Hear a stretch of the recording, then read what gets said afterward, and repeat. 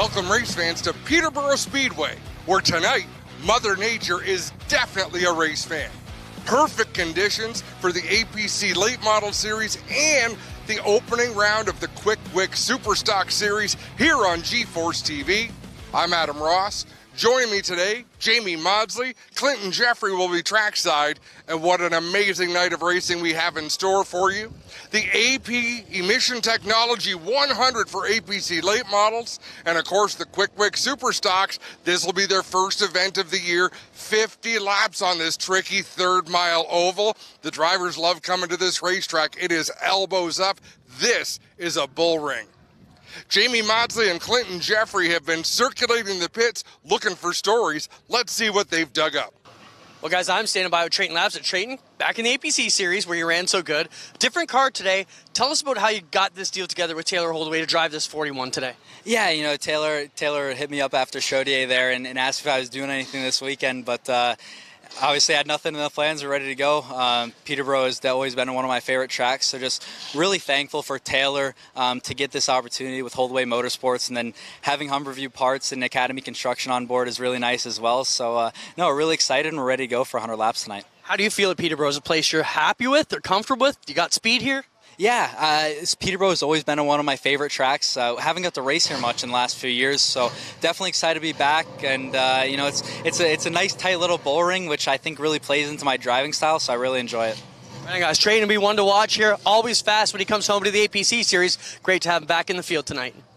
Entering tonight here at Peterborough, Eric Della Riva, fourth in points. And honestly, at the start of the season, if we had told you you'd be fourth after 2 races, would you have believed it? Yeah, I would have. I love this team, and the guys work really hard. We just had a bit of a rough year last year, so it was nice to start the season off strong. Tell us about that great run at Sunset, great pit strategy. That's what got you up front in the podium position. Yeah, we knew we had a good car, so we just rode around for the first 75 laps and saved our stuff, and the plan obviously worked, and we got the track position, and we knew we had a good enough car to stay up there, so it was just a matter of executing after that. Real quick, tell us about Canada's toughest third mile here today. I don't have a lot of laps here. It's tough. It is for sure. Just got to try and ride for a little while to start and stay out of trouble and take what you can get and make sure you don't go backwards when you're stuck on the outside. Eric Della Riva, driver of the 74, in the top 5 at points here tonight at Peterborough. Well, every time G-Force comes to town with this Quick Wick Superstocks, Lane Zardo's the guy we're going to be talking to. Lane, you know, you've had such dominant seasons these past couple years. Didn't quite finish the way you wanted to. This is race 1 of the next round. What's the plan for tonight? Well, like I said, even when we're not near as dominant, you still got to remember, we're goddamn race car drivers, and there's no better feeling than being on that racetrack, whether it goes good or bad. We get to be on TV. We're living a hell of a life. So, I mean, it's race 1.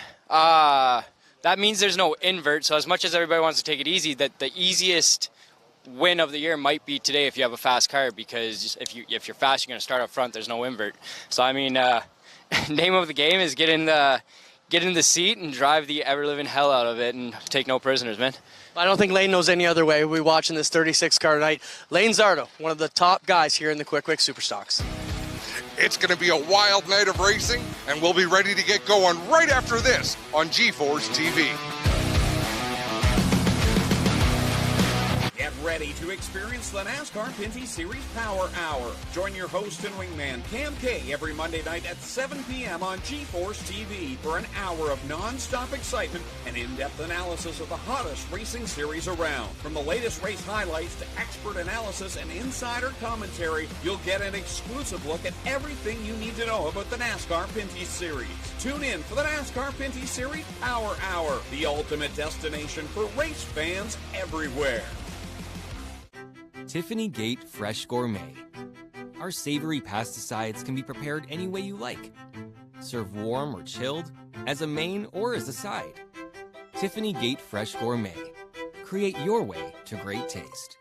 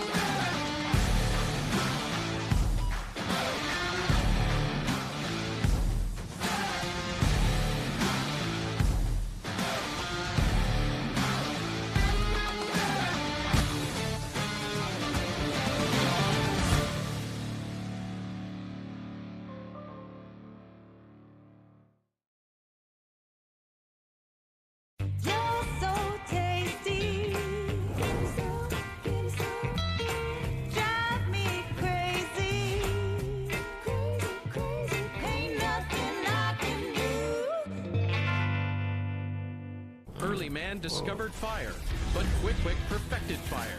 Quick is the only fire starter that guarantees to start your campfire, wood stove, or fireplace without the need for kindling or paper. Find your nearest Quick retailer at quickquick.com.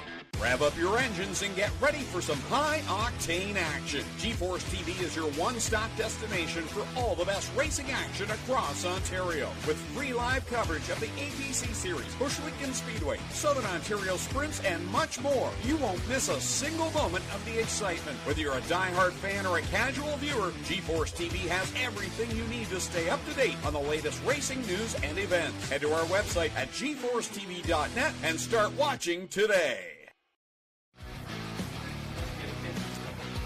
Welcome back to Peterborough Speedway. I'm Adam Ross. Joining me is Jamie Maudsley, Charlie Toner. We're about to go group qualifying for the APC late models. Quick Superstock qualifying is already done, and if that was any indication, this is going to be a tightly bunched field. Yeah, through practice today. Time's very tight for these APC late models. Some great shoes in the field. Some additions, some Peterborough regulars making their first appearance of the season here tonight. And as we approach qualifying for Epic Pole here for the AP Emissions Technologies 100, great field of cars, great field of super stocks, great field of late models. Should be a fabulous night here at Delaware Speedway. As you see the guy from behind turn 2 at Oswego, Glenn Steyer's getting buckled into that zero car. Yeah, he looked comfortable out there in practice. In fact, just about everybody did. They were able to get up to speed. I would say one of the stories we need to talk about, Jamie, is compound on the racetrack. Traction compound out there from about the bottom groove doesn't seem to have anything applied to it. From the bottom groove up, there's about a lane and a half with something on it. Yeah, we'll see how that works tonight. Will it turn Peterborough into a 2-lane racetrack tonight? This place always known for the bump and run and the close side-by-side quarters racing. And we'll see what happens with that adhesive up top. As always, we're going to send the cars out based on their practice speed. So the fastest cars in practice will be the last cars onto the racetrack. Track record was set here last June at this event at 13.189 by J.R. Fitzpatrick. I'll tell you, the Super Stocks got close, but not quite close enough. Let's see if these APC late models can. The official down there with the stop sign being held up, but pretty soon he's going to spin that around, and we will set out the first 4 cars. Here's how they're going to roll onto the track. Up first from Dorchester, the APC Auto Parts Center's Canusa Automotive Warehousing Miami Muscle number 3 is Shea Gemmel. Next in line from Oswego, Ontario, the Oswego Speedway GSR number 0 of Glenn Steyers. The 97D from Guelph, the Hudco Electric Supply Bremner Construction MRC Wireless 97D is Tyler Divinenzo. And last out from Port Hope, the Signs Flooring Durmac Precision Tooling number 81 of Jacob Mercer. Jacob regular here at Peterborough Speedway. His dad, Brian, longtime racer, did get his feet wet at Delaware Speedway. They came down once last year. I believe it was for the Great Canadian. And again, interesting to see Glenn Steyers out here on the asphalt tonight. I guess that's where he started his career, was late model racing back at Flamborough Speedway, but long before he ever owned a racetrack. That's right. Back in the early 90s, he would race down at Flamborough, and he was a pretty good shoe behind the wheel, but he has settled down over the years. But the reason he went asphalt racing, he's in the Canadian Motorsport Hall of Fame based on his career as a dirt sprint car racer. He had some head injuries, and he's been trying to get himself right, and he's been doing a lot better. But he decided to get into some full-fendered cars on the asphalt to help him, and to hear him tell the story, he had to learn how to drive again. So getting into these cars, it's all part of his training, it's all part of his getting better, and let's face it, he can afford it. You know, he wants to come out and play, and it's great for the sport. He's with the NASCAR Pinty Series, the APC Series. He's still racing dirt sprint cars, dirt modifieds. He races everything. When the later groups come out, they're going to spread themselves out. At this part of the field, some of the lesser experienced drivers, they would be better off to get as close to Shea Gemmel as they can get because he's a fast race car driver. Yeah, if he can keep pace with that 3, obviously he's had a few problems in practice, which has put him back in the first group. But he did get a chance to go to victory lane last night. His brother-in-law, Jay Cox, victorious in his super stock, and it's almost the same crew. So he's Jamie Cox's son-in-law, longtime APC racing veteran. And of course, Jamie and Shay helping Jay Cox last night with the bone stock. So we were expecting to go green. We went yellow. So they'll back it down. So you want to build up heat in these American Racer tires, but you don't want to build up too much heat. It generally takes 3 to 4 laps to hit their best lap. So now they're getting the one to go. As you see Shea Gemmel just scuffing those tires in the APC Miami Muscle Fram sponsored entry, number 3.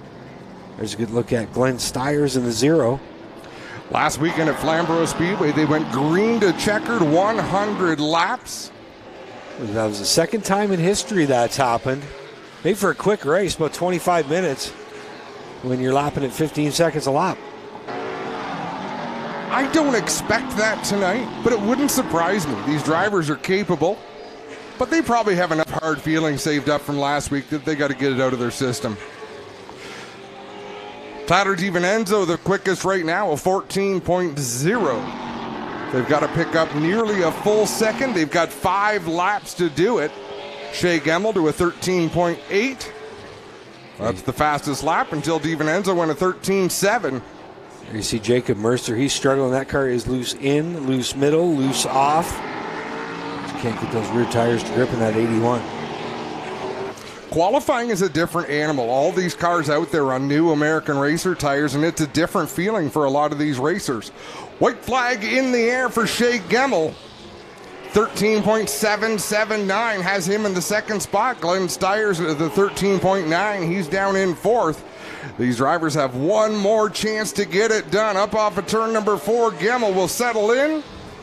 New fast time, 13.594. Glenn Stiers with a 13.924. Tyler DiVincenzo a little quicker with a 13.585. So the time to beat.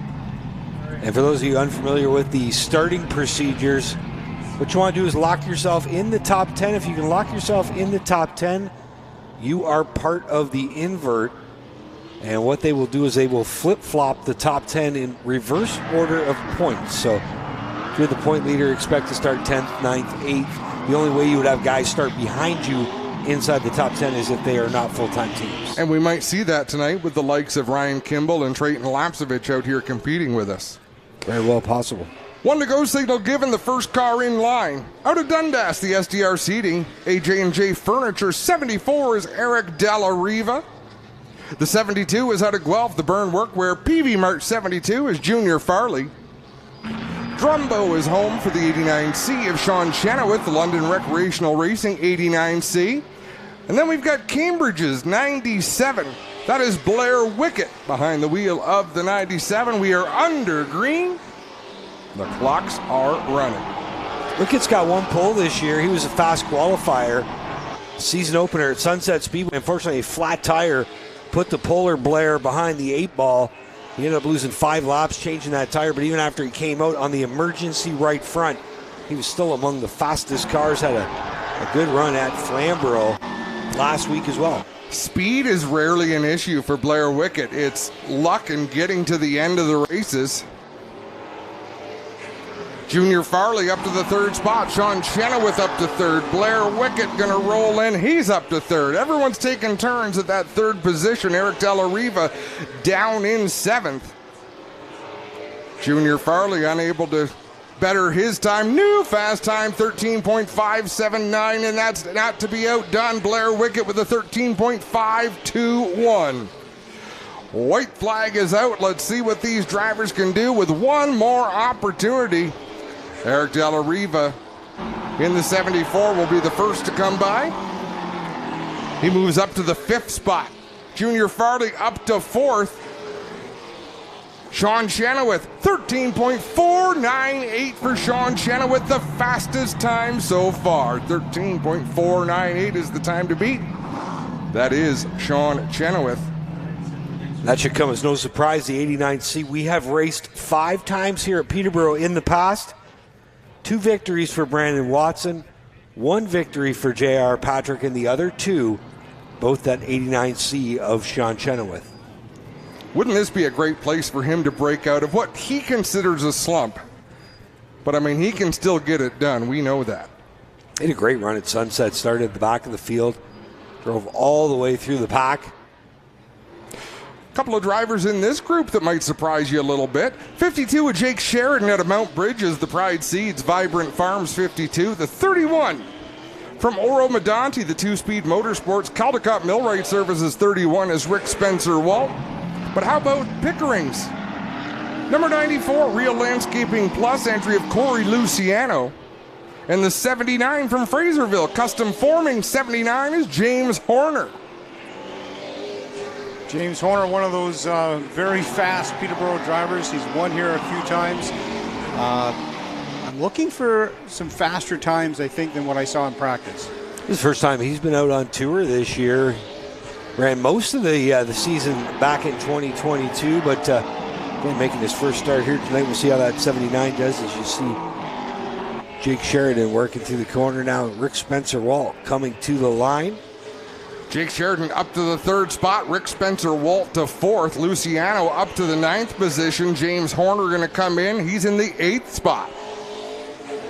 Got to put Luciano on the bubble right now in 10th. New fast time of 13.453 for Jake Sheridan. Rick Spencer Walt second with a 13.486. The white flag is in the air. A little over 2/10 off the track record. I do not think with that bright sunshine we are going to see that fall here today. No, you could be right, but let's see what they're able to do. Jake Sheridan going to end his qualifying run 13.383. Rick Spencer Walt with a 13.486. Corey Luciano with 13.588. James Horner all the way to P2. 13.484 for James Horner.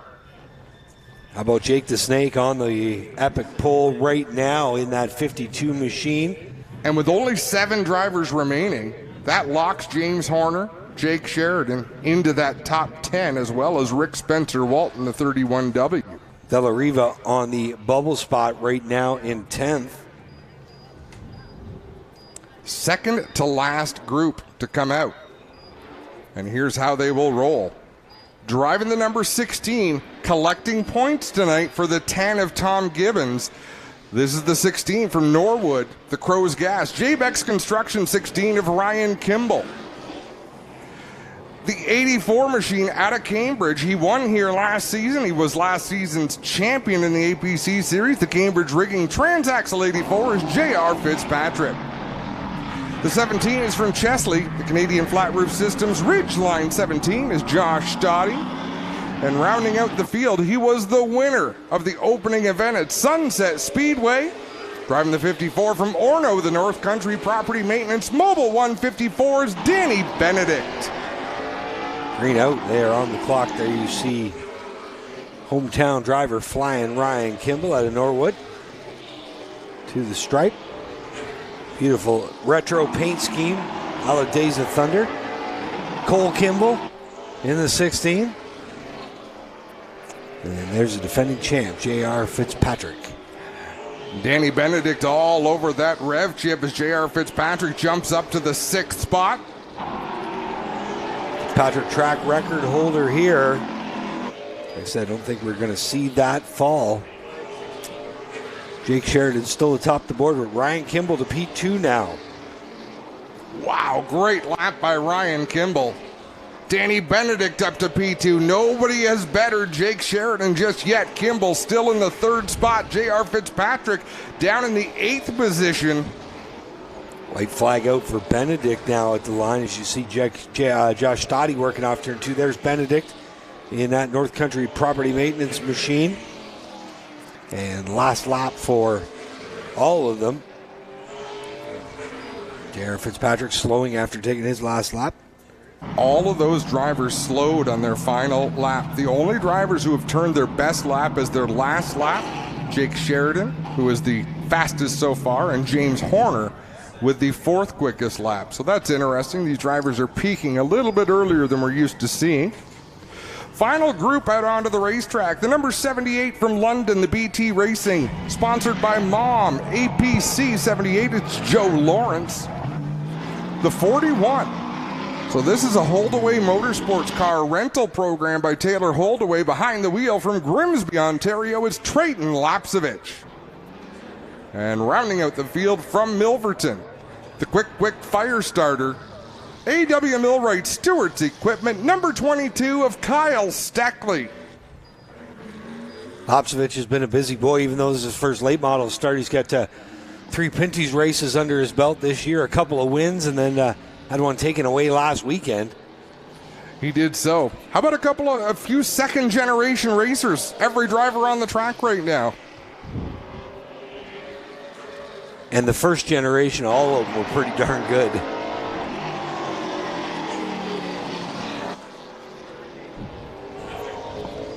There you see Joe Lawrence. 604 under the hood, supplied by Mom. Car supplied by brother.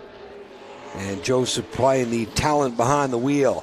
Don't mess it up or you ruin Thanksgiving. Kyle Steckley up into the top 10.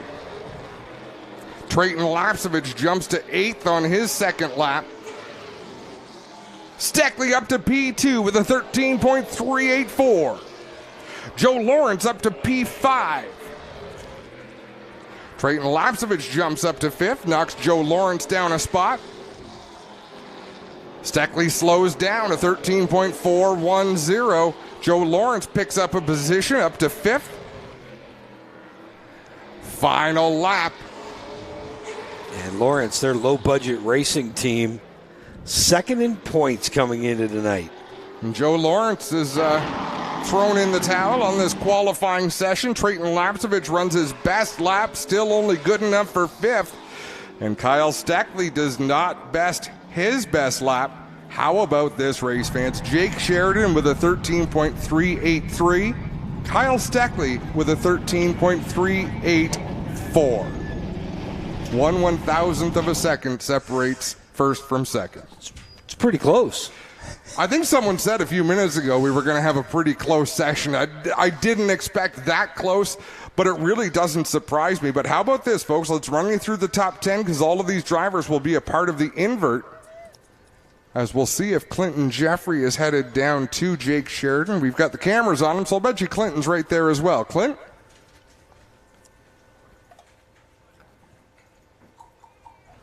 Clinton will be with him right shortly. I'm here. Jake, a solid run. You know, it's tough when you run middle of the pack through practice and you end up here on the pole. It's still a great deal to be the fast qualifier here for the Epic Raceware deal to start the day.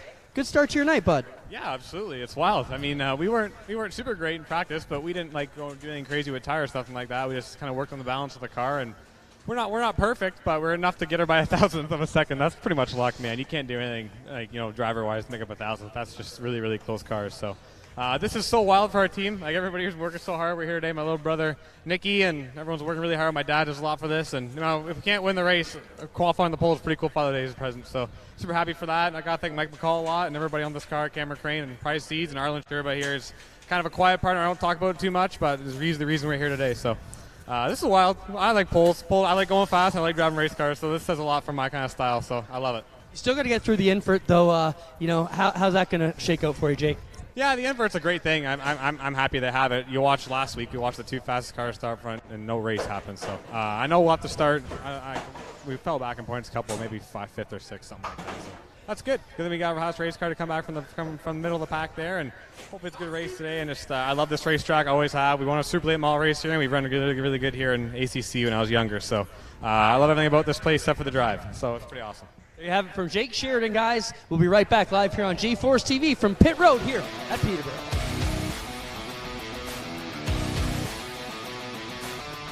For over 100 years, our company has been unique.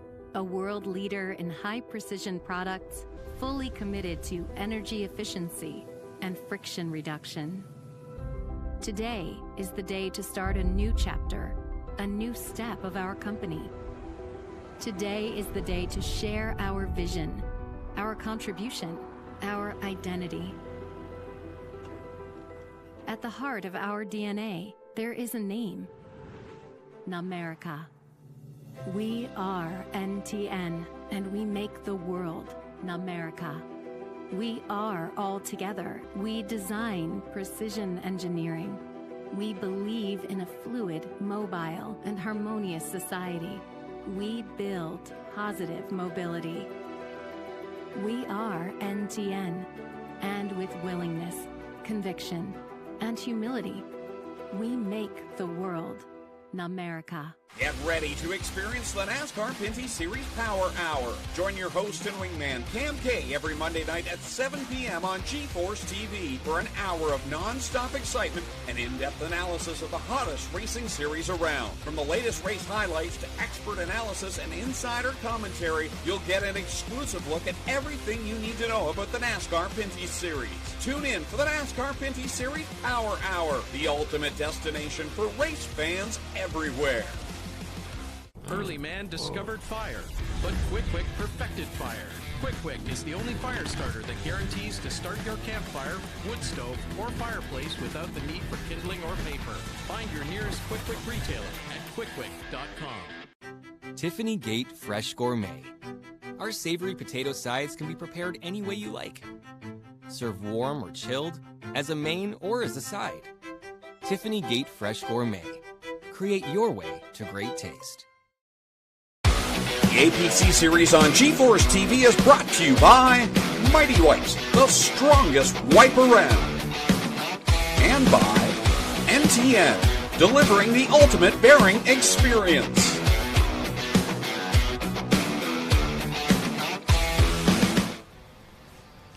Welcome back to Peterborough Speedway. It is time to go racing with the local divisions, and what does that mean? We get some announcers to work with. Charlie Toner, Ben Hodge, and this is your show. Take it away. Great to be with you here tonight. Great to have you here, too, and great to be on GeForce TV tonight. And, of course, this is one of a series that started about 10 years ago, and we've seen it start from a four-cylinder, kind of just a few guys getting together and having some fun out on the track, to a series that's starting to actually gain some traction and have some very impressive races, gone up from the four-cylinder models to the six-cylinder models a number of years ago. Starting off in the pole position, Jack Dallin behind the wheel of that number 67 truck. On his outside is the 55 of Sean Murray. The Just Hockey Crow's Gas number 52 is Kyle Gordon. On his outside is Chad Strawn in the 35 SMS sponsored truck. The 38 is Michael Feeney, the senior of the drivers that are out there. Floor Coverings International pace truck to the infield, the Great Canadian RV green flag.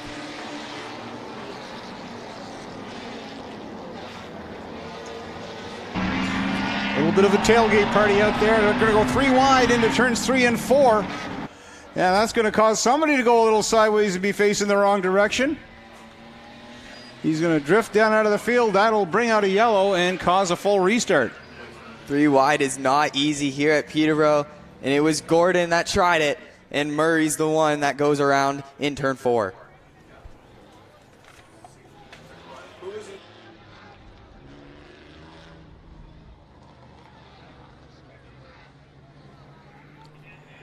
Have a look at the replay there. They go 3 wide down into turn number 3. And poor Sean Murray, completely unaware probably that they're 3 wide until he's pushed sideways far enough that he could see the 2 trucks to his inside.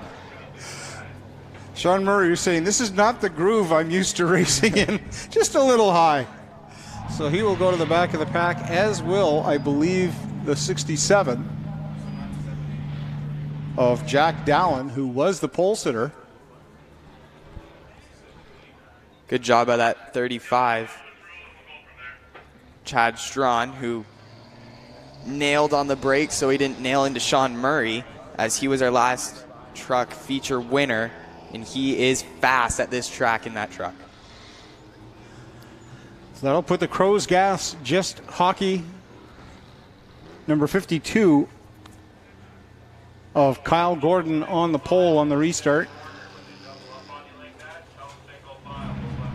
Oh, looks like the 67 of Jack Dallin did the gentleman's agreement. So that gave the 55 of Sean Murray his spot at up in the front. So we have a gentleman's agreement. So if you spin somebody out, you stop at the line and you take ownership of that. Really?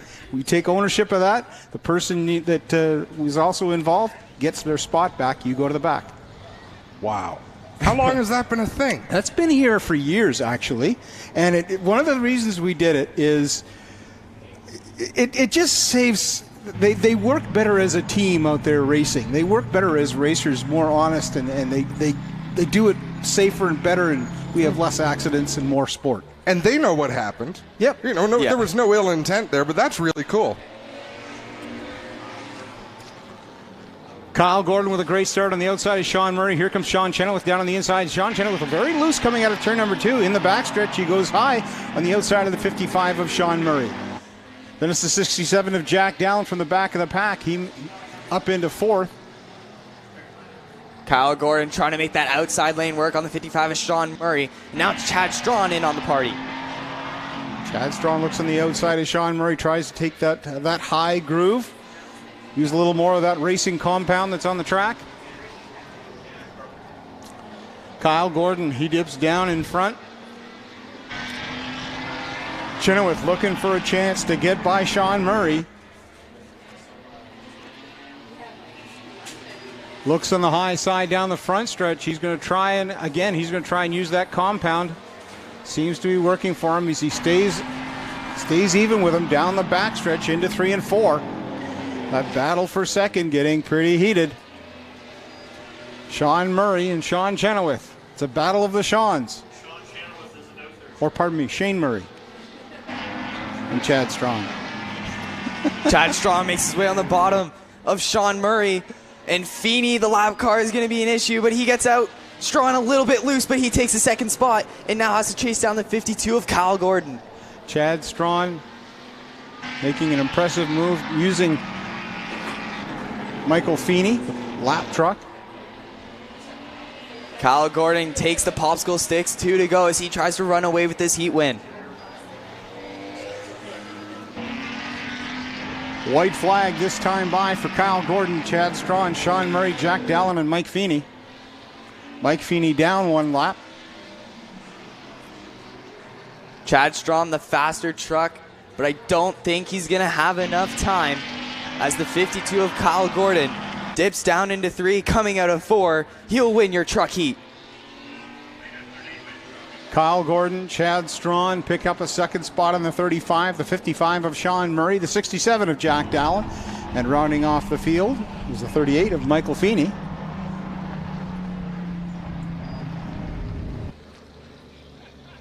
Yeah, looking at some of the times, Chad Strawn was a full 0.3 of a second every lap ahead or faster than Kyle Gordon. Just not enough laps to get it done.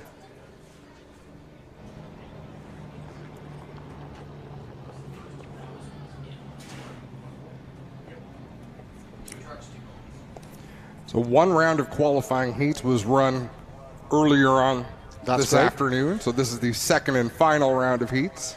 So this is the invert heat. So we've inverted the order of all of the racers from how they started the first round of qualifying heats. But picking up a checkered flag for the Trent Lakes Complete Plumbing Renegade Trucks. Give it up for the Just Hockey Crows Gas number 52 of Kyle Gordon.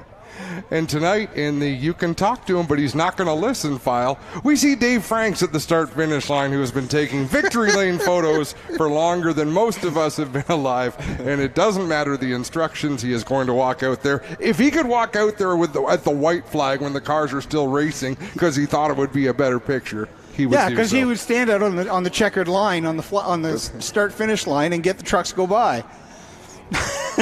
Because he's Dave Franks.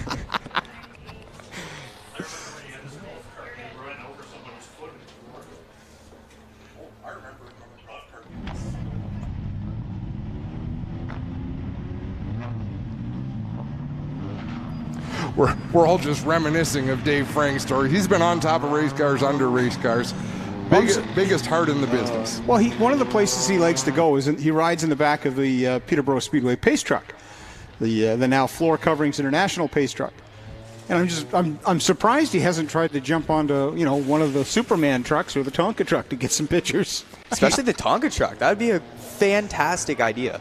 Speaking of which, out on the front is Stephen Beerworth in the number 49 on his outside in the Boundy Roofing Superman 08.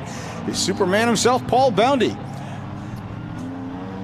The Switzer Contracting at number 37 Tonka truck is Stacy Switzer. So she's right behind her dad.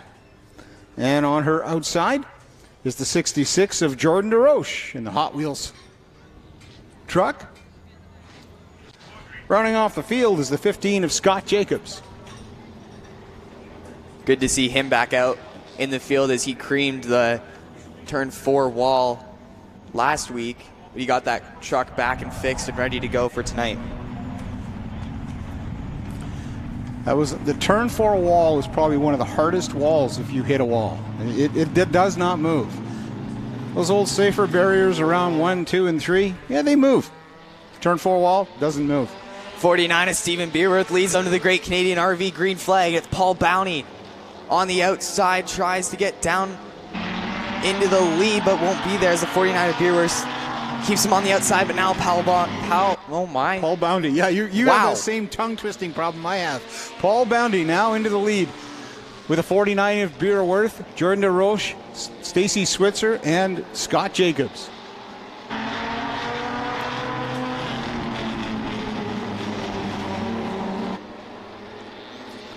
Tires starting to warm up. Paul Boundy posting a 16.540. Stephen Beerworth a 16.559. As they string out all in a row, 1 to 4. Jordan DeRoche looking down on the inside of Beerworth. Beerworth is going to shut the door in 1 and 2. Paul Boundy holding on to a solid lead out in front. Halfway this time by. He hasn't even unfurled the Superman cape yet.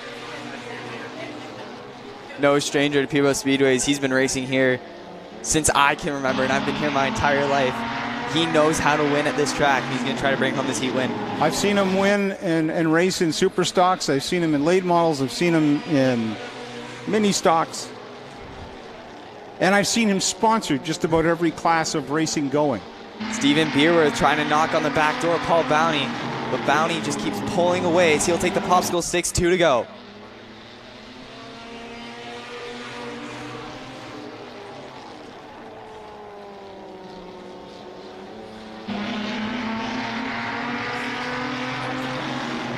White flag this time by for the Superman Boundy Roofing Paul Boundy. And Stephen Beerworth, Jordan DeRoche in the Hot Wheels, and Stacy Switzer in the Tonka truck. Checkered flag in the air this time by.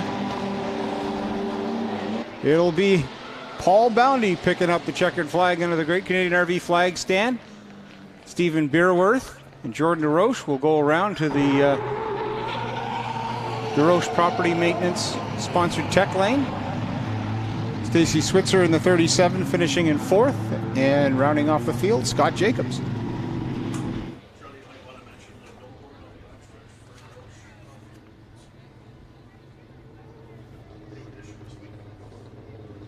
Couple of new additions to the track this week, aside from the new paved lane going into Tech Lane from Jordan DeRoche, or from DeRoche Landscaping, which is Jordan DeRoche. New sign out in the entrance to Turn 3 for DeRoche Paving and Property Maintenance. Check out DeRochePaving.ca. As the 08 truck picks up the checkered flag, we'll get a picture with his crew. Give it up for the 08 of Paul Bounty.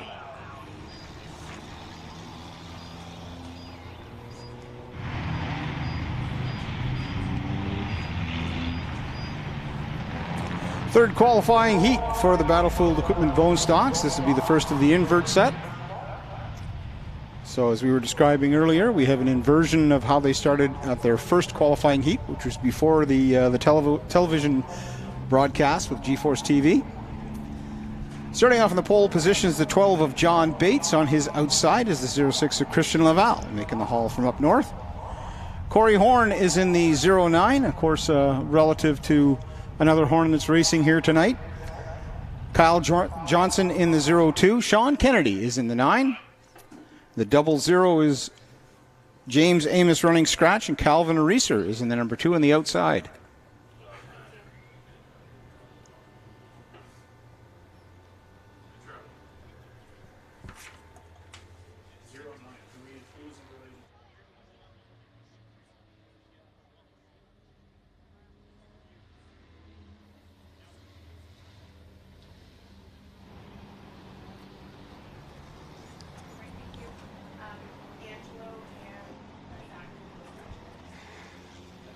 Pace laps rolling here at Peterborough Speedway. Light still flashing on the pace truck, and we can see our drone. Abby's out there taking practice laps. You know he wants to get even closer to the action. I've seen him fly a drone. I wouldn't be surprised to see him fly it between the cars. He flew it under the tail fin of Bill Zardo's Oscar Hot Rod last year. Come on. I am not surprised.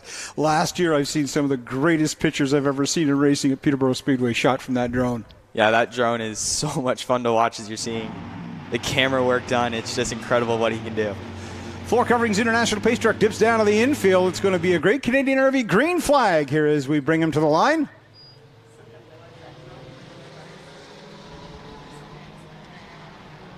John Bates gets a great start, but Laval's on the outside. As they battle door to door, Sean Kennedy moves on the outside of the 09 of Corey Horn. Bates holds on to the lead after the first lap.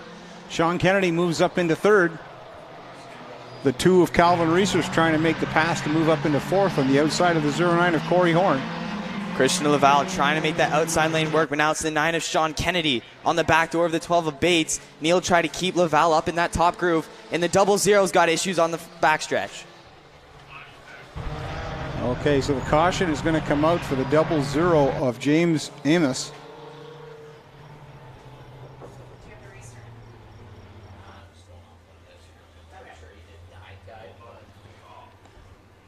Man, these drivers are well behaved. The yellow flag comes out. They all get in order. Where does that happen?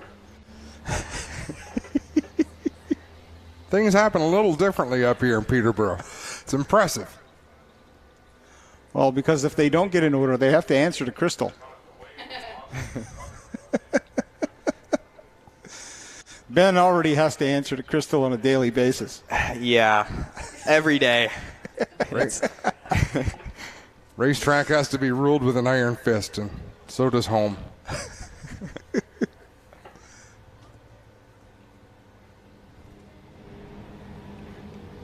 Great day for this event, though. Couldn't have got better weather if you asked for it. Should be a great night.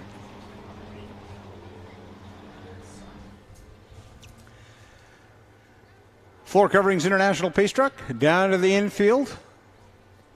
We'll bring them around to the 2 yellow lines at the exit of turn 4. As long as they don't jump in between those 2 lines, it's a clean start. Door to door through row 1 to the back of the row as the 2 is going to try to make a move. He's going to force it 3 wide. Is it going to work? Laval pushed up way into the marbles. They're going to stay straight. What a move. A heck of a move by Calvin Reeser, and that puts him up into third, but now he's kind of left out on that hung out to dry lane as he's battling the 9 of Sean Kennedy. Sean Kennedy giving a bump to the 12 of John Bates as we get to the halfway point. We know John Bates will not give up that inside lane. He's going to stay right there with Kennedy all over the back bumper. Calvin Reeser, he's got lots of, I guess, intestinal fortitude to be on that outside lane.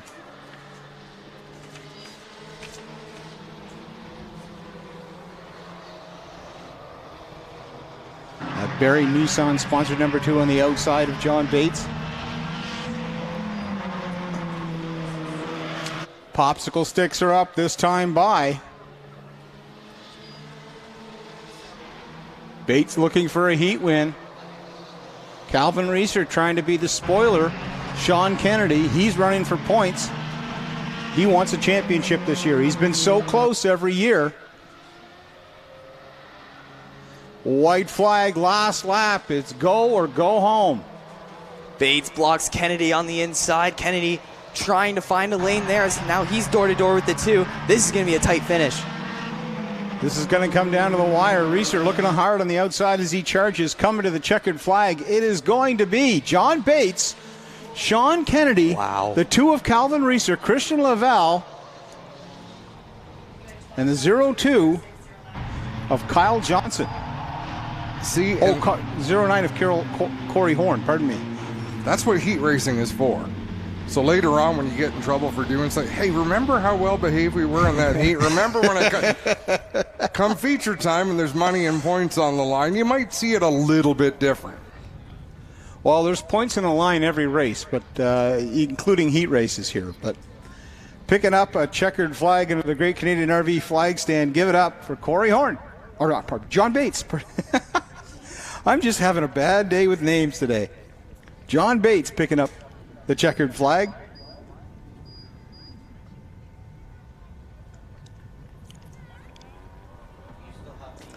Our final qualifying heat for the Battlefield Equipment Bone Stocks, starting off on the pole position in the Northumberland County Moving and Storage, sponsored number 23, is Tegan Stanley.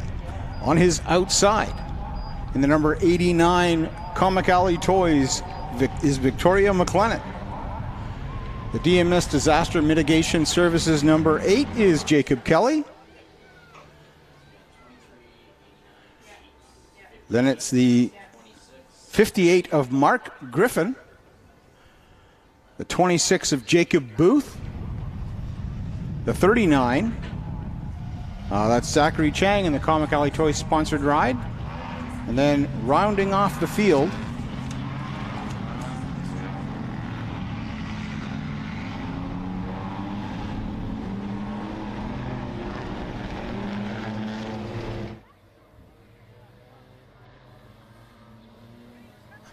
Lakeside Mobile Tire, sponsor number 21, Mini Cooper, is Angelo Novus. He was well off the pace last time. The car normally one of those top 5, top 3 finishers. And he is hanging well back. It looks like he's has some issues with the Mini Cooper. Good to see Victoria out as well, as she had to bring the backup car in tonight to take parts off it to put on her main car to make sure that thing is ready for feature racing later tonight. That's why you have a parts car. A lot of crews at work on that car earlier today. It's a track family back there, especially for the Bone Stocks, as everyone helps each other. Jacob Booth in the 26, a little Chevy Cobalt. Sunset champion last year in this series at Sunset Speedway. Floor Coverings International Pace Truck drops to the infield. Tegan Stanley leads them to the Great Canadian RV green flag. Oh, and they're battling it out for a third spot. Mark Griffin tried to take the spot from the 26 of Jacob Booth. Booth, power move onto the inside of Victoria McLennan. He'll fall into third behind Jacob Kelly and the 23 of Tegan Stanley. Tegan Stanley, you can see that rear left wheel just start to lift when he goes into turn 1 and turn 3. Angelo Novus in that 21 continuing to have major issues with that car.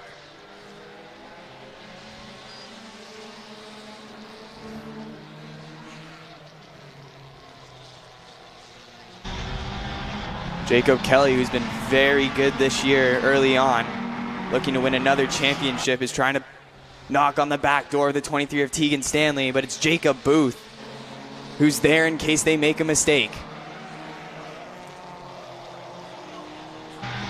Angelo Novus pulls it off into the infield pits. Tough break for the Mini Cooper, 21 of Angelo Novus. halfway. Tegan Stanley still holding on to the lead, along with Jacob Kelly, Jacob Booth, Mark Griffin.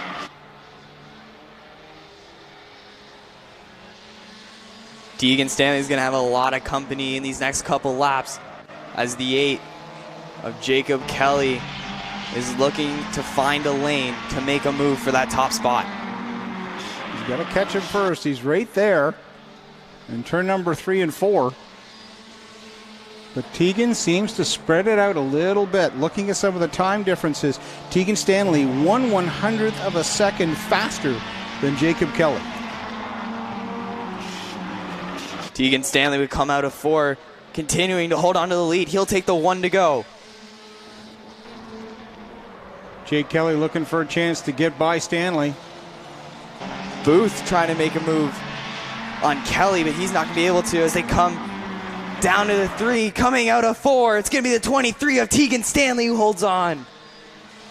Tegan Stanley, Northumberland County Movers and Storage, sponsored number 23, picking up a heat win. The DMS number 8 of Jacob Kelly picks up 2nd.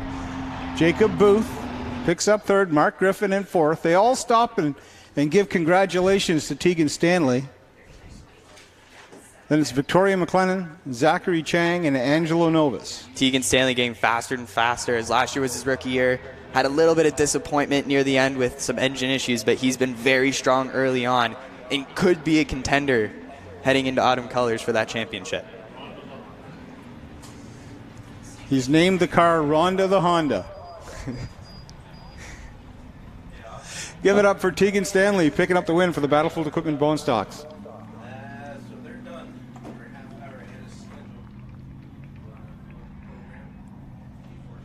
Some excited friends heading down to Victory Lane.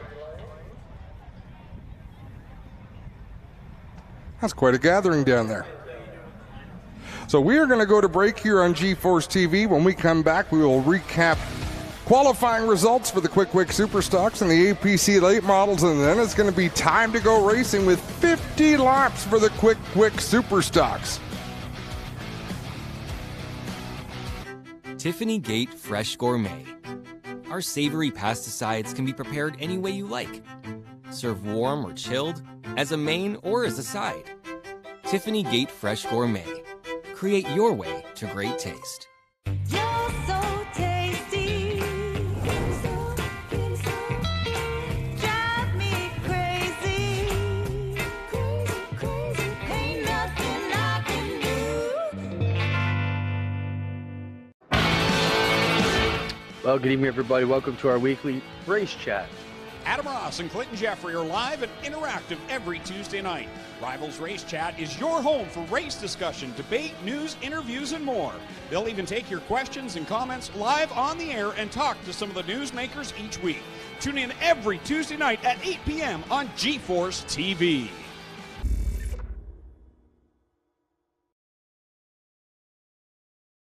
Early man discovered fire, but Quick perfected fire. Quick is the only fire starter that guarantees to start your campfire, wood stove, or fireplace without the need for kindling or paper. Find your nearest Quick retailer at quickquick.com. Rev up your engines and get ready for some high-octane action. G-Force TV is your one-stop destination for all the best racing action across Ontario. With free live coverage of the APC Series, Bushwick and Speedway, Southern Ontario Sprints, and much more. You won't miss a single moment of the excitement. Whether you're a die-hard fan or a casual viewer, G-Force TV has everything you need to stay up to date on the latest racing news and events. Head to our website at gforcetv.net and start watching today. Welcome back to a beautiful evening here in Peterborough, Ontario. Cottage country. Is that fair to say, cottage country? We're in the heart of it. I say that with a bit of sorrow in my voice because I come from Southern Ontario, so everything feels like cottage country when you leave the GTA. I think this is more Central Ontario, but it is the gateway to cottage country. I'll say that much for it. There's some beautiful, beautiful places up here. This is where the thousands and thousands of lakes all start. Fair enough. So for those of you who are just tuning in, or if you didn't hear earlier on, Qualifying for the APC late models, Jake Sheridan set fast time by 1/1000th of a second over Kyle Steckley. This is not the order they'll start the race in because APC runs an invert. And because it's the first race of the year for the Quick Wick Superstocks, they did a redraw for the top 5 spots. But let's run you through the APC qualifying results. Danny Benedict was third quick with Ryan Kimball fourth and Trayton Lapsevich driving the 41 car tonight, rounding out the top 5. 6th through 10th was Joe Lawrence in the 78, the 79 of James Horner, the 31 of Rick Spencer Walt, the 89C of Sean Chenoweth, and the 97 of Blair Wickett. 11th back to 19th. J.R. Fitzpatrick, a bit of a surprise. He was only good enough for 11th in qualifying. Josh Stoddy in the 17, the 97D of Tyler DiVincenzo. 72 of Junior Farley, the 94 of Corey Luciano, the 3 of Shea Gemmel, 74 Eric Della Riva, 81 of Jacob Mercer, and the 0 of Glenn Stiers. They are a tightly bunched group of race cars. We'll shift our attention to the Quick Wick Superstocks, give you the results from their qualifying. It was local driver Anthony DeBello who set fast time with a 14.643.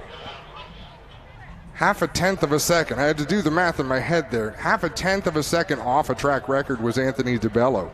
Sean Chenoweth second quick, Carson Nagy third, Lane Zardo fourth with Marley Owen fifth. 6th through 10th in the Superstocks, Trevor Culver, Garrett Teemersman, not Todd Davenport, it's Gord Shepard behind the wheel of the 30. Roy Wilkie in the 33 was 9th, the 22, Chase Pinsino 10th.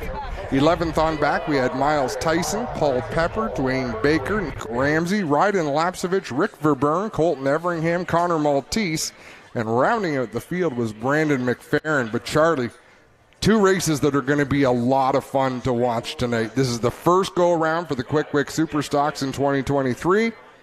And the APC Series came off a green to checkered run last week at Flamborough. Their feature took about 25 minutes to run. There were 0 cautions. It's hard to expect that to happen for a second week in a row. They do not call this Canada's toughest third mile oval for nothing. Okay, this is going to be a tough track, very, very technical track. Ask any driver. This is one of the most technical tracks on the series.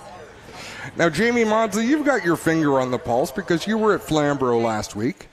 What's the mood like? Are there any rivalries? Is anybody mad at anybody else? I think everybody behaved nicely last week. I mean, the worst thing that happened was I think Mike Bentley broke. You know, that was it. Nobody really tore up their stuff. And even back to Sunset, not a lot of damaged vehicles. So I don't know if that means that everybody's behaving or that everything's going to come to a head here at Peterborough, one of the two.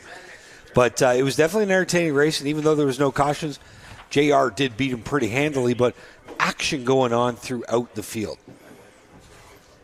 No, and I think you make a great point there. While we've got a minute, let's have a look at our racing calendars coming up. We'll start with Peterborough Speedway. What is coming up? June 24th, it's Autism Awareness Night. July 1st is Canada Day Fan Appreciation Double Tuning Night. This deserves some attention. $4 a person to get in. $4 a head. You can't do anything. If you can find something that's cheaper than that for a night of quality entertainment, aside from maybe the free concerts in Peterborough on a Thursday night, this is the place to be, especially if you love racing. If you're a race fan. It's like the Pizza Hut special after taxes, right? $4. You've got to commend JP Josiazzi, the promoter up here, who's been doing these promotions for a long, long time, and they're tried and true.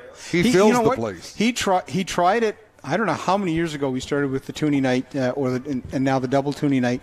It used to be in the very first one, it was $2 a night, and we filled the stands. And some of the other track owners and the Track Owners Association were like, "You can't do this. You can't do this." And he said. He looked at it and says, "Nothing stopping you from doing it." Did it? We have got some curious things going on in racing. The red flag beer sale at Sunset, for example. So, okay, let's do that. Let's share some love. The red flag beer sale. So when there's a red flag, beer goes on sale for, what is it, $4 a can? It's $1 off. Have you ever heard of this Brighton Speedway tonight? Sold out of tickets. I've seen it full. So there's so many cool things going on. Promoters are doing some really fun ideas, and it's just great to see. I know you guys had a little chat going on Facebook this week about the value of streaming. It doesn't matter if you stream it. Brighton Speedway sold out. Yeah. When was the last time you heard of a short track being sold out? Never. So, cool stuff. Let's have a look at our G-Force TV calendar. Speaking of which, coming up, we will be streaming. July 1st, we'll be at Delaware Speedway for the Canada Day 100. So I would suggest you come here for your double toonie event and pull out your phone and you can watch us from Delaware. July 15th, back to Flamborough Speedway for the London Recreational Racing 100. August 5th, the Midsummer Classic for APC Series. 150 laps up at Sauble Speedway. That's going to be a lot of fun on the long weekend. And, of course, every Friday night, you can catch us at Ashwegan Speedway for Friday night excitement. And if you want to make a weekend of it on June 30th, the night before the APC Canada Day 100, the Super Stocks get after it at Delaware Speedway for the second race of the Quick Wick Series. And I know at Delaware we're looking forward to that weekend. You've got, quite frankly, the four best tours in the province between the hot rods, the modifieds, the Super Stocks, and the late models. Are all going to be in the house for the weekend. So if you don't have plans for Canada Day weekend, lots of places to go. We got you covered. Lots of places to go. And here it's only $4. There you go. And that, of course, brought to you by Pepsi. So special thanks to them, along with Pure Country 105. Cars lining up here on the front straightaway. These are some beautiful pieces of artwork. So the top 5 cars that are sitting down there, you can see Anthony DeBellis, Chenoweth, Marley Owen, obviously Lane Zardo, and 93 of Carson Nagy. Those are your top 5 qualifiers. They went into a random redraw on positions. I did have the chance to talk to Chenoweth earlier on tonight. I asked him if he did any dry land training to get ready for 150 laps tonight. He said he went to the gym this morning. He said, looked in the window. He was there. I respect that level of dedication, and I can relate to it. Those weights are heavy. Oh, no kidding. They're heavy just to look at. And, when you pick them up and you put them down, then they expect you to pick them back up again. I just did that. This seems redundant. So Clinton Jeffrey is going to be put to work. He's given some instructions there down on the front straight. Oh, every moment. If you're Clinton Jeffrey, every moment is a teachable moment. I didn't know that until I watched him work. And he is always bossing people around. So I'm going to say he is a great teacher, always showing people what they can do next. In 27 years, I ain't showed you nothing. Well, you Or definitely... at least nothing that you could learn. What a beautiful field of Super Stocks, guys. Think of how amazing it is to have a field like this here at a great track, Adam. And you were away last week, but the big story we heard from especially the ABC late models was how they were excited to get to Peterborough. We talked about how they minded their P's and Q's, but these guys, they don't have that problem. First race of the year, lots of guys been picking up wins around the province. Tonight, guys. I'll tell you, there's a lot of drivers to pick from with a legitimate shot at a win. Former winners in the field. Carson Nagy won 2 years ago. Last year, it was Jason Parker after Sean Chenoweth dominated. And if I'm not mistaken, that Carson Nagy victory from 2 years ago, I believe that was a caution-free 50-lapper for these Super Stocks here. I know there were 29 to 30 cars that day. So to think of that, we sent guys home that day. There was a Ontario Sportsman Series race here that same day, and the guys who didn't make the field, they went and raced in the Ontario Sportsman Series race. Well, that's teamwork. That's cooperation, that is. If I had to pick one of the Peterborough drivers with a chance to win, look, I'm looking at Anthony DeBello and Marley Owen. Those would be my top 2. Either one of those could easily pull off a win here at Peterborough Speedway at their home track. But I want to cheer for Garrett Temiersma. I really do. He has had such a miserable season so far with problems with the car, and he's got a great social media page, and he shows all the work that they're doing on the car every week. and I think he's got a car that's fast enough to do it. So they broke a drive shaft earlier on tonight. They did put a drive shaft in from the 07 car. I believe they ended up getting another part and replacing it, but they had to borrow a drive shaft just to make it during qualifying. That shows kind of the level of commitment and team sharing that happens out here at Peterborough Speedway and at every track, really. That's kind of a, when you get into this class of racing in Canada, you've got a lot of people to thank to get you here. How about Dwayne Baker in a super stock here tonight? Gord Shepard in the super stock. A couple guys who haven't normally run super stocks getting after it this evening. And if you haven't had a chance to check out the 22 live, this is his second year in a super stock. Chase Pincinot in that FCS custom fab number 22 machine. He's a factor each and every Friday night at Delaware Speedway in the super stock. And he runs late model as well, does he not? Double duty whenever they're around. He was racing late models last night. I know they shook down the super stock in practice as well at Delaware Speedway to get ready for this evening, and he ended up having a decent run in the late model last night. Earlier on today, Clinton Jeffrey caught up with Rick Verburn, and here's what that driver had to say.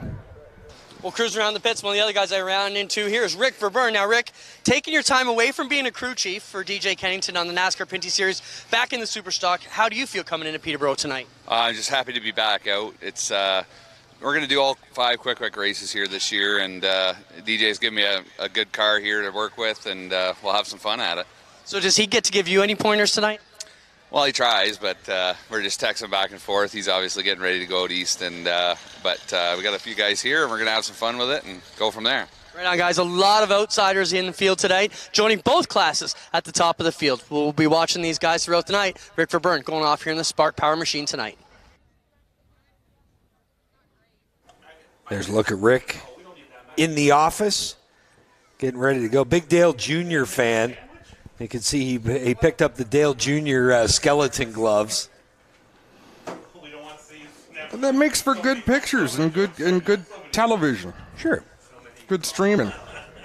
Way to promote his sponsor, Spark Power, on the right forearm of his fire suit. Great crowd here this evening at Peterborough Speedway. You picked a great night to come out. So far, we've had some great crowds all season long. Had a rain out for our planned opening night, but definitely made up for it the following weekend, the end of May.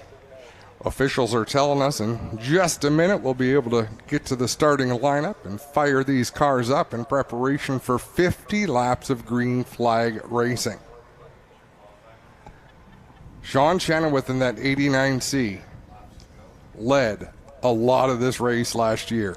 It was a late restart. The carburetor fluttered a little bit, and Jason Parker got around him. He was coming off turn 4 to take the checkered flag when the yellow came out. So he was literally about that cone away from the start-finish line. And that was a new rule last year. Traditionally, if the white flag comes out in an asphalt race, the next flag ends the race. And Alex Nagy and the team got together and decided that's not really fair to the fans. If the yellow flag comes out any time before the leader has crossed the checkered flag, we're going to group them back up and do a green-white checker finish. So Sean Chenoweth was that close to locking down the victory, and under a previous rules package would have won that race. Race fans, let's introduce you to the starting lineup for the 50-lap Quick Super Stock feature event. Rolling off 19th from Acton, the Stewart's Equipment, NRD Byproducts 56, Brandon McFerrin. 18th from Innisfil, the Barry Frame and Alignment number 23, Connor Maltese. 17th from Innisfil, Guns Auto Service 48X, Colton Everingham. 16th from Otterville, the Spark Power Castrol Edge APC Auto Parts Center number 88, Rick Verburn.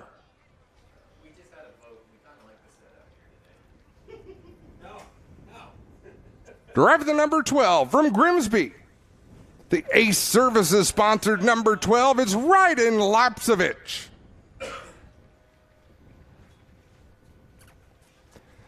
The 07 is from Mitchell. AP Radar Auto Parts. Mitchell Cycle Robson Scrap Metal number 07, Nick Ramsey. Driving the 48 from Stainer. The Zancor Homes 48, it's Dwayne Baker.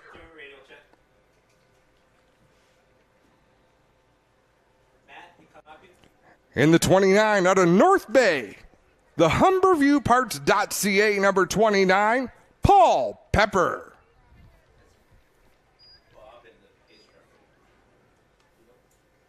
Starting 11th from Stouffville, the 49 is Miles Tyson. Now, race fans, your top 10, starting on the outside of row number 5. From Bell River, the FCF Custom Fab Windsor Life Magazine number 22, Chase Pincinot. Starting 9th from Southampton, the Canadian Crane Rentals Ford number 33, Roy Wilkie.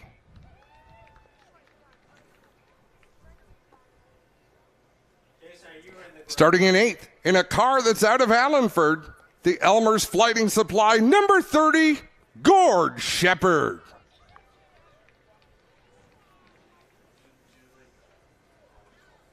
Starting 7th from Stouffville, the Way Freight Services 905 Customs Line X New Market number 17, Garrett Temersma.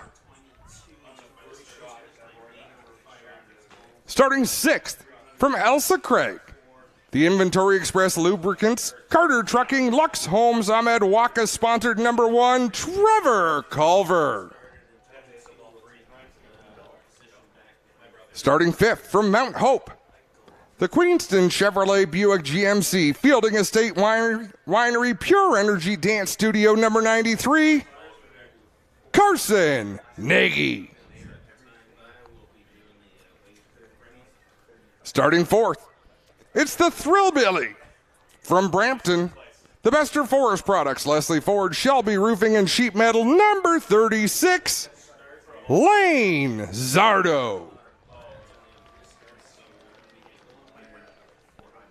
Starting 3rd, from Port Hope, the R. Brooking Tree Service Stewart's Equipment number 21, Marley Owen.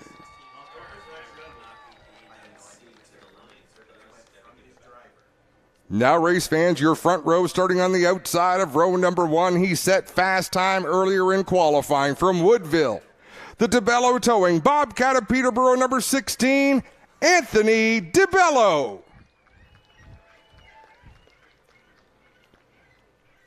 And your pole sitter from Drumbo, the London Recreational Racing Transaxle Parts number 89C, Sean Chenoweth.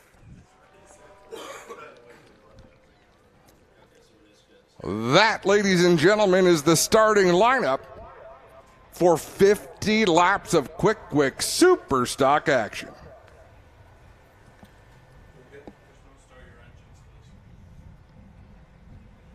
I've just been informed there is no start your engines for this one, but in fairness, they will have to start their engines to start this one. Maybe we'll get the crowd to help us out. Should we get the crowd to help us out? Okay, well, folks, what do you think? You know the magic words? We'll count them down from 5, 4, 3, 2, 1. Help us out, Peterborough Speedway drivers. Start your engines. Well done. This crowd is dynamite tonight. It's like you've done this before. Once or twice. Hey, race director Trevor, we good to fire the engines now? It really is easier to beg forgiveness than ask permission. We can't race without them started, and they're all started now. That's right. Everything is going exactly to plan.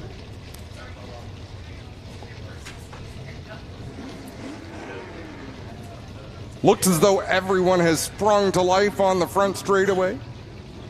The few remaining bodies are clearing their way. Everybody looking to get to VP Fuels victory lane here tonight. We've got Dave Frank standing in the back of the pace truck taking a picture of our crew taking video.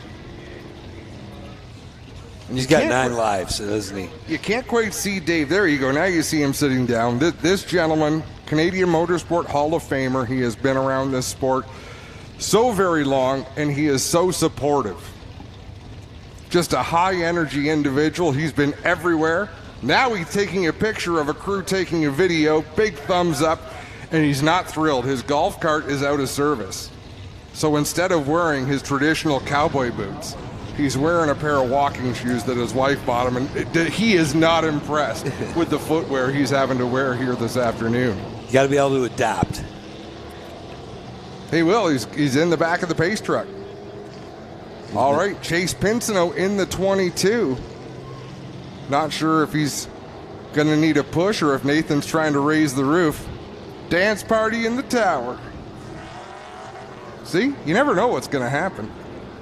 Random stuff just breaks out whenever. I've never broken out and danced before. That was a first. The world is thankful for that too. This does not dance.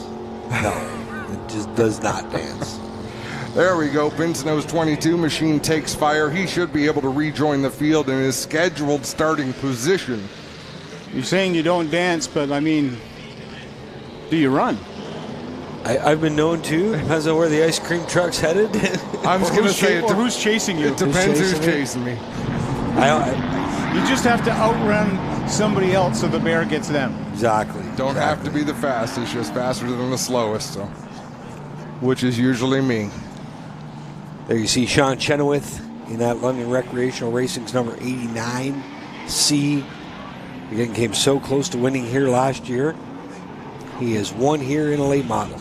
We're not going to have a repeat winner from last year. Now, Carson Nagy has won here before 2 years ago, but Jason Parker not here to defend that title. Interested to see how Gord Shepard does.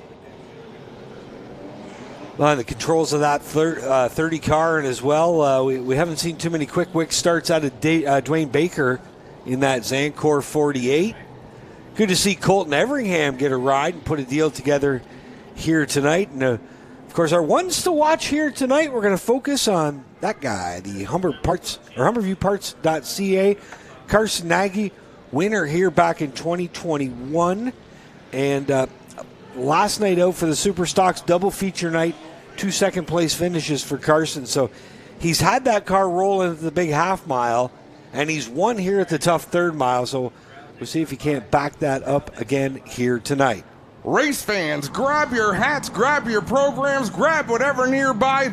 This is the wave lap. Get up on your feet, wave these drivers off. They're going to be waving back.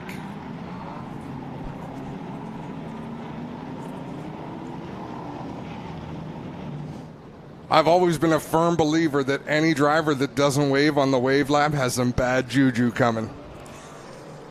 Luckily, they're all standing there with their hand out the window. Absolutely. These are all stellar performers out there right now.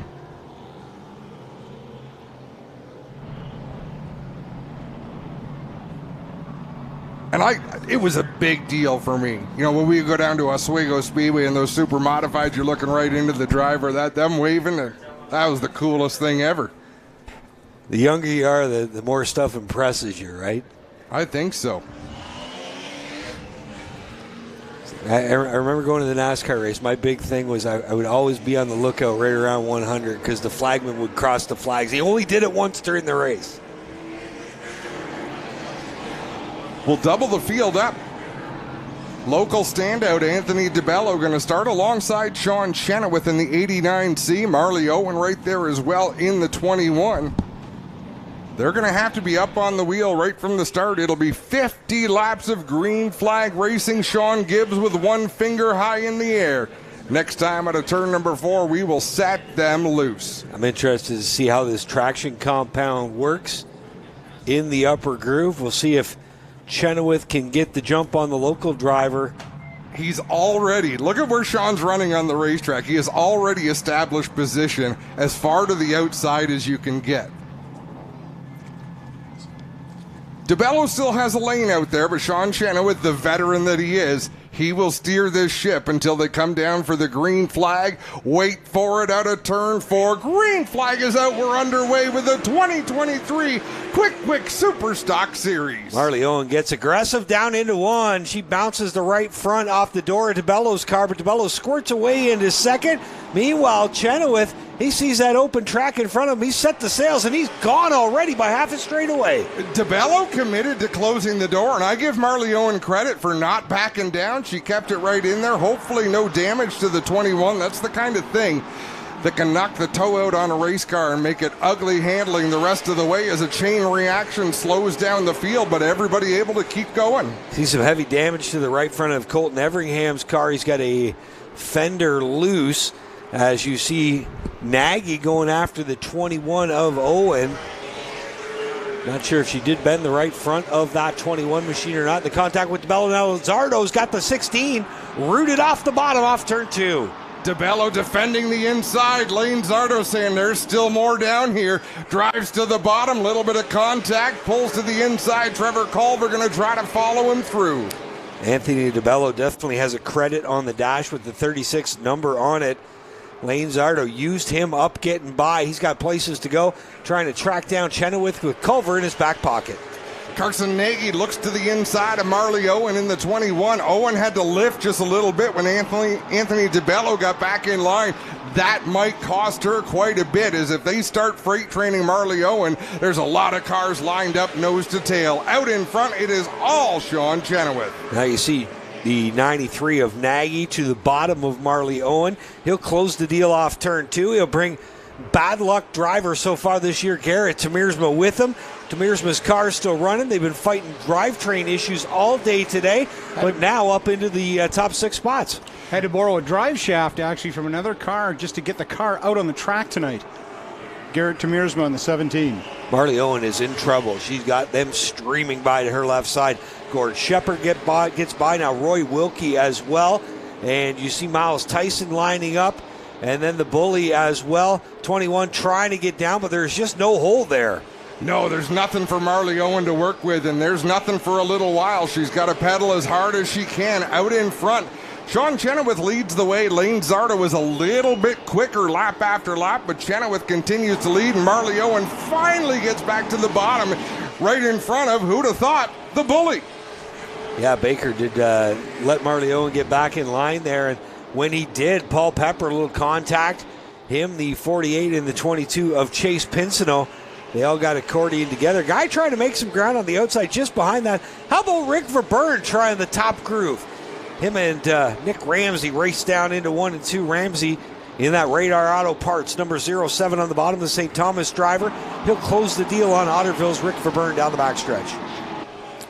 Ryden Lapsevich going to follow through in that number 12. A little bit of contact out of turn 4. A little bit more contact at the start-finish line, but Ryden completes the pass. And now Brandon McFerrin looking to the inside. Great battle there deep in the pack. Brandon McFerrin working on Rick Verburn, and they got to go because they are about all of us straight away ahead of the 89C of Sean Chenoweth, your leader, just putting these laps up on the scoreboard. Trouble. Turn number 3, Chase Pinsino drives it deep into turn 3. Paul Pepper, nothing he could do there. First yellow flag of the year is Rick Verburn's going to have a hard time seeing. If you can find that Spark Power 88 on the racetrack, his hood is flipped up. He's driving down the back straightaway with the hood flipped up over the windshield. He'll take it to pit road. Somebody forgot the hood pins. Whoops. It's probably contact would have sheared them off.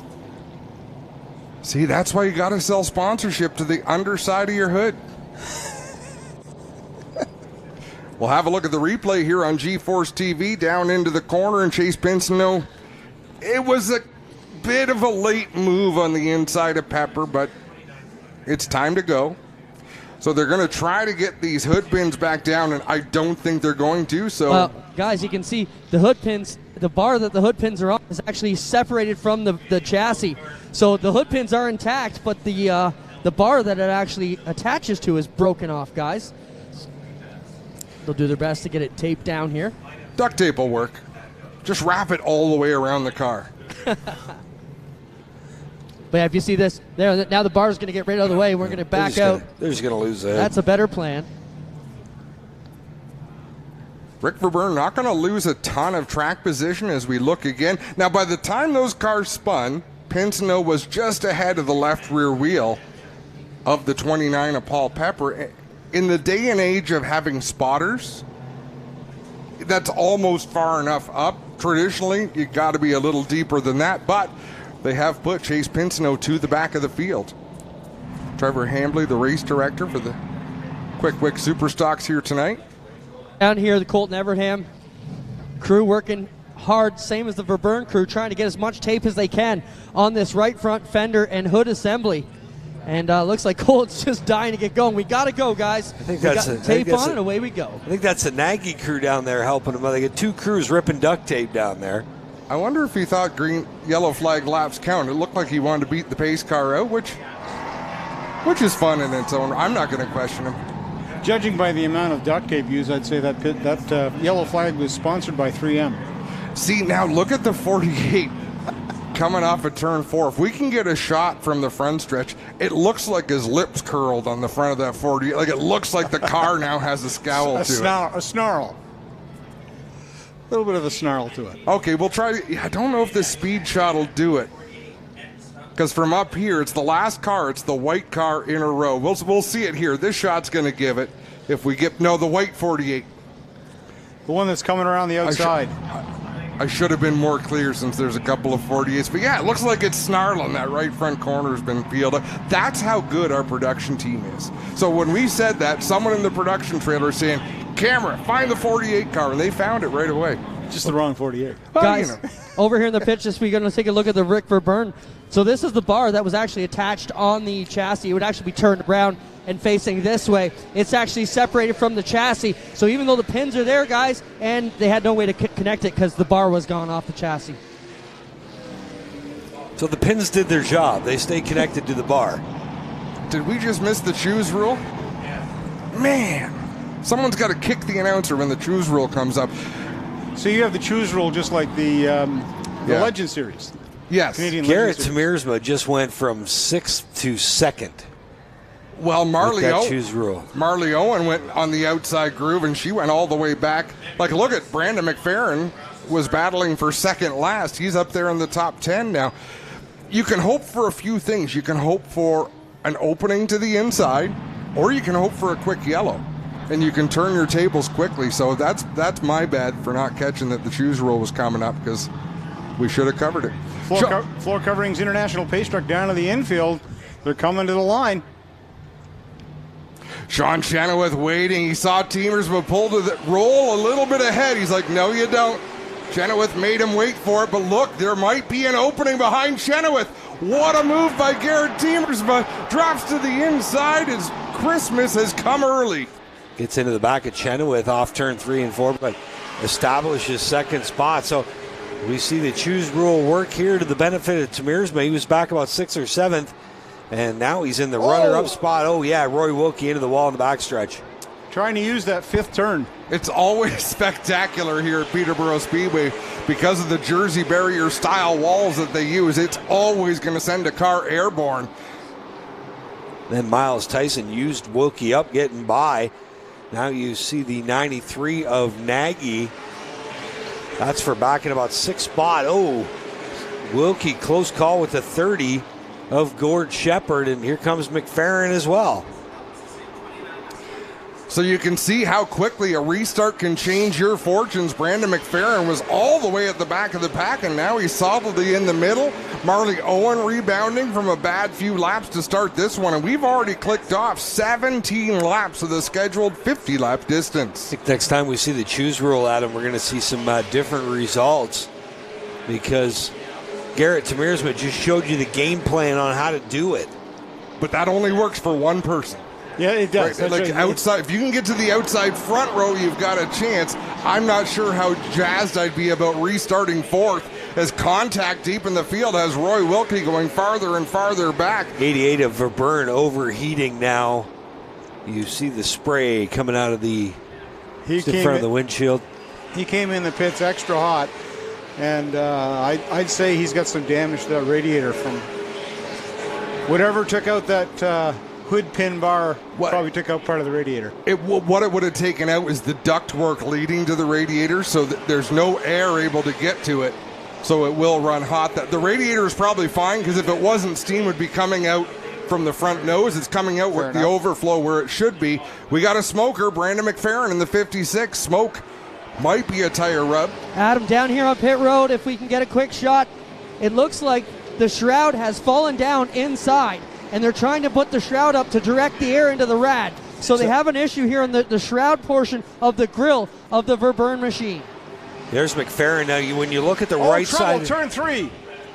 Nick Ramsey around. McFerrin hit the wall in that 56. You can see the rear end definitely not located right. You can see the concrete stuffed in the right rear tire as the 12 of Ryden Lapsevich gets rolling the right way after he got spun out down there in 3 and 4. Ramsey up and rolling again. And you see McFerrin now going to the pit area. And you'll see from the grandstand that 56 machine, some damage to the right rear. Safety truck heading out onto the racetrack, and the safety crew is chasing the truck to get a ride. It's amazing the things that amuse me. Clinton Jeffrey is heading down to Brandon McFerrin's pit, which of course is all the way at the far end of pit road. He's digging. Look at him go. Well, guys, there's a huge stream of fluid down here. It looks like it's from either the rear end or the engine, but it looks like it's coming from the engine bay. We'll see where it's dropping out of, guys. But yeah, a huge stream of oil here out of the back of the McFerrin 56. Oh yeah, here we go. Major problems out of the engine bay, guys. So that is over, and the number 1 cop on pit road, Daryl, just to Jack's right here, inspecting it, and that will be it for the McFerrin 56. Some late nights in the shop this week. Let's take the opportunity to have a quick break here on G-Force TV. This cleanup's going to take a few minutes, and when we come back, we'll reset the field with 22 laps complete in the Quick Superstock 50-lap feature event.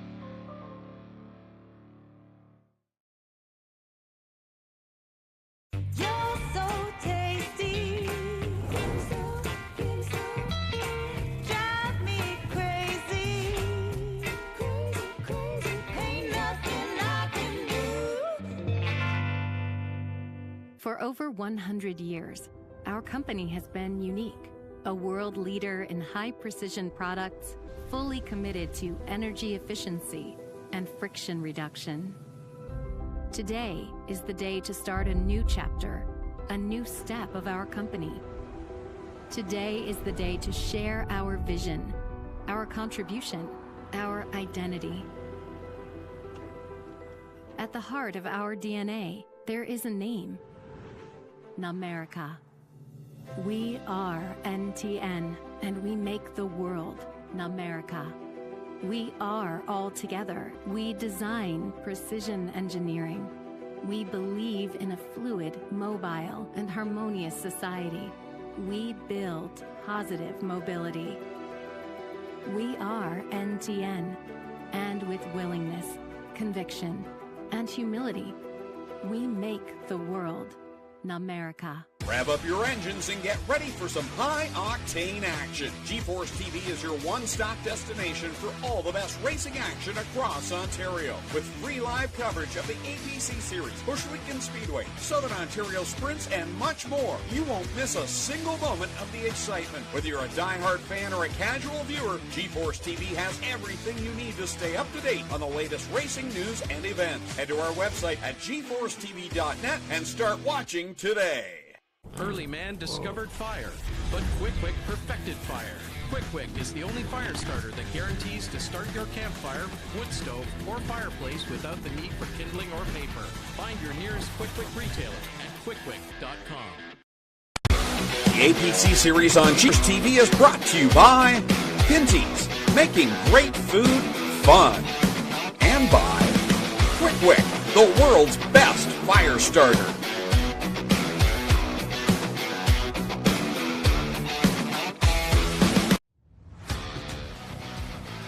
Welcome back to Peterborough Speedway. I'm Adam Ross along with Jamie Maudsley and Charlie Toner as it's Arts and Crafts Hour.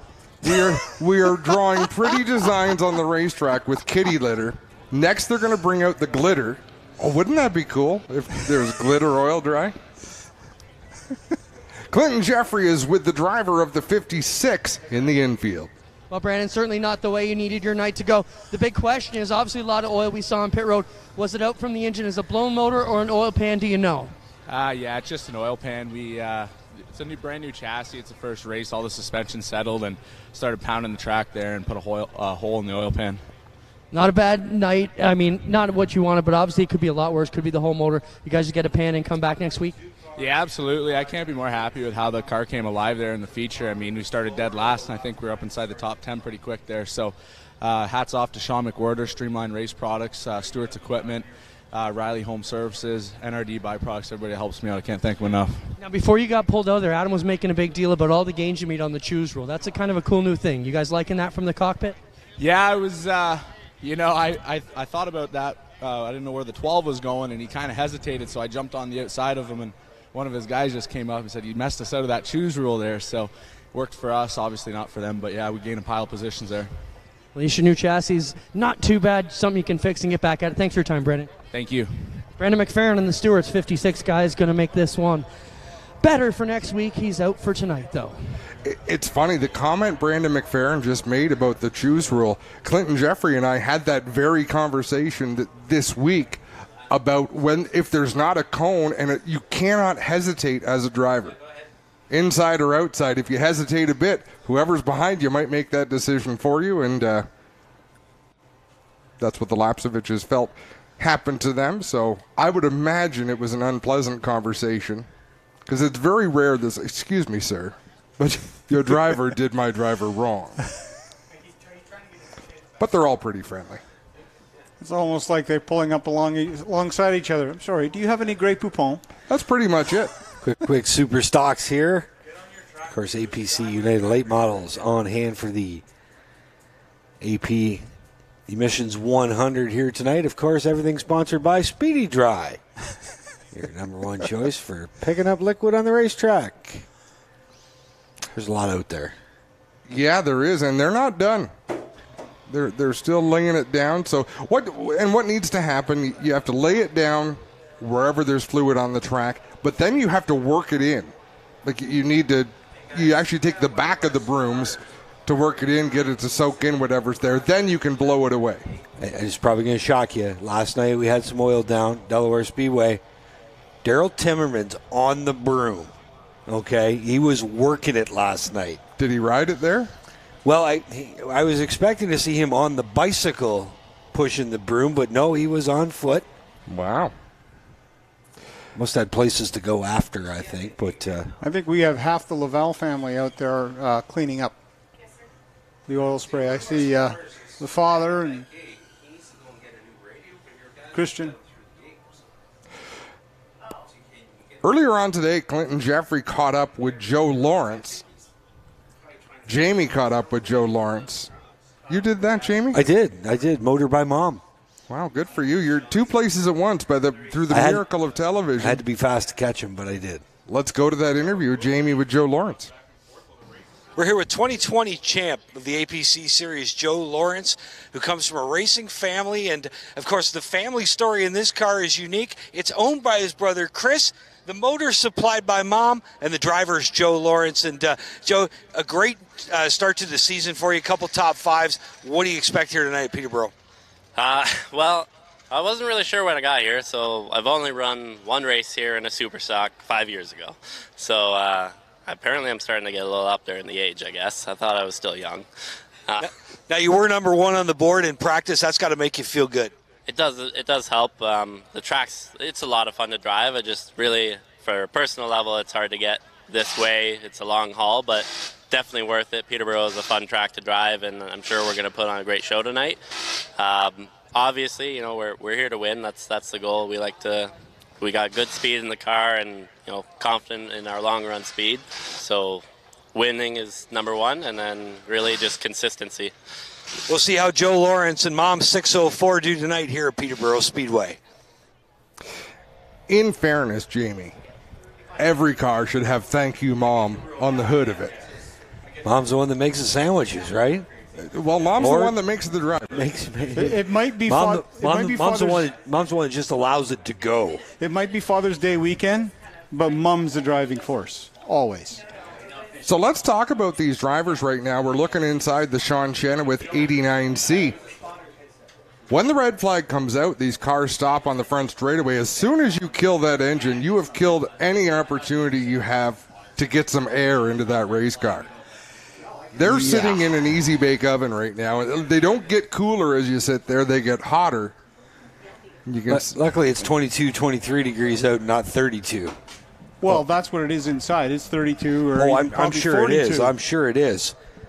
But the hotter it is outside, the hotter it's going to be inside that race car. So at least we have a bearable night tonight. And again, Sean's been doing that dry land training this week, so I'm confident in his athletic ability this evening. He made it to the gym. He did. Well, it's important to keep yourself in shape. I'm looking around at the different billboards because I don't want to say the wrong thing, but can you get kitty litter from Battlefield Rental? Like, do they oil dry? Which one of the sponsors here on these signs would? It's available at APC. It's available. You can get kitty litter at There APC. you go. Yeah, and they'll deliver it by the pallet. We've got some APC folks here up here in the suite as well. We hope they're enjoying themselves this evening. I got a thumbs up down there, so yeah, they are having a good time. And again, APC, there wasn't a few late model, or it was a couple of years where there wasn't some late model racing here. I know some of the drivers from Peterborough felt slighted because it wasn't on the schedule anymore, and the big reason is there just wasn't any APC stores this side of Toronto, which is why Peterborough got, they didn't get renewed as a late model track, but APC's expanded their footprint. They're up to close to 60 stores, I believe now, including close to this area, and it's great. Now for the last 2 years, they brought the late models back here. And this is a great facility.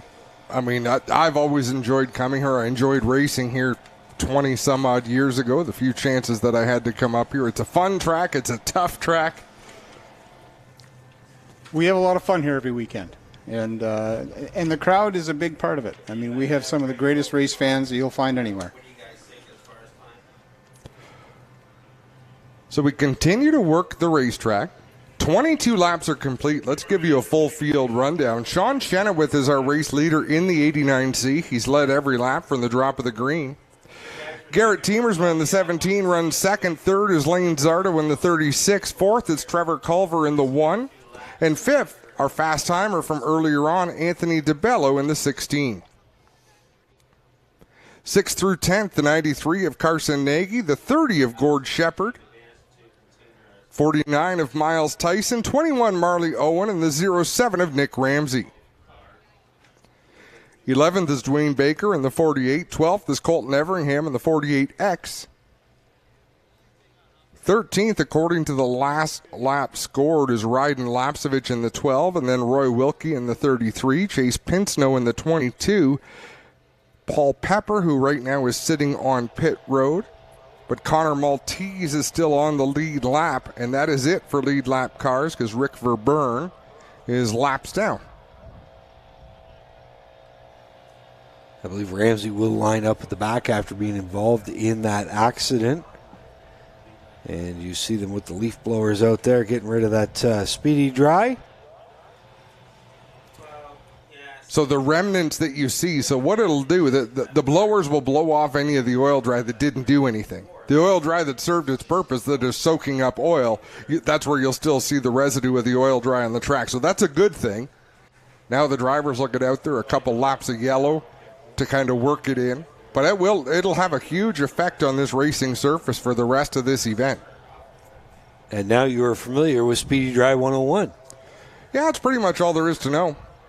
Put it down, it picks it up. The important thing of cleaning it off, though, is that it would be an absolute dust bowl if they don't blow this off to the inside, that the cars would turn it into a tornado. And we've seen that in years past, and that's one of the reasons why the leaf blowers came out to be part of this. It does make a little dust tornado. The vortex effect. And that's it. You think we're kidding, but you go spend some time out in the infield and, spinning around in circles, and the vortex effect is a real thing. I'll tell you what, if you think race cars look fast from the grandstands, you should see them from pit road. Twice, the sensation from the inside is like nothing else you've seen. And trying to watch a race from inside of here, I mean, you just make yourself dizzy. They get around here in such a hurry. But you do feel like you're part of the action. Right in the heart of it. Clinton, how's Sean Chenoweth doing down there? Do you think he wants to talk to you? Find out. Remember, last season looked just like this. A lot of laps led right up until that last restart. Sean, Adam wants to know how you're feeling out here, buddy. These long reds, is it getting hot in the car? And what goes through your mind on these delays? It's definitely warm in here for a pleasantly plump guy like myself. Just sitting here thinking, I don't know what we're going to do now because this track looks like it's going to be totally different on this restart, but hopefully we can get through the all dry and get going again. Now, Sean, you've been running as the rabbit for this one. Is the plan just to get out and give her all you got for the end of this one, or is there any bit of conservation happening?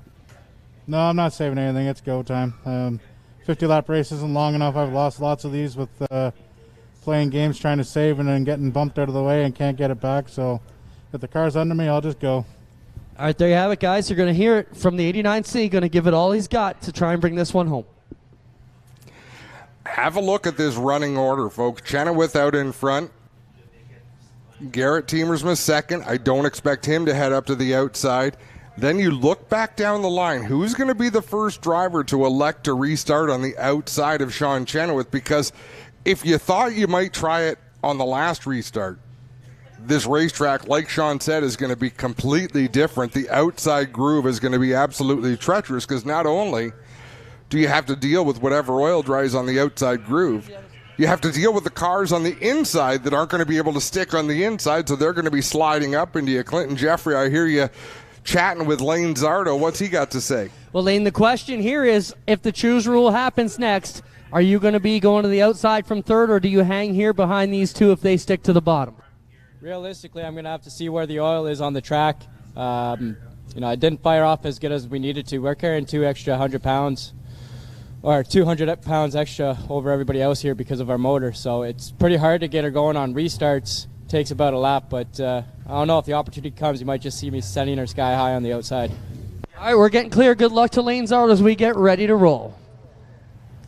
I'm going to make the call. I'm going to say the 16 of DeBello is going to be the one that's first one to go to the outside. I thought the same thing. When I was looking back there, I thought, man, some knowledge of the local track might be just what they need, but we'll see. And he got a first-hand view because he was in second when the 17 of Tamirs was able to get into line there.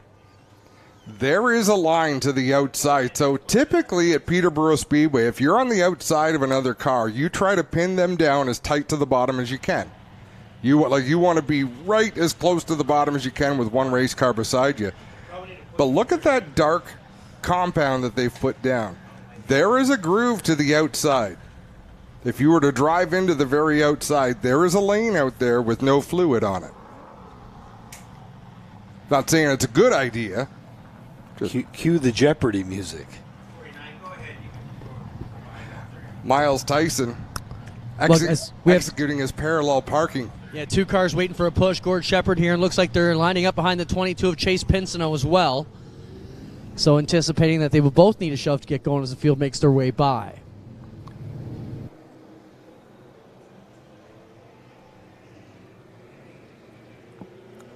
So you see Gord Shepard in that.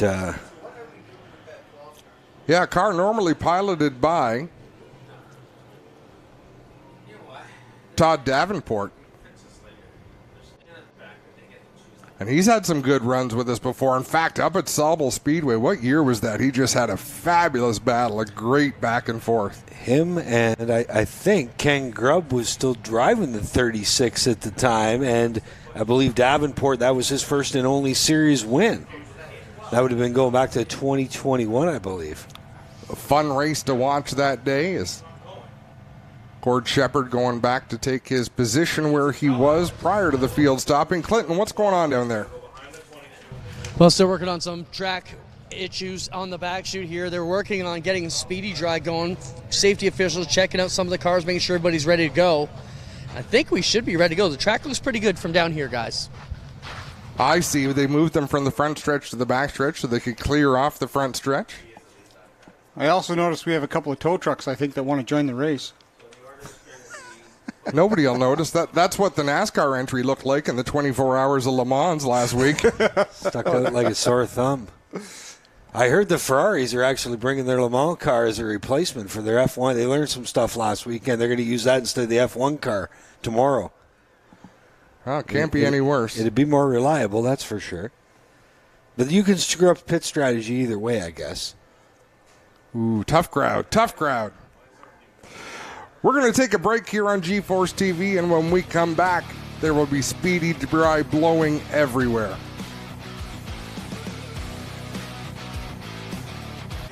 Tiffany Gate Fresh Gourmet. Our savory pasticides can be prepared any way you like. Serve warm or chilled, as a main or as a side. Tiffany Gate Fresh Gourmet. Create your way to great taste.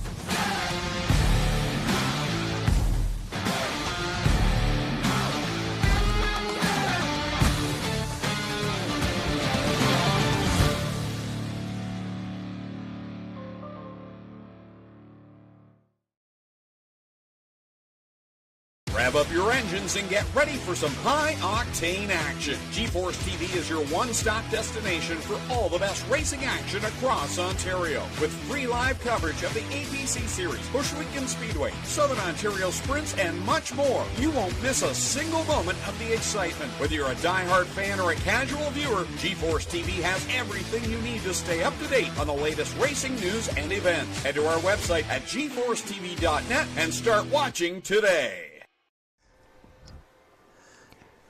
Welcome back to Peterborough Speedway, where, as promised, there is still speedy dry blowing everywhere. They're doing a great job, though, and this is something, you know, we can make light. These crews work very, very hard on race night. It is not very pleasant down there, but it has to be done because these race cars are worth a lot of money, and they want to put on a good show for the fans. Look, even the G-Force drone is down there trying to blow it away. Oh, Abby's a team player. Now, if only he could swing down to the concessions, pick up some brownies, and drop them off in the announcer's tower. Although, might better save that for later. Because we need them, right? The world-famous brownies, by the way, yes. They are good. I had some last year. I had one tonight, and I didn't get a quota, so...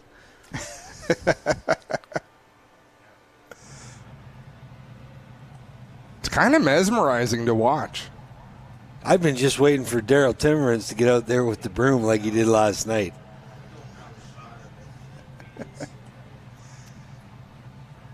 It's like those reels you can watch. Have you ever seen those things? Just the visually satisfying things. Yeah, to kind of make you lull you to sleep. Oh yeah. Yeah. And I am the idiot those are made for. Like, I'll just watch this one and, oh, that was fun. Let's watch some more. Before you know it, a day has gone by. And some crew sitting in the wall inside the pits. Yeah, they're waiting for ice cream. Hey, don't judge, Spencer. Sometimes I wish everyone could hear the voices that we hear in our heads as time is going on. And, like, not the normal voices you hear in your head Monday to Friday. Like, I'm talking when you're at the racetrack, voices in your head. They're totally different. There's a lot of conversations go on in there. Not many of them makes much sense. So we are getting there. How many laps did Brandon McFerrin take with it? How much oil does a crate engine hold? Clinton Jeffrey. This is a question for you on pit road. I want to say, I can't remember. 10 bags worth of Speedy Dry. How many liters of oil do you put in a crate engine? I want to say. Here, I know who to ask. Was it 8? I caught him. Jack, come on. I just caught the big guy. You can lay down, Daryl. You're all right. Daryl's hiding behind a billboard. Yeah, we caught him. All right. So I'm not. You can stay there, Daryl. I'll interview you like this. Daryl, how many quarts of oil or liters fit in a crate engine? 602 or 604? 602. I believe 7 quarts. 7 quarts, even on his back. He knows all. He's hiding from the brooms. hey, Jamie says, rumor had it you know how to push a broom when you're hiding from all the brooms right now. I've been known to work the broom on a track before, maybe last night. Yes, that's true. He put in all his laps last night, Jamie. He's done down here. That's awesome. We will go to no. The only thing that would beat that is if he knocked on the door of the porta potty. I know who we can ask. Well, it's right behind me. Yeah. Who's in there? We will leave no stone unturned. Race director Trevor Hambley saying we are going to roll the cars. We're going to go back to yellow. And you'll see them working through this oil dry. Judging by where it is down in turn number 1, it's going to be an issue getting into the corner for the driver on the inside. Both ends, it is through the racing groove. So there is no way. Sometimes you can devise a plan to kind of get around it. Right now, my thought is 3 lanes up in turn 1, which is not a desirable place to be. No, there's a lot of marbles up there.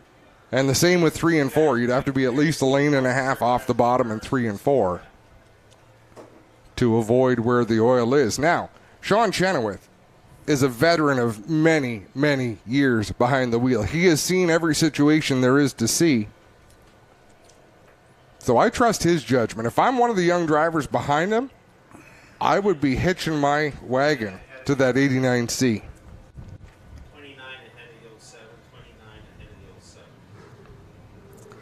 And Chenoweth, so you can hear him,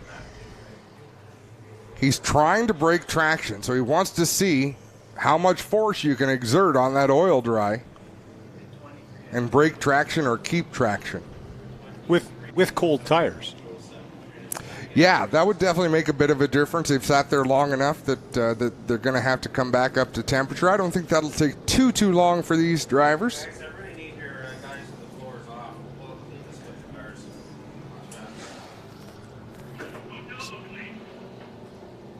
So the blower, I believe they're going to pull the blowers off the racetrack, let the race cars do the rest of the work. How about Connor Maltese's number 23? That's a nice looking race car. I believe this is his debut with the Quick Series, is it not, Jamie? Yep, I believe this is the first time we've seen Connor Maltese in that 23 out here.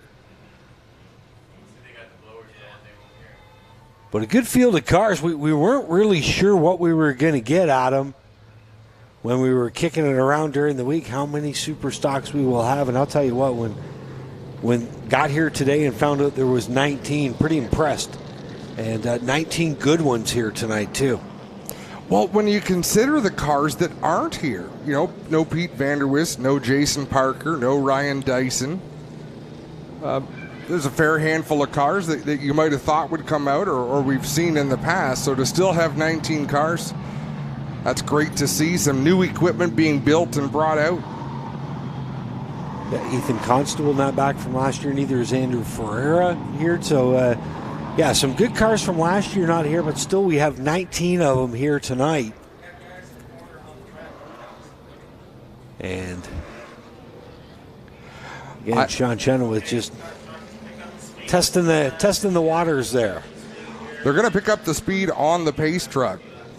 So Bob Franks is going to have to hang on for dear life. Yeah, tie yourself down, Dave. Dave Franks, yeah. I don't know if they'll leave the caution truck out there or not. But Chenoweth just charged turn 3 a little bit, and I didn't find that car too stable looking.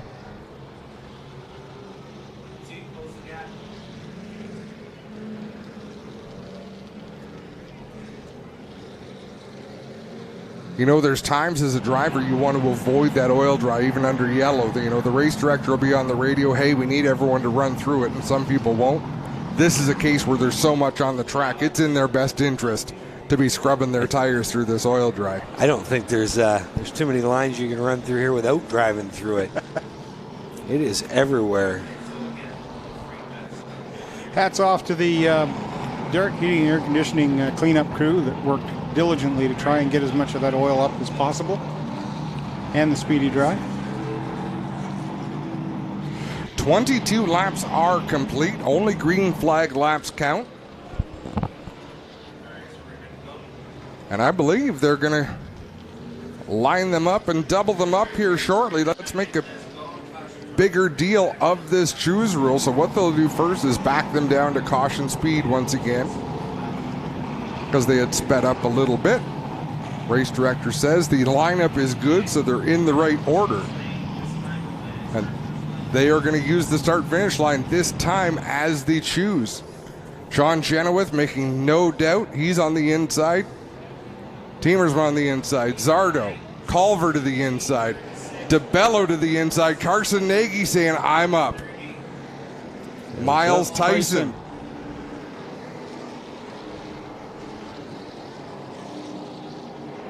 Dwayne Baker, Colton Everingham. I mean, this is flipping the field upside down. Colton Everingham was last a few laps ago. Now he's 8th. 1 to go at the stripe. Because again, you don't need to beat everybody on the bottom. You just need a hole to open up that you can slide down into. Lane Zardo just said in an interview, my car doesn't fire well. So if I'm Carson Nagy, I think worst case scenario, I should be able to slide into 3rd place. Nagy went from 6th to 2nd here. We'll see what he can do on the restart alongside Sean Chenoweth in that 89C. Chenoweth, the control car out of 4. Flag in the hand of starter Sean Gibbs.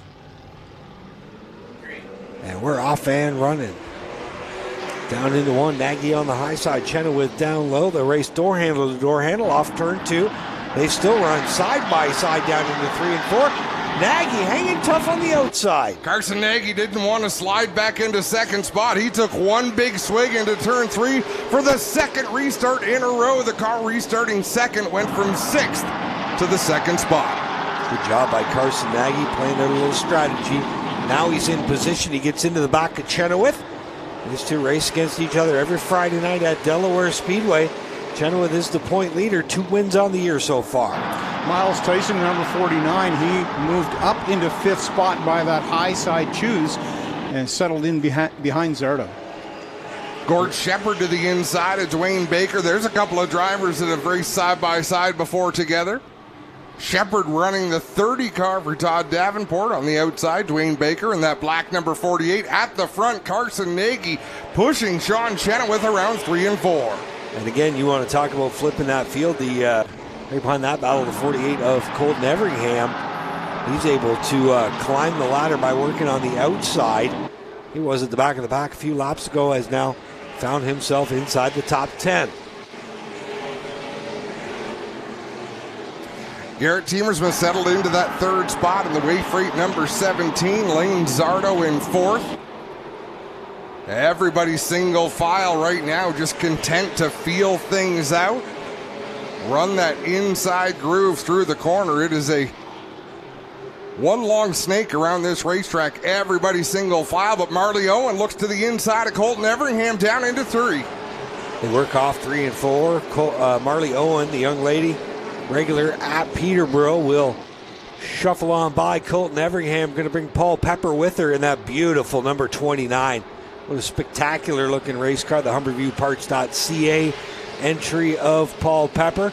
He's going to mosey by Colton Everingham as well. And Roy Wilkie giving a challenge to the 48 now. Lane Zardo moves up to the third spot in that Bester Forest Products Ford. See if he can track down the race leaders. 15 flat for Sean Chenoweth, 15 flat for Lane Zardo, so they're matching lap times that time around. We're in the late going here. Only going to be 18 laps to go at the line, so about 6 miles of racing left. Chenoweth has this one under control, but don't count out Carson Nagy, a winner here from 2021. Carson Nagy, he smiles a lot, but make no doubt, he is a ferocious race car driver behind the wheel of that 93 machine as he chases down Sean Chenoweth. He comes from a racing family. Both he and his brother Hudson have raced late models in the past. Hudson's latest tours of duty have been in a legend car, and of course his uncle Alex in the Canadian Motorsports Hall of Fame. Chase Pinsino with a big dive on Roy Wilkie. That's a battle deeper in the field, but they are going at it. Pinsino clears the 33. Let's see if Wilkie returns the favor. He drove it pretty deep into 3. No contact was made. For Chase Pinsino, his first trip ever here.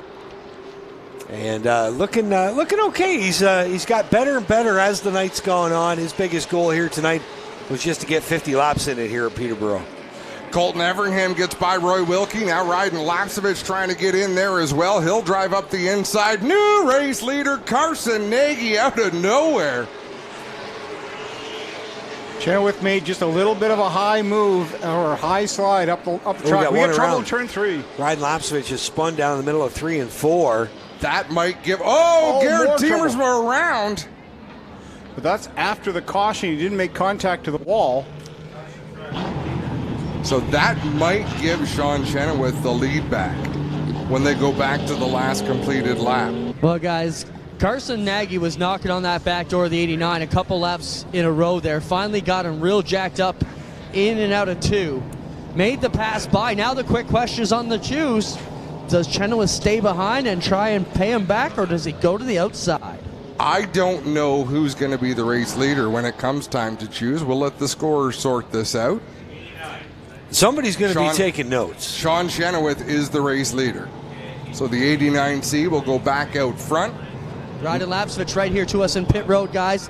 And Father Jeff in there pulling up big clumps of grass as they try and make an adjustment on the right side of the car. They've also got some grill damage that Jeff just stepped on and straightened out. And not sure what they're trying to work on there. Yeah, making a chassis adjustment to the right front, guys. How disappointing is this for Carson Nagy to set that move up and pass an elite level racer like Chenoweth? So we have a replay there of Ryden Lapsevich going down through the grass. Spencer, can we see a replay of the pass for the lead by Carson Nagy? But Wilkie and the 12 got together about halfway down the straightaway, and just that touch was enough to send the 12 of Lapsevich around. Let's have a look at that move. Carson Nagy tailing Sean Chenoweth down into 1 and 2. Got his nose to the inside and just kept it there. Chenoweth tried to close the door, but Carson Nagy wouldn't allow that to happen, and he makes that pass. So it was pretty aggressive. But in this type of racing, I think... On this track, I don't. When you're getting this close to the finish... There's only 14 laps to go. I see this a lot. If you don't spin somebody, you haven't done them that dirty. in that type of race, you know what I mean? If it would have been dirty if he jacked him up and spun him around. Yeah. But we'll see. Sean Chenoweth, he can drive as good defensively as he can offensively. Yes. He's got a lot of tricks up his sleeve. There will be 14 laps to go. Here's something interesting. Fastest lap of the night in the feature so far, the 36 of Lane Zardo. Second fastest lap, Trevor Culver. So you have 2 cars that aren't even at the front. So far, we've seen Temiersma go from 6th to 2nd with the choose rule. We've seen Nagy go from 6th to 2nd with the choose rule. Does Anthony DeBello, is he paying attention now? Or do you see a Trevor Culver or 48 swing to the outside, maybe Miles Tyson? We're about to find out. Or does Carson Nagy say, heck with it, I'm going back there again? Nope. Top 3 single file. Oh, look. Garrett Temiersma, he makes a move to the upside. So does high Tyson. Side, so does Tyson. And so does DeBello. DeBello's going to follow suit. I think Miles Tyson and DeBello are just about 2 restarts too late, though, or 1 restart too late. Yeah, I agree with you. The secret's out. I agree with you. 1 to go this time at the line. There'll be 14 laps remaining. And on this restart, we are going to go with Quick Fire It Up so you can enjoy the sights and sounds of the Quick Super Stocks here at Peterborough Speedway. 14 laps remain. Chenoweth will set the pace on the bottom. Garrett Temiersma on the outside in that 17. Carson Nagy had a sniff of the lead. Quick, fire it up.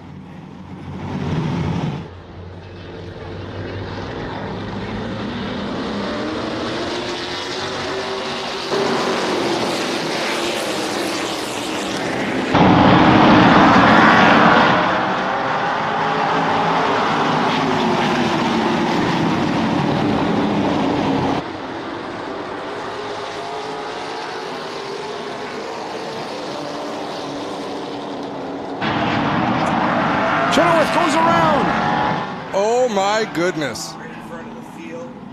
Right in front of the field, and then he got clobbered. I believe it was Marley Owen who got into him after he was already sideways. I believe the one of Trevor Culver got into the wall on that restart. A lot of concrete in the right rear.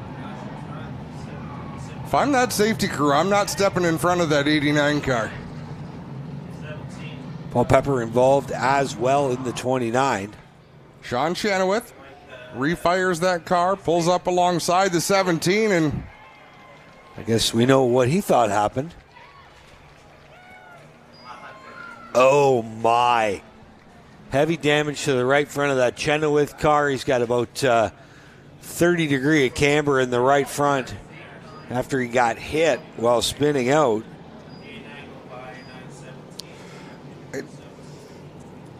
I saw Temiersma get back down in line and get himself on the left rear corner of the bumper of the 89C. And the rest of the story basically tells itself. Temiersma trying to get back to the bottom. Just turned him. And I've got to think that that's a misjudgment on where he was, because it didn't do him any favors to turn the 89C there.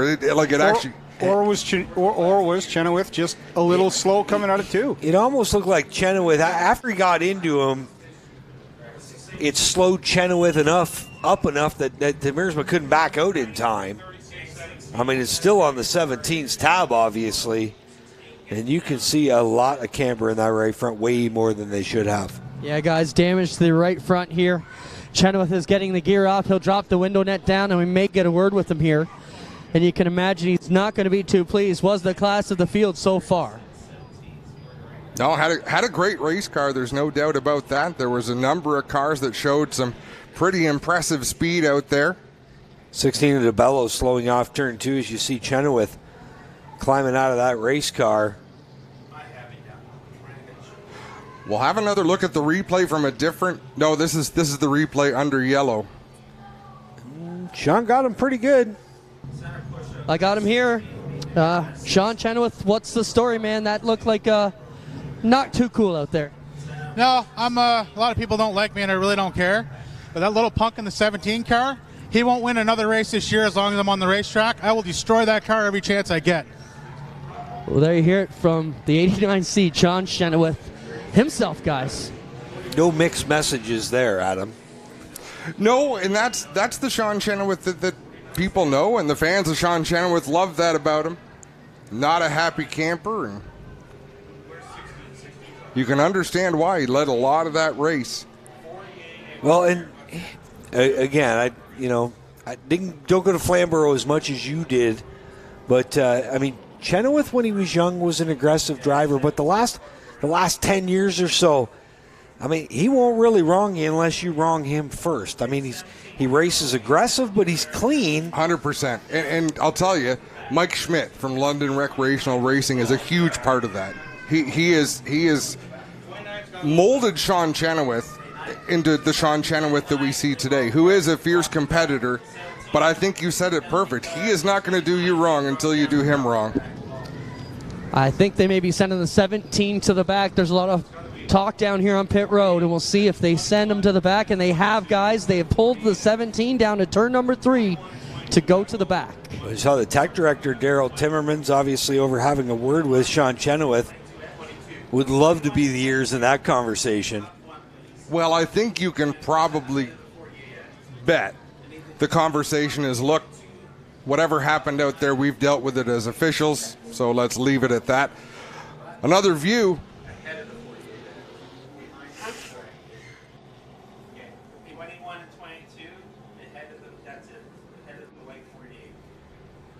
The 93 of Carson Nagy, what a great job he did to not get involved in that. Went all the way down on the grass to avoid it. And you see a dejected Sean Chenoweth. We have such a great crew down here. Daryl Timmermans, head of tech, just walked over to him and says, do you want a bare-chested hug to make you feel better? And they had a bit of a laugh and walked away. But you can imagine, Sean is here waiting for the 17. Now, where's the 17 pitted in relations to the 89, Clint? We got some research to do. We'll get back to you. Yeah, I'm not sure. But I'll tell you what, this field has changed once again. There are 14 laps remaining, and this is going to have a different complexion. Anthony DeBello down on pit road. So as we look back, Marley Owen is almost back in the top 5. She is the one who should take the outside of the front row. Absolutely, and if she does, you don't count her out of this race yet. I'm going to make the call. I'm saying you're going to see the 30 go to the outside. I think the veteran Gord Shepard is going to take a spin. And they get the crossover flag. Nagy will stand the bottom. Zardo will stand the bottom. Now here comes Miles Tyson. From the 3rd spot, Baker will stay on the bottom. Marley Owen will stay on the bottom. Pinsino and Everingham going to take advantage and move from 7th and 8th up to 4th and 6th on this restart. So Chase Pinsino, I guess you don't know what you don't know, right? And you say 7th and 8th to 4th and 6th, but it wouldn't have been 7th. It would have been 6th on the inside, which is actually 11th by the time you give up all that track position. So there's a lot of moving parts to these, but I love what it's done. And look at the concrete on the right side of Chase Pinsino's car. He's been in the fence as well. I tell you, the rookie doing a good job here today.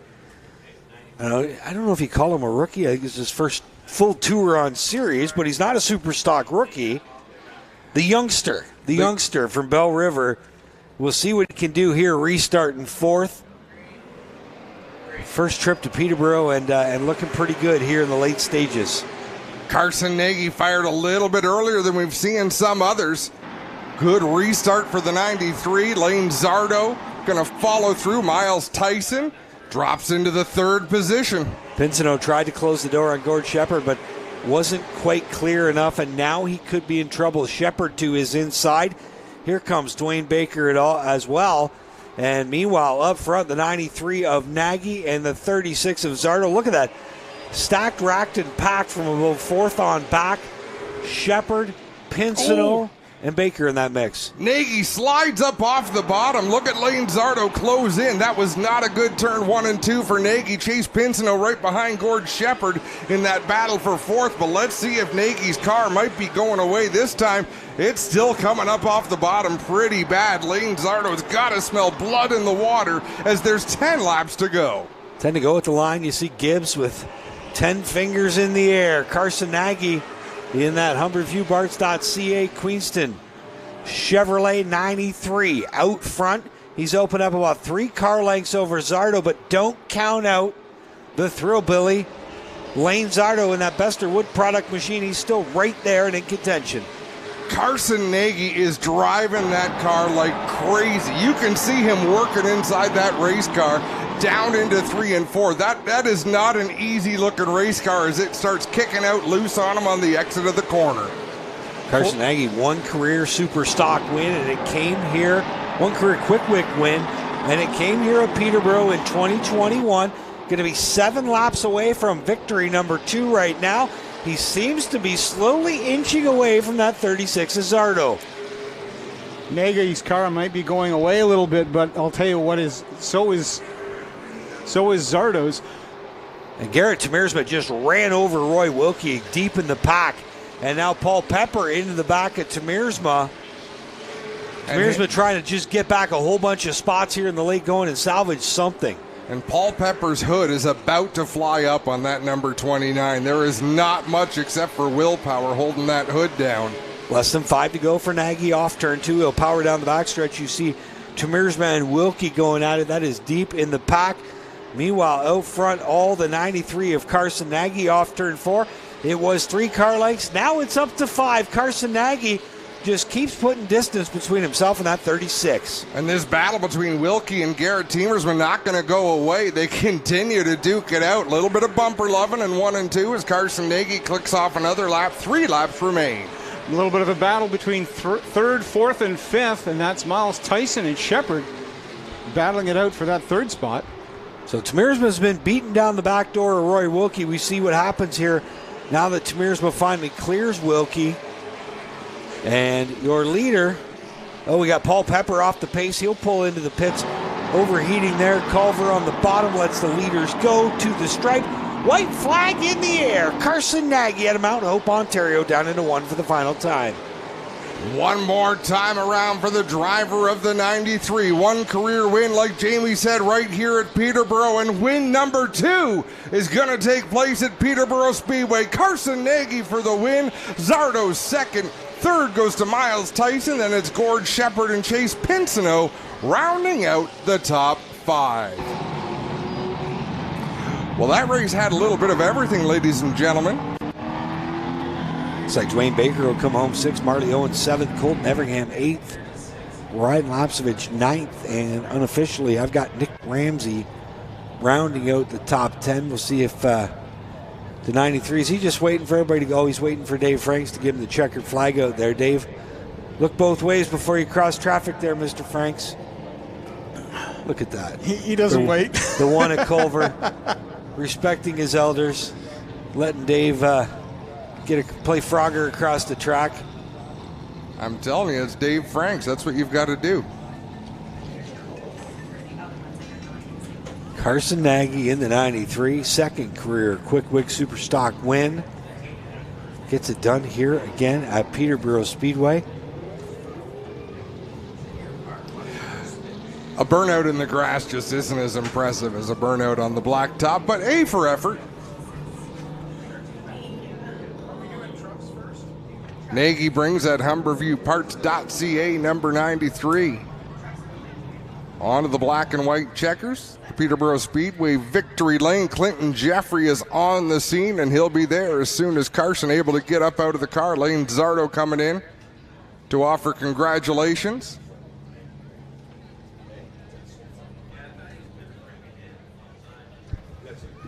Thanks, Adam. We'll get him down here. He's getting the gear off. He had a bit of a bath here from Lane Zardo, who poured some cold water down in his lap, but I'm sure that's going to be okay for young Carson here. We'll get him out and have a word with him as he points to the back of the helmet.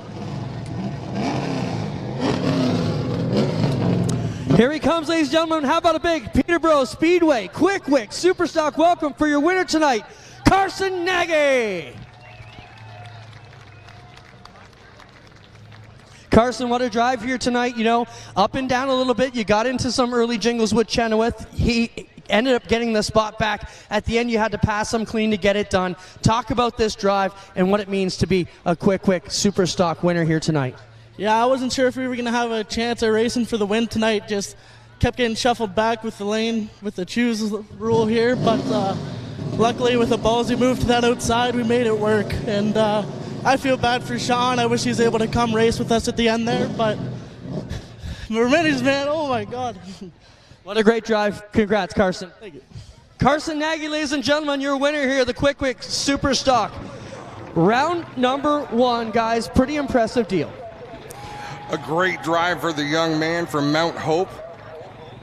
Lane Zardo, there's a lot of talk about the driver, the number 36, coming in. He had a good run, Clinton, but he had a second-place car, and he drove it to a second-place finish. Clinton Jeffrey is with Lane Zardo right now. Well, Lane's checking out some damage here to the to the fender. Lane, what's the story here? This car ran pretty good. You know, you were in it all night. That's all you can really ask for. Yeah, it was good until about the first lap when I got my toe knocked out. But, you know, we were pretty stable, had a decent running car, but I was kind of freaking out on the inside. Hopefully you guys didn't listen into my communications too much. They had to calm me down pretty good. But, you know, I can't thank my crew enough for, you know, keeping me calm and always delivering me a fast race car and constantly going back to the shop and figuring out what this car needs. And can't thank my spotter enough, Jordan Buster, the crew, Brad, Kenny, Chuck. I got to thank all my sponsors, Leslie Ford, Surefire, Shooks Mechanical, Shelby Roofing, Gord's Basement Waterproofing. I just got this new suit. I think it looks pretty badass. Congrats, Lane Zardo comes down second. Great points day for him.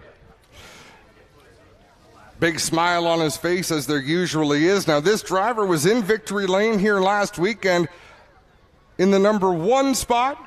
This week, Miles Tyson brings it home third. Clinton Jeffrey is with him. Miles, they're talking about you picking up the win here last week, so you know the right way to victory lane here at Peterborough. But still, with the class of cars that come in tonight, all these outside guys, this is still a great drive for you. Yeah, I know there's a lot more and we're on different tires than we normally run here on Saturday nights, so to come out third in the quick race, I'm pretty happy with that. Let's talk about using that choose rule to your advantage in that last restart. Yeah, me and my spotter were talking about it, and I just said, well, I kind of have nothing to lose, so might as well try and pick up some track position and see what happens. Right on. Miles Tyson is third, Lane Zardo second, and your winner tonight, Carson Nagy, wins round number 1 of the Quick Wick Superstocks here at Peterborough. We'll be right back live from the Speedway on G-Force. For over 100 years, our company has been unique, a world leader in high-precision products, fully committed to energy efficiency and friction reduction. Today is the day to start a new chapter, a new step of our company. Today is the day to share our vision, our contribution, our identity. At the heart of our DNA, there is a name: Namerica. We are NTN, and we make the world Namerica. We are all together. We design precision engineering. We believe in a fluid, mobile, and harmonious society. We build positive mobility. We are NTN, and with willingness, conviction, and humility, we make the world Namerica. Get ready to experience the NASCAR Pinty Series Power Hour. Join your host and wingman Cam K every Monday night at 7 p.m. on G-Force TV for an hour of non-stop excitement and in-depth analysis of the hottest racing series around. From the latest race highlights to expert analysis and insider commentary, you'll get an exclusive look at everything you need to know about the NASCAR Pinty Series. Tune in for the NASCAR Pinty Series Power Hour, the ultimate destination for race fans everywhere. Early man discovered fire, but Quick Wick perfected fire. Quick Wick is the only fire starter that guarantees to start your campfire, wood stove, or fireplace without the need for kindling or paper. Find your nearest Quick Wick retailer at quickwick.com. Tiffany Gate Fresh Gourmet. Our savory potato sides can be prepared any way you like. Serve warm or chilled, as a main or as a side. Tiffany Gate Fresh Gourmet. Create your way to great taste. The APC series on GeForce TV is brought to you by Tiffany Gate. Indulge in a world of fresh meals, sides, salads, and more.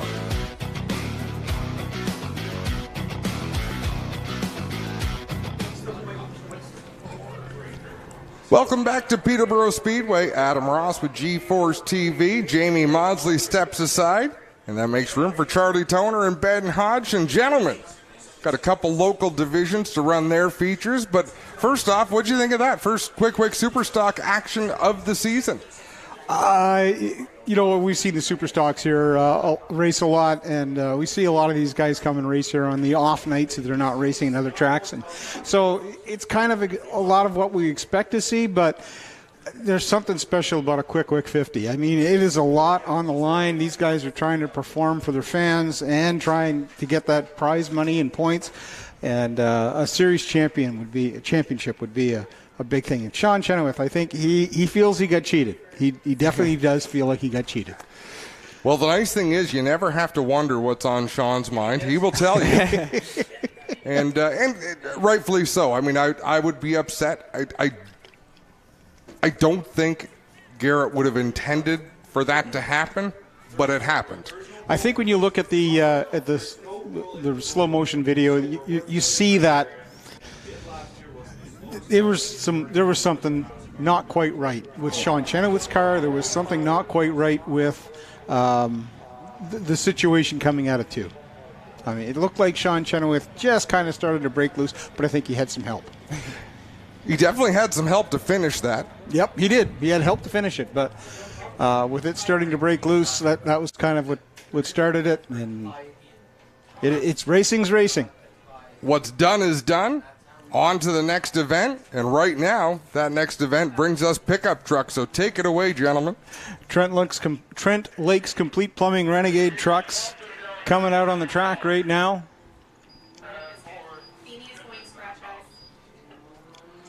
Starting at the back of the pack, Mike Feeney in the 38. He is going to run scratch at the back of the pack, and that's the Oshawa Hearing Aid, Boundary Roofing and Signworks sponsored number 38, the blue machine at the back.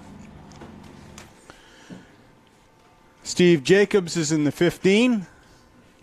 He's looking for sponsors, I know. The gray truck, you can't miss it. He's got primer. He's looking for a color to put on it. The registration code, Techro Construction. Dodge truck is the number 35 of Chad Strawn. Jack Dallin in the DeRoche Property Maintenance, who's also sponsors of our Tech Lane. L&D, Kawartha Truck and Car, Kawartha Battery sponsored ride. He's on the inside of row number 5. In the 49 Dodge truck sponsored by Beerworth Motorsports is Stephen Beerworth. Stephen Beerworth has been a part of the truck series since it began. Him and his daughter Stacy have been part of this from the day one of the truck series. And Sean Murray in the number 55 truck, still looking for sponsors for him. In the 37 truck sponsored by Ford, or driven by Ford, is the Reality Camp Dura Tire Specialty. Number 37 is Stacy Switzer. On the inside of Stacy Switzer in the Hot Wheels DeRoche Property Maintenance Limited, sponsor number 66. That's none other than Jordan DeRoche. In the 08 Superman truck, sponsored by Bounty Roofing, is the 08 of Paul Bounty. And on our pole position in the Just Hockey Crows Gas number 52, it is Kyle Gordon.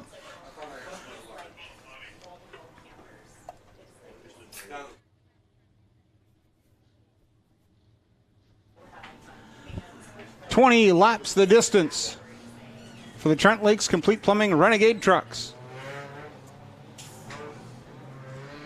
A lot of fast trucks up in the top 2 rows, but don't count out the 35 of Chad Strawn. Starting near the back, he went from the back to the front and then checkered last week. He's looking to do the same thing here.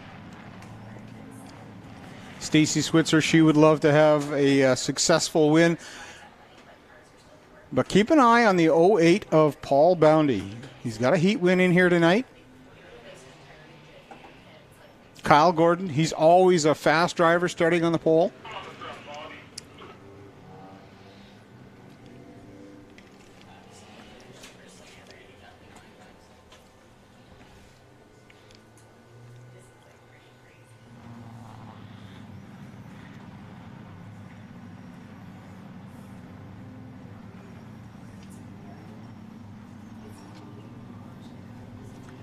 The heat races are any indication, we're in for a lot of fun in this feature event.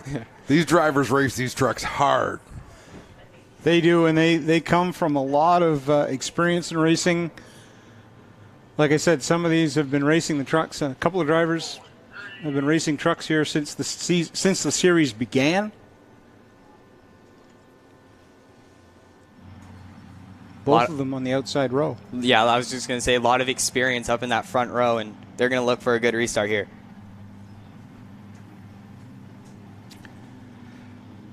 Floor Coverings International Pace Truck dips down to the infield. It's going to be a Great Canadian RV green flag for the Trent Lakes Complete Plumbing Renegade trucks. Kyle Gordon, Paul Boundy, little bit of tailgate rubbing out there. Sean Murray on the inside of Stacy Switzer. That's a battle for 4th. Switzer's going to try and tuck down. Sean Chenoweth. Chad Strawn. Chad Strawn in the 35 truck. Little bit of smoke. I'm not sure what that was all about as he comes out of turn 2 and makes the pass on Stacy Switzer. Paul Bounty, the fastest truck on that lap, looking to catch the 52 of Kyle Gordon, who's trying to pull away from the field.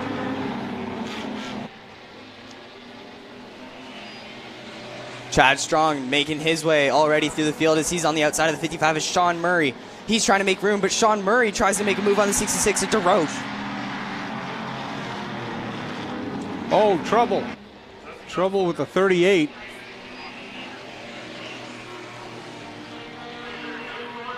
That's Mike Feeney.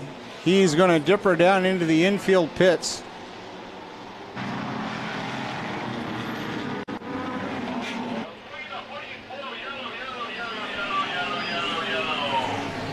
Okay. Caution flag brought out for Mike Feeney as the safety crew wants to inspect and make sure there's no oil on the track. Feeney's been battling that truck ever since the start of this season, not been able to come out for a race.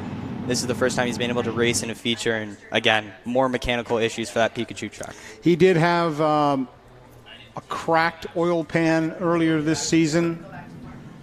Finally got that fixed today for the race. Did he, though? Did he? Did he, though? Yeah. J.B. Weld can only hold so much. I shouldn't make light of someone's misfortune.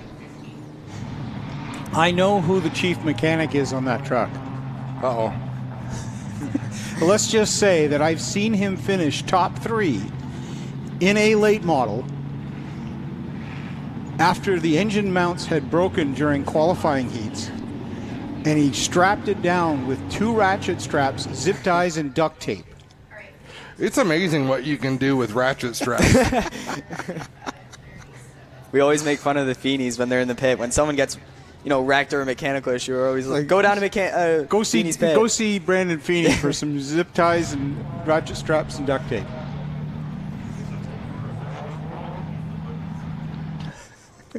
So it doesn't look as that they haven't sent the crews out to clean up any oil on the racetrack.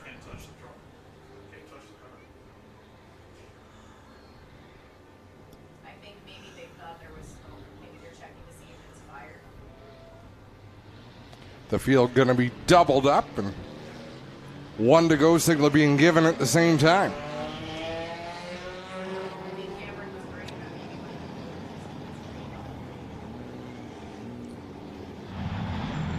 Lights are out on the Floor Coverings International Peterborough Speedway pace truck. It'll dip down to the infield. Turn these trucks loose at the start line.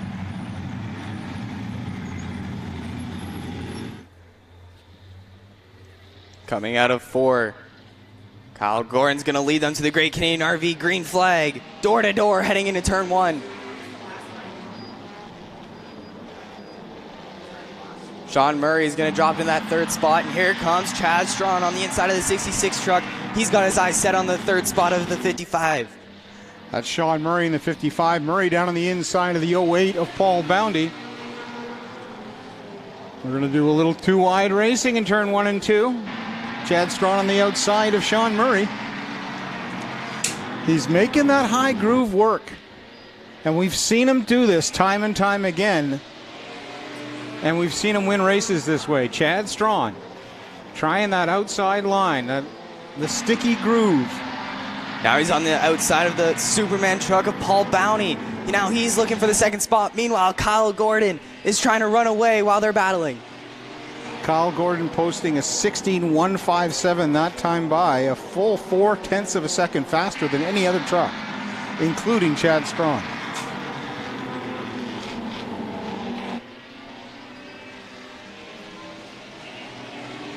Chad Strawn, as he made his way now into the 2nd spot with 12 laps to go. Will he have enough distance? We know he probably will have the truck to catch him, but will he have will he have enough laps? And then will he have the skill and the truck to pass Kyle Gordon, who is so good here? That lap, Chad Strawn about 0.1 of a second faster, but he's got a long ways to go to pick up or to catch the 52 of Kyle Gordon.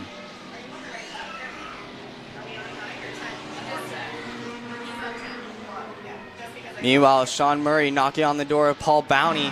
He's trying to get on the podium. Down to 9 laps to go now for Mark Gordon and Chad Strawn.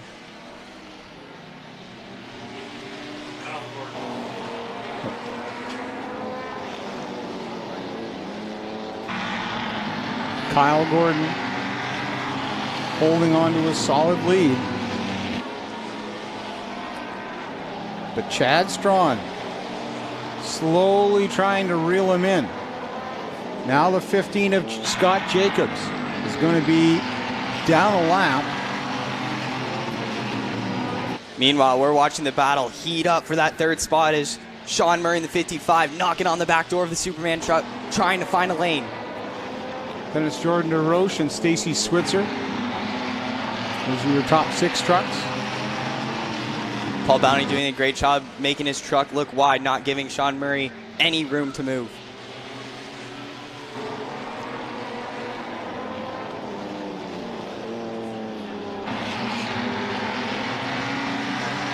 Five to go now for Kyle Gordon, Chad Strawn, Paul Bounty, Sean Murray, and Jordan DeRoche, your top 5. Chad Strawn loose coming out at 2. And he is the fastest truck trying to catch this top spot of Kyle Gordon.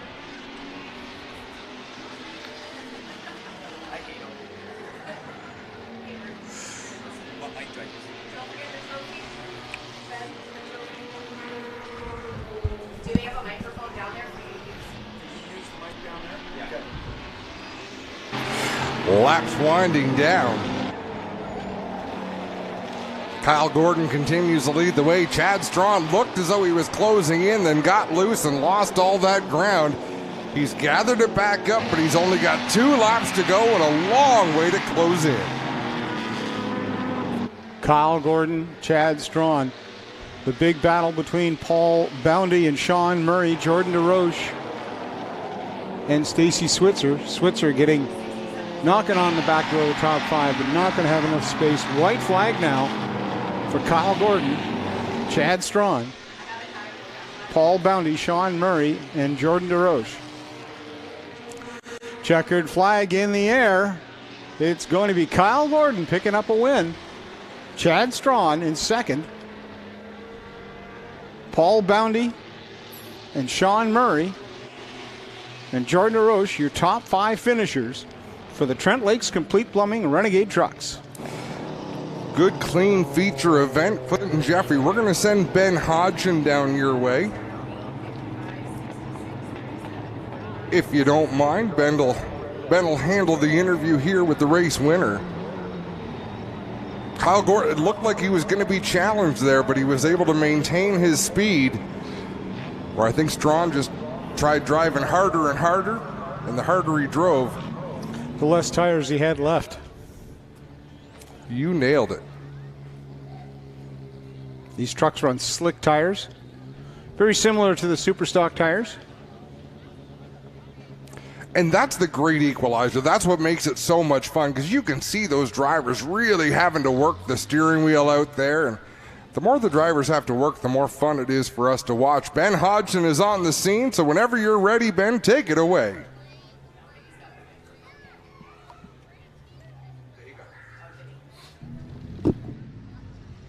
Down here is Kyle Gordon, jumps out of his 52 machine. Here you go, Kyle. How fun was that? It's quite the ride. Had Chad catching up behind me. Just had to make sure I kept that same distance in between us. That's pretty much it. Let's get to this APC race. You've always been a fast truck. Was there any adjustments need to be made to beat that 35 machine? I'm definitely a little bit looser than I'd like to be coming off, especially, but we can get that figured out throughout the week, and we'll get her back in 2 weeks from now, and we'll see what we can do. Who would you like to thank to get you to this spot here tonight? Everybody standing over there, Just Hockey, CCM, and definitely my dad and Big Mike there, who spend all the time in the world just to make sure that truck's fast every week. Put your hands together for Kyle Gordon! You got to love it when the winner of the race is saying, let's go watch the APC show coming up. Meanwhile, he just did a great job. We are going to take a quick break on G-Force TV, but we come back. Time for another feature event here at Peterborough Speedway. Early man discovered fire, but Quick Quick perfected fire. Quick Quick is the only fire starter that guarantees to start your campfire, wood stove, or fireplace without the need for kindling or paper. Find your nearest Quick Quick retailer at quickquick.com. You're so tasty. Drive me crazy. Crazy. Ain't nothing I can do.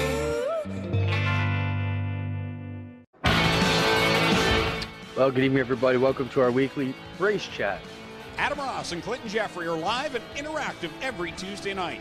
Rivals Race Chat is your home for race discussion, debate, news, interviews, and more. They'll even take your questions and comments live on the air and talk to some of the newsmakers each week. Tune in every Tuesday night at 8 p.m. on G-Force TV.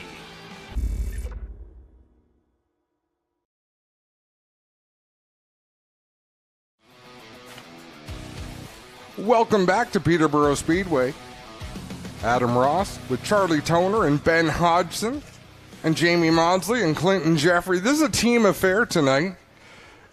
I just watched Ben Hodgson run from victory lane. I would need about an hour, maybe a nap, defibrillators. But Ben just throws the headset on. Yeah, let's go. What's next? Yeah, I'm back. Yeah, you and me both actually would need the defibrillators. I would say I remember being that young, but I don't remember being young enough that I could make that run and throw a microphone on. Back to you, fellas. We got another race lined up to go on the front stretch. All right, starting off at the back of the pack, running scratch in the number 21 is Angelo Novus in the Lakeside Mobile Tire sponsored ride on his inside.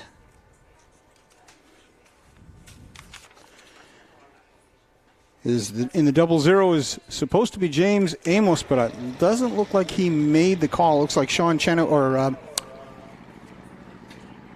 Zachary Chang has made the move to the very back of the pack, so that'll put the 00 of James Amos on the outside of row number 6, 7. On his inside will be the 02 of Kyle Johnson in the Bar None DJ Services sponsored ride. Number 8 is Jake Kelly in the Disaster Mitigation Services Tetro Mechanical and Sam McDaddy Real Estate car.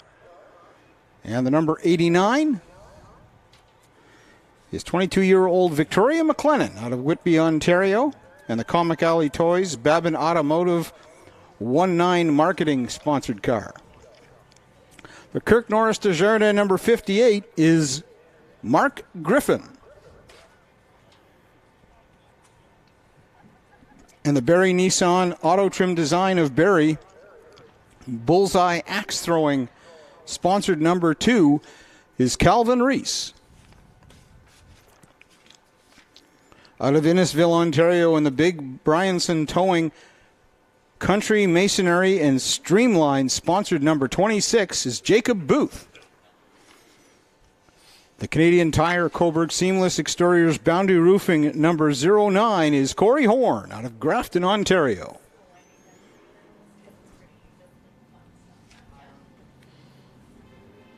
Making the haul all the way from Trout Creek in Northern Ontario, Christian Laval in the 06 and the Dan's Appliance Repair, Kingsway Auto Center, and Norwood Auto Wrecker sponsored car. The Northumberland County Storage and Moving Company, Lakeside Mobile Tire, Danford's Detailing, and Jiffy Lube sponsored number 23, who's already got a heat win, I believe, is Tegan Stanley. One of our points leaders coming into tonight for Peterborough Speedway out of Curtis, Ontario, in the Apex Auto Strata Drilling Signworks Design number 9 is Sean Kennedy. And starting off on the pole position, out of Holland Landing, in the Georgian Bay Woodworking Triplet Holding Limited, Jan Core, sponsored number 12, is John Bates. And he'll lead them to the Great Canadian RV green flag. Door to door coming out of 2 for the top spot. Jacob Booth is going to make it 3 wide. What a move. And he rods into the 4th spot.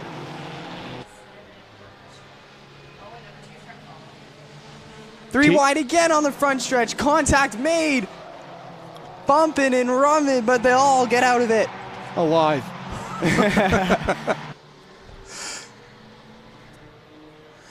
The 2 of Calvin Reese are pushing very hard to try and make it up into the top 5. Working on the outside of the 09 of Corey Horn. Makes the pass. Meanwhile, we're trying to make it 2, 3 wide. We're not sure.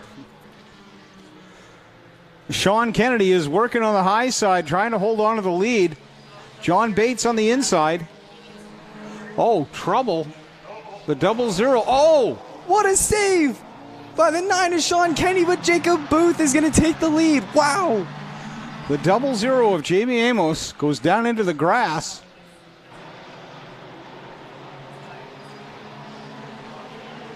And they are going to throw the caution. We're going to have to check with the race director to see if... Now that's the same parking spot Jamie Amos chose in the heat race as well. Halfway down the backstretch. But I'm just wondering if we've taken lap 4 or we're still on lap 3. Watch this replay. What a save. Wow. Just drifting it around to great driving by the 9 of Sean Kennedy. Outstanding by one of our veterans in the Bone Stock Series. You know, when this is one class, almost every racetrack is running anymore. And what I've noticed, especially at Delaware on a Friday night, the fans go ballistic for these cars and these drivers. They just love it. Yeah, our fans are great here at Peterborough Speedway, always showing up for these race events and making it loud for these drivers. Look at that. Wow.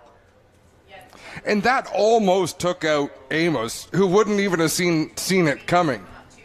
All right, I got a quick announcement for whoever has a red Corvette. You need to move ASAP. You're blocking cars from moving.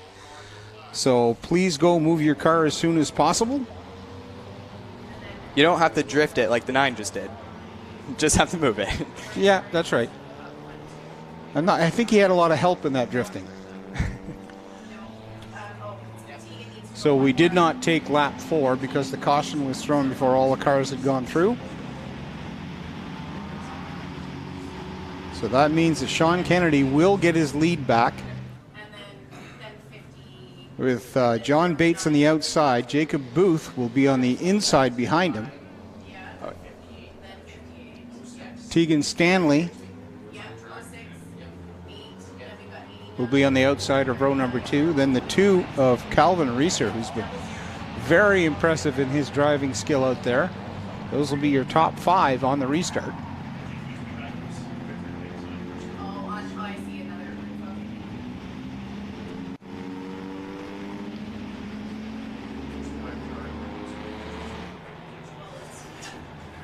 Our points battle for the top spot is between your leader in Sean Kennedy and the 8 of Jacob Kelly. They've been dueling it out, each one winning feature races, and they've been easily the strongest bone stocks we've had. Jacob Kelly currently going to be starting in 9th position.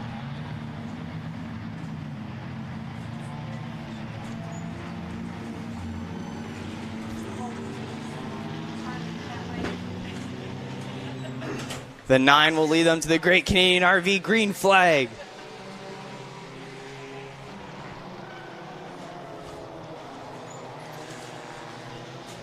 Jacob Booth with a power move onto the outside of the 9. They're door to door for the lead. Threading the needle between John Bates and Sean Kennedy.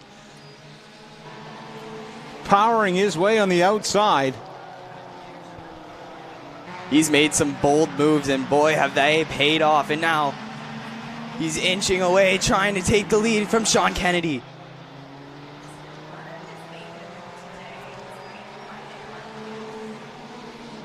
Mark Griffin battling for the 3rd spot with Jacob Kelly behind him in 4th.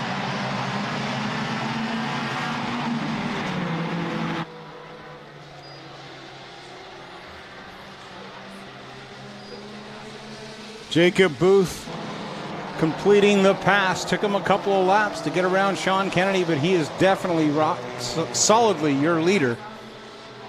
Angelo Novus parks that thing in pit road. Tough break for the Mini Cooper. He's usually the one battling for the lead, and it's weird seeing him in the back tonight. Mark Griffin has moved from well back in the pack up into 3rd, but look who's in 4th. Jacob Kelly, from the back of the pack, has made his charge before the halfway point to the number 4 spot. And he is already on the bumper of Griffin, letting him know he wants to get by. Griffin's going to try to put that car on the inside of the 9. We do not see the 9 give that inside lane often, but he slips up, and it's Griffin into the 2nd spot.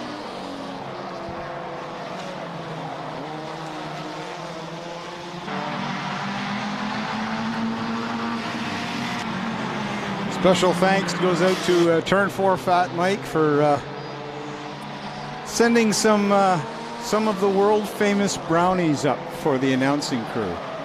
I see a whole bunch of thumbs up here in the booth. Meanwhile, Jacob Booth running away from Mark Griffin in the 2nd spot, followed by, guess who? Jacob Kelly, now in the podium spot as the 9 falls back to 4th. The points battle between those 2 cars in 4th and 3rd and 4th is extremely tight this season.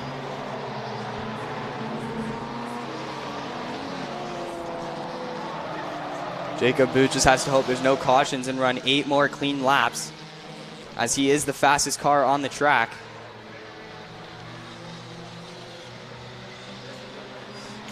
Actually, Mark Griffin's been posting some pretty good times as well. 17-2. Mark Griffin faster that lap. He's trying to catch ground on the 26 car. Meanwhile, Jacob Kelly is trying to put the 9 car in his mirror.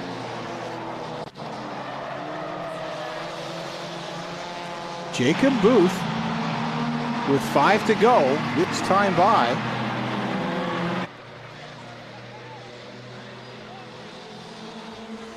And Mark Griffin starting to catch up, make up some ground. Does he have enough laps to do it? It's like deja vu all over again, just like the end of the pickup truck feature event. They're closing in. just did. Jacob Booth out front, Mark Griffin. About 3 car lengths back of the leader, and Booth up high on the exit of turn number 2. Mark Griffin keeping it tight down at the bottom of the track as he makes up ground. 3 laps to go as he's catching Jacob Booth. Griffin entering the corner up high to exit down low, and Booth kind of doing the opposite, entering down low with the car drifting up high. This is the difference between a track veteran in Mark Griffin and a visiting track coming from Barrie Speedway, Jacob Booth. Jacob Booth, a past champion at Sunset.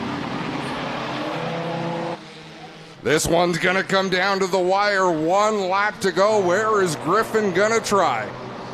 Griffin trying hard. Booth trying, just holding that skinny pedal to the floor. Checkered flag in the air. It's going to be Jacob Booth picking up the win. Mark Griffin in second.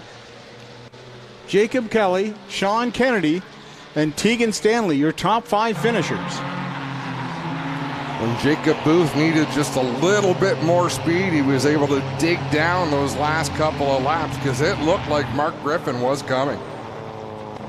There's only 0.278 seconds difference between the first and second place car. And this has to be pretty cool for these drivers. They pull down to victory lane. There's 4 or 5 photographers, a video crew. The gang is all there. This is not the average race day for a lot of these drivers. And this is why also you'll get drivers coming to visit. I mean, maybe they don't have a bone stock class this weekend at their home track. Why not come to Peterborough Speedway and get a little bit of screen time? And that's what makes racing fun, being able to go from track to track. You know, you support your weekly track, but like you say, when a track has a week off, you might haul somewhere else like Peterborough and take in a night of racing and wind up in victory lane. Ben Hodgson getting the microphone from Clinton Jeffrey. He will take over. Let's send it down to Ben.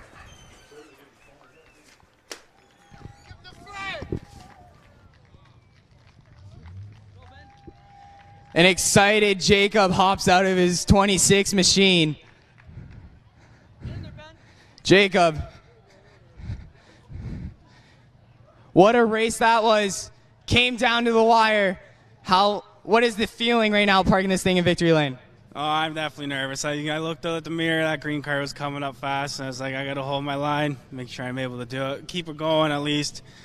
It's nerve-wracking. I'm shaking, so it's going through me, the adrenaline right now. It's a good adrenaline rush I like.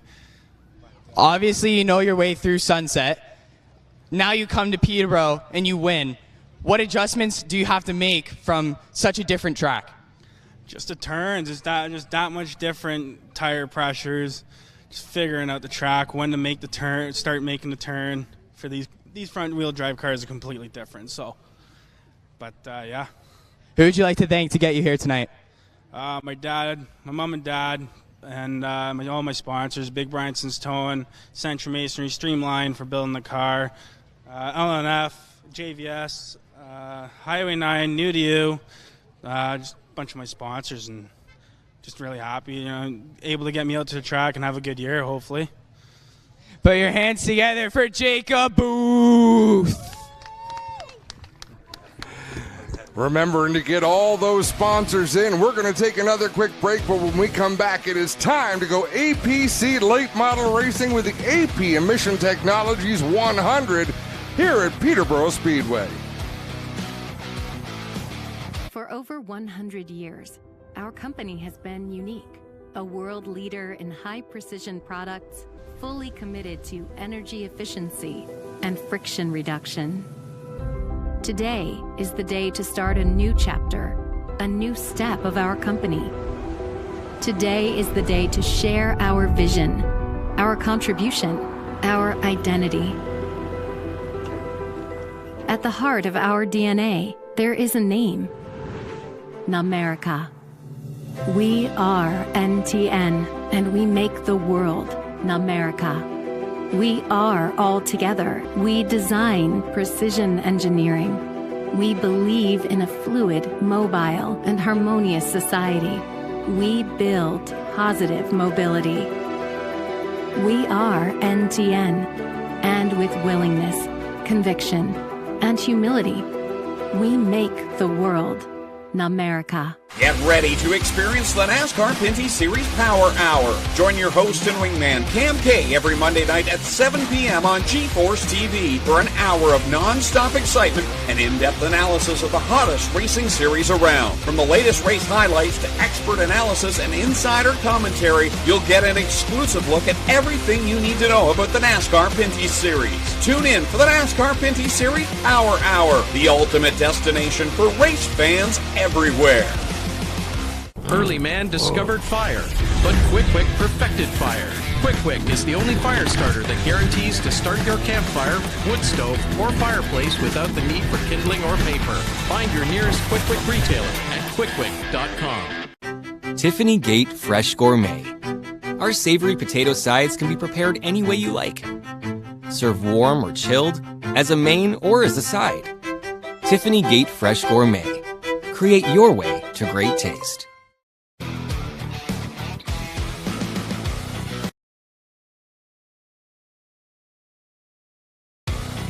The APC series on GeForce TV is brought to you by Tiffany Gate.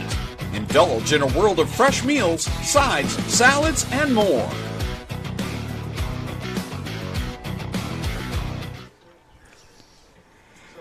Welcome back to Peterborough Speedway, where crews are making their way down onto pit road in an orderly fashion. We're just discussing some crew altercations over the years. The ones that always got me, you remember Mark Patrick used to drive Cascar? Yep. And his crew, like him and his brothers, like they're all the size of a small mountain, right? Like if there's one crew you didn't want to mess with, it was those guys. Well, the trouble with some of these crews is people jump from crew to crew, one year to the next, one race to the next. You could wind up punching somebody that you were having beers with the week before or sharing a ride to the track with. But I guess that's nothing unusual, is it? You know what? Doing kids' go-karts up at Grand Bend for years, I could always appreciate after the night when two parents would be yelling and screaming at what happened with the kids on the track, and the kids are over playing catch or sharing ice cream. Yep, that's how it works. So what is going to happen? They will bring these cars out onto the front straightaway and stage them here on the front stretch. I got Josh Dottie here. Josh, you guys get ready. What's going through your mind right now as we start to prep and get ready? You know you got about 20 minutes before it's go time. Is this chill time? Is this mental preparation time? Is this joke around with the crew time? What's going on right now? A little bit of both. Obviously, you try to keep it light with the guys and just trying to play out different scenarios in your head, how the race is going to start and where we're starting and if the tires are going to come in for us. And, hopefully we can get it turning here and get up to the front. What do you make of this traction compound we're hearing about on the outside? It's hard to tell. Like, obviously, in practice, you can pick a lane and go with it, right? So we haven't seen a lot of side-by-side racing or practicing yet, so the race will tell. How's Peterborough? Is it a place you like, Josh? Like, we heard a lot of guys last week say they were excited to get here. Part of my mission today was to find out why you guys like this place. What is it about Peterborough? Yeah, Peterborough for me, it's a long haul. I really love coming here to support JP, and he's done a great job with the facility and all the crew and the staff that he's got working here. So yeah, amped up to come here every year, but hoping we can keep the top 5 finishes going. We had a 5th here last year, and hopefully we can get up there and get a podium or possibly win the race. Right on there you have it from Josh Dottie, guys, as he tries to prep to get ready to go. Hey, Clint, if you don't mind, I'd like to know if these drivers watched that Superstock race, because I'd like to hear what their thoughts were on the choose rule. Adam wants to know if you watched the Superstock race and what your thoughts were on the choose rule. Yeah, it's going to definitely make for some excitement. I did watch it. I was really pumped to see Nagy win that. I would have loved to have seen a Ford win it with Lane, but the choose rule is definitely going to come into effect here. More tracks than ever, probably this one. So it's going to make for an interesting race. Good luck, Josh. Go get ready. Josh Dottie, guys, getting ready in the 17 car. He's ready. He's got his bow tie on his suit and everything. I love that suit. That's fabulous. There's some great looks out there. He can go racing or he can go to the banquet in it. Either one. I hope he does. I hope he wears that to the banquet. Well, I got J.R. Fitzpatrick here. J.R., we saw flat-out butt kicking last week. It seemed like you're on a mission to kind of show that you're the champion, you belong to be there. We saw a great run from you here last year. What's coming up in the next 20 minutes for the 84 team? I think we're going to be good. We kind of had a tire issue in qualifying there. It grew a lot more than we expected, and at least it's just a small adjustment. We'll be good in the race. Just going to ride around, kind of let everybody shake it out, and we'll work our way forward. Where are you starting? We're going to start 11th. So, unfortunately, I didn't make the invert for the first time in a while, so it'll be a good show. You tell me you're going to ride at 11th. I call BS on that, man. Okay, maybe a lap. We'll be up to 7th. There you have it. J.R. Fitzpatrick, defending champ and the most recent race winner, says it's go time from 11th, guys. I'm glad you caught that, Clint. I noticed the same thing, but you get that story from a lot of drivers. I think they even mean it when they say it. They're just going to ride till the green comes out. They just don't do it. It's the execution part where, and thankfully, they get up on the wheel and they want to move. I don't know how excited I would be to be Blair Wickett right now, having an angry Sean Chenoweth alongside. And I know Sean's not angry at Blair, but still. He's had about 45 minutes to settle down, though. Oh, I'm sure. Yeah, I'm sure he's cool as a cucumber. Probably had a tea. Went back to the gym. Yeah, Back to the gym, looked in the window. Sean's a pro. He'll separate one from the other.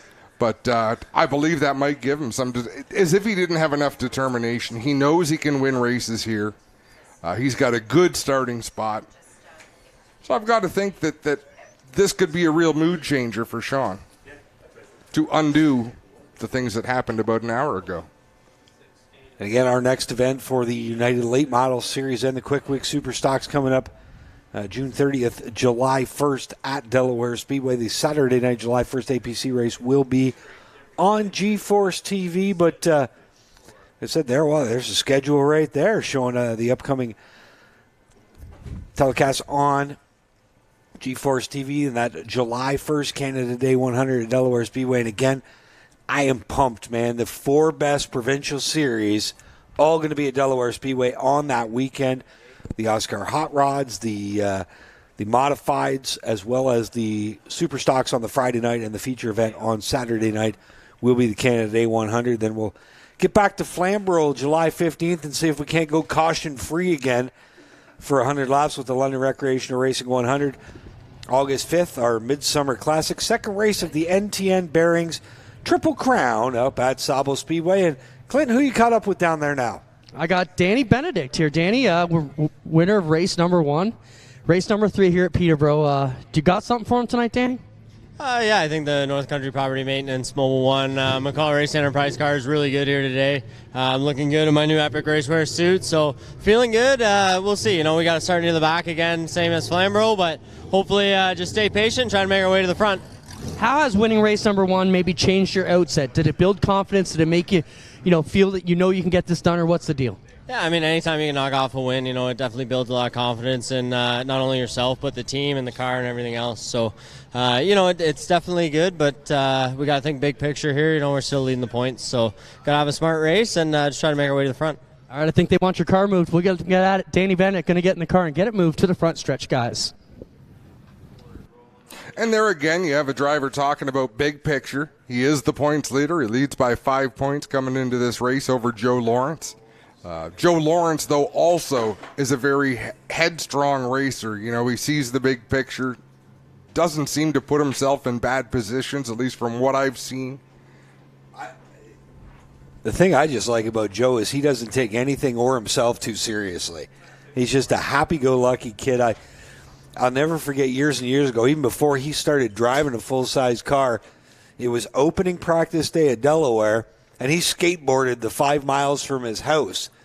And all of a sudden he shows up. He's a 15-year-old kid at the window wanting to buy a pit pass to go watch practice. And he rode his skateboard to the racetrack to get there. That's what it's all about. I've got a kid who likes the races a little bit. He worked until 3:30 in Burlington, jumped in his car to drive up here to take it in. So he's going to be getting after it soon again too. In that Canadian Vintage Modified? No, the engine has been pulled out of the Vintage Modified. It now powers a crate sprint car. at Ohsweken, so there'll be some testing going on there. Clinton, Jeffrey, who do you got? I got Shea Gamble. Shea's not having a great day. Engine troubles is taking this APC car not where you want to be today. Shea, what's the story here? Yeah, we had a little bit of struggle in practice here. We got the handling of the car working pretty good, and then during that qualifying session, the seemed like a little bit lazy on me, and it kind of was really to how the car was kind of reacting during the practice sessions. But no, we'll try to keep this number 3 APC Canusa car pretty clean, hopefully through Peterborough here. And I think AP exhaust emissions for sponsoring this event, and hopefully see me at the end. Hopefully we don't burn the right rear off this thing. I got no power to, so hopefully see us at the front. All right, there's Shea Gamble going from the number 3 car here tonight, guys. Hit a good run going at Flamborough until the late stages. I believe it was a tire issue. Put him back in the pack. Didn't get the finish that he probably deserved that day, but still finds himself in the top 10 in points here tonight. And I gotta throw a quick shout out, Adam. I know you know I run a road race team, and a couple weeks ago we had 3 prototypes racing at the unofficial 24 Hours of Le Mans, and one of the teams came home with a victory. So congratulations to the Left Turn Only Motorsports guys for picking up a win at Virtual Le Mans a few weeks ago. Well, guys, I got Glenn Steyer. For these late model cars starting to get more time at it. Sprint car's been the forte, but what's been the toughest thing to learn here on the blacktop, Glenn? Is it patience? Is it being calm? Because your balls to the wall in that sprint car. Yeah, that's a big thing that I talk about is in a sprint car, you're flat footing it, and the harder you drive it, the more the car likes it.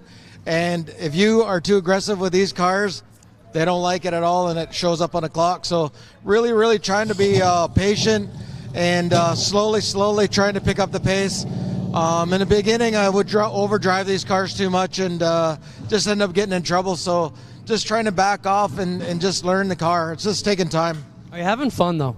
I love it. Just to ride around with these guys and being to all these different tracks, it's really a lot of fun. It really is. There you have it, Glenn Steyer's owner of Ohsweken Speedway, getting his craft done here on the blacktop, guys. And even yourself, Clinton, as a general manager of a racetrack, every time you visit another facility, you pick up things that they do there and things that work well and things that, I could do that at my place. I already made a note to us, Adam, for our talk show on Tuesday to talk about the gentleman's rule here. And that's one of the things, we've seen all kinds of stuff, be it rules, be it how they do their 50-50, how they serve food. You're so right. We can pick up so much by watching what the other tracks have going on. Glenn Steyer's the last car in line, has left pit road, so we will soon be ready to get things underway with pre-race festivities.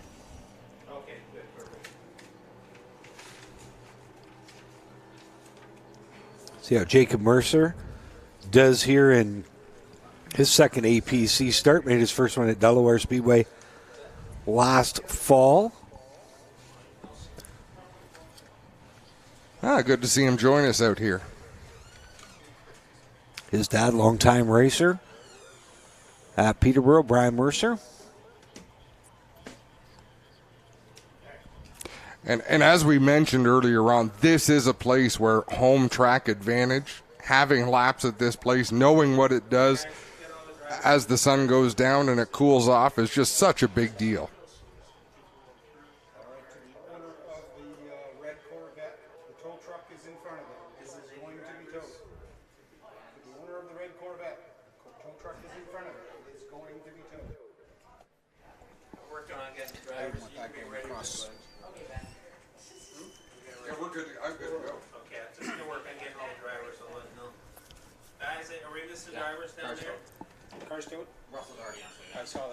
Just collecting the drivers.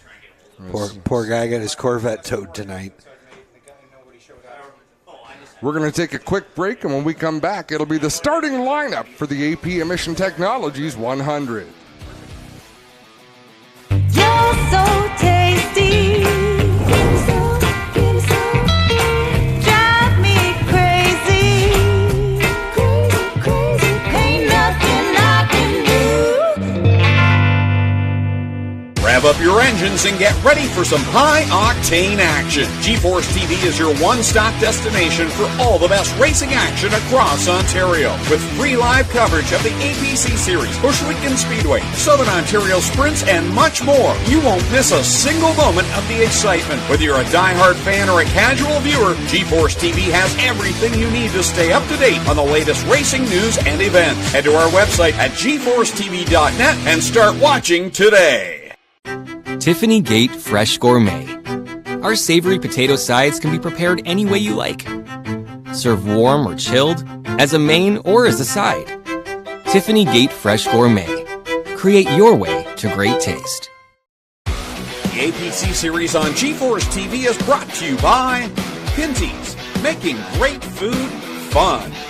And by Quick, the world's best fire starter.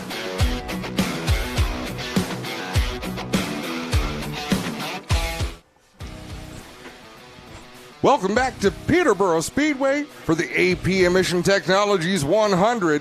It is time to meet the starting lineup. Rolling off 19th from Ohsweken, the Ohsweken Speedway, Glenn Stiers Racing, number 0, Glenn Stiers. 18th from Port Hope, the Science Flooring, Durmac Precision Tooling, number 81, Jacob Mercer. 17th from Dundas, the SDR Seating, AJ&J Furniture Incorporated, Stage It With Style, number 74, Eric Dellariva.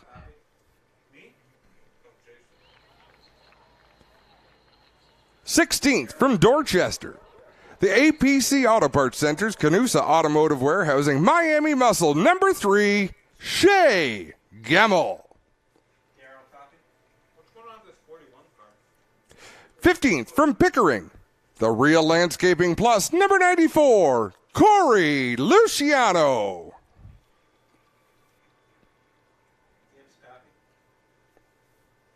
14th from Guelph, the Burn Workwear, PV Mart 72, Junior Farley.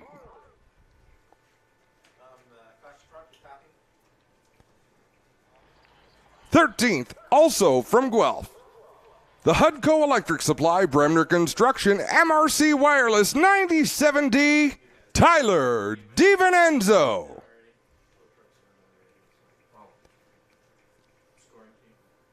12th from Chesley, the Canadian Flat Roof Systems, Ridgeline APC number 17, Josh Stoddy.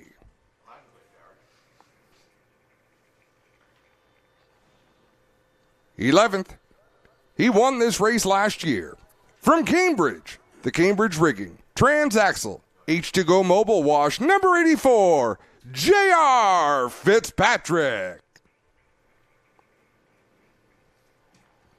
Now, race fans, your top 10. Starting on the outside of row number 5 in the Holdaway Motorsports, number 41 from Grimsby, Trayton Lapsevich.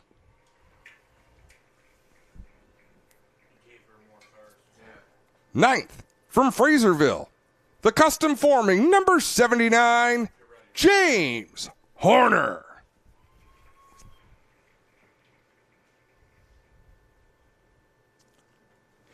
8th from Orono, the North Country Property Maintenance Mobile 1, B&W Enterprises 54, Danny Benedict.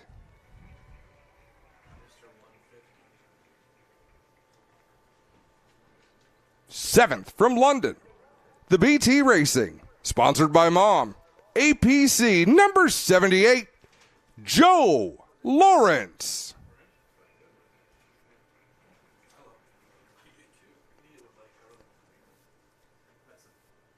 6th from Mount Bridges, the Pride Seeds, Vibrant Farms, Cameron Crane, number 52, Jake Sheridan.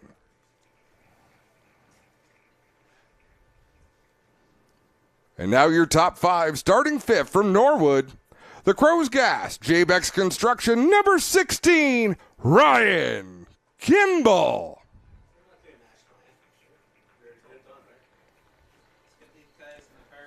Second row on the outside from Milverton. The Quick Fire Starter, A.W. Millwright, Stewart's Equipment, APC, Pennzoil, sponsored number 22, Kyle Steckley.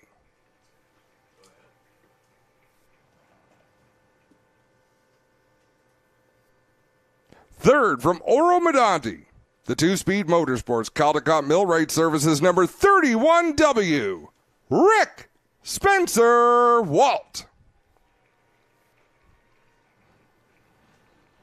And now your front row, starting second from Drumbo, the London Recreational Racing, Route 19 Auto Parts 2-Speed Motorsports 89C, Sean Chenoweth.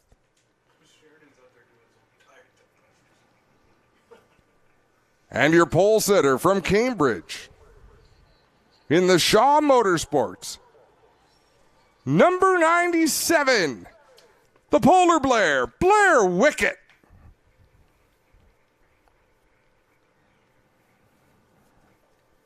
That is your starting lineup for the AP Emission Technologies 100. The anthem was done earlier in the night. All that's left to do is for these drivers to strap into these race cars, and it'll be time for 100 green flag laps. They ran last Saturday night, Flamborough Speedway, the bull ring of bull rings. They went green to checkered, no yellow flags. Second time in the series history that has happened. The other time was at Sauble a number of years ago. Are we going to see that tonight? I would bet probably not. But you never know. You never know. Weirder things have happened. I have no comment other than knock on wood. It can be done. These race cars handle very well. These race car drivers know what they're doing behind the wheel. And a few of them know this track very well as being track regulars here. It's going to be a fun show. Blair Wickett, he has had speed everywhere we've gone, even the last 2 seasons. Lady Luck does not often shine on Blair Wickett, but he's got a great starting spot out here. Sean Chenoweth, 2 victories here at Peterborough Speedway in the APC series. I mean, you look back through this field, you've got to go a long way before you see a car and you think, I don't think they've got a shot to win tonight. You've got to go a long way back in this field. Frankly, I'm looking at people that are at the back of the field, and I've seen them win here at Peterborough Speedway. So, yeah, you're right. This is a field full of champions and talent, end to end.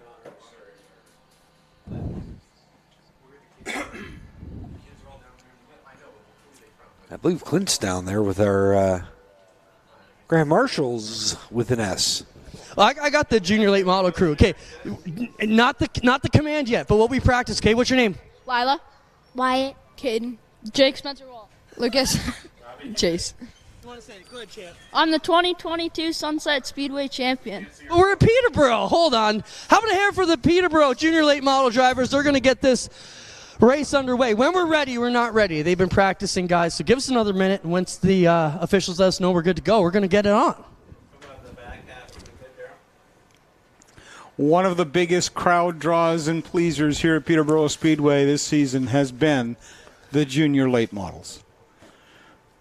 Little go-kart style cars that they have a lot of action out here. I mean, if you haven't seen it before, it's pretty impressive. Yeah, they put on a good show on a small track like this. And for years, I worked at Grand Bend Speedway, a little quarter mile where it's 9-horse and 6.5-horse Honda motors. They had mini trucks. They had junior late models. Absolutely great place for kids to get started, that's for sure. Well, we have certainly the class of some year coming very soon of racers. How many drivers can you name in this field, Jamie, that started in junior late models? Definitely Joe Lawrence. Sheridan started on the dirt. 22 Steckley. He started in a junior micro sprint up at Grand Bend. I believe Stouty started in a late model. I know JR started in a late model at Delaware Speedway for sure. As I worked my way back, DiVienzo, I believe he comes from the Kitchener-Waterloo Karting Club, and same thing with Junior Farley. the 3 of Gemmel. He cut his teeth at Grand Bend in a junior micro sprint. So a lot of these drivers got their starts when they were young. You know, they didn't just turn 16, get a driver's license, and decide they wanted to be race car drivers. I mean, most of them have been racing since they were 8, 10, 12 years old. That's the old-fashioned way to do it. Get a driver's license and then decide you want to race something. Do we have any of those in the field? Glenn Stiers would be one who didn't start until later in life. That's it. Sean Chenoweth is probably another, because he would have been at the racetrack with his dad, Bob Chenoweth. So I don't think they ever raced anything smaller. Don't know about Rick Spencer-Walt, if he came up as a go-karter or... Hey now, big people once fit in go-karts, Nathan. I've seen it. Getting out's hard part. I've seen big guys in little go-karts. Some communication going on down there with the powers that be. Some of those little cars would be like, you know, watching Jeremy Clarkson get out of a Formula E car. Okay, go ahead. All right, it's about time, fans. Are you ready? Junior late models, is that a good enough response? We need to hear more from them, right? Fans, are you ready? Good? All right, you guys know what to do. How about a hand for the late models? Junior guys are ready? Ready? You know it. 3, 2, 1, let's hear it. Drivers, start your engine! All right. Good job, guys. That was pretty aggressive on the start your engines, but they're all started now. Yeah, there was some intensity there. I like that.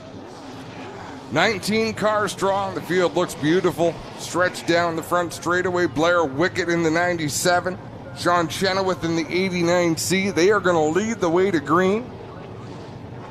The outside of row number 4 is where we find our points leader, Danny Benedict, in that North Country Property Maintenance number 54.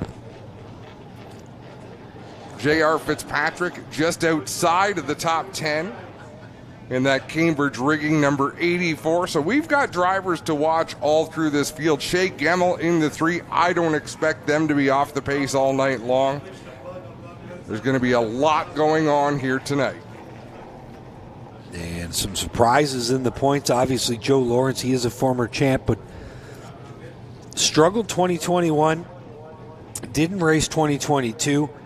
Sitting second in his return to the series. Eric Della Riva, who we spoke with earlier. And Tom Gibbons came into tonight 6 in points.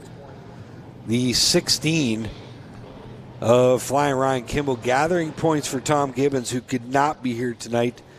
And we definitely miss seeing that 10 out here at Peterborough Speedway. Not quite the same without Tom Gibbons around. One of the nicest guys you'll ever meet, and a blistering start to his 2023 campaign. So congratulations to Tom on a couple top 10s. And I got a note to say Josh Dottie was a mini truck racer up at Varney. There we go. So we're going to pull up our ones to watch in this one, and this is no surprise. J.R. Fitzpatrick, our Petro Plus Burger Barn one to watch starting from 11th. And I got a message from a good friend, Pete, watching us from his hospital bed. Pete, you heal fast, get back home. Race fans, get up on your feet, grab your hat, grab your program, grab whatever's nearby. Give these drivers a wave. They will be waving back.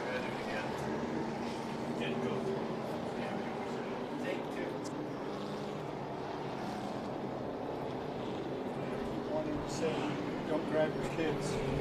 Wave your kids. Yeah, Pete Terry, watching from his hospital bed, and get better fast, Pete. Glad we could be there for you. So glad for these fans to come out on a beautiful night in June. It doesn't get much better than this. To take in 100 laps of APC late model racing. Frankly, we haven't really had a bad race night at Peterborough Speedway yet this season. No, and that's great to hear.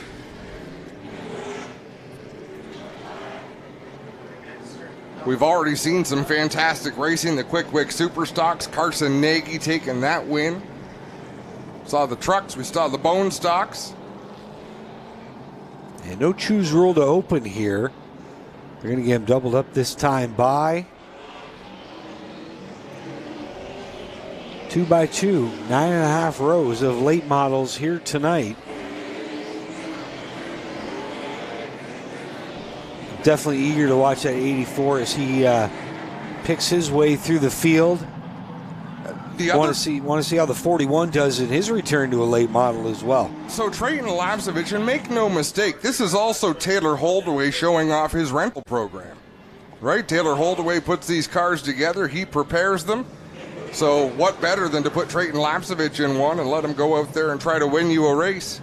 Brian Dart from Dart Heating and Air Conditioning up in the flag stand. Sean Gibbs putting him in position with the green flag. Just don't drop it. That's all you got to do. Just don't drop it. Blair Wickett in the 97 on the inside. Sean Chenoweth in the 89C on the high side.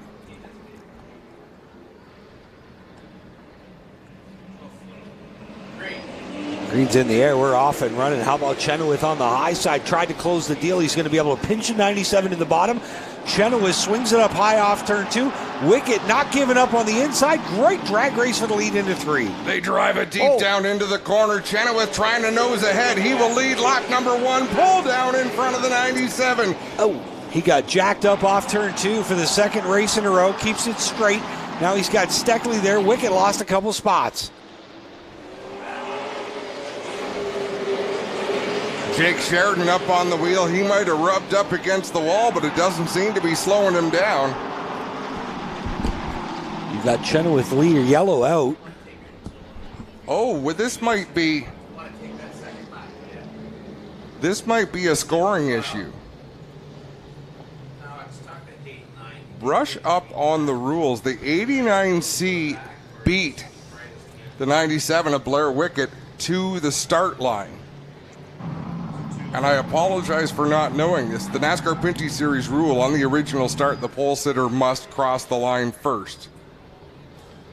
Now the race officials are pretty busy, but I am going to assume that is what has gone on here. The pole sitter did not beat the second place car to the line. That is only a rule on the initial start.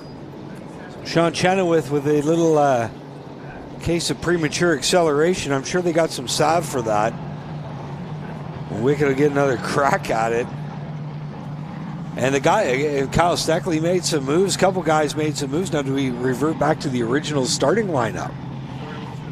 Well, that's a great question. So I would think it would be a complete restart, but I don't think that's going to be the case. So, Hey, are we going from lap 0 now?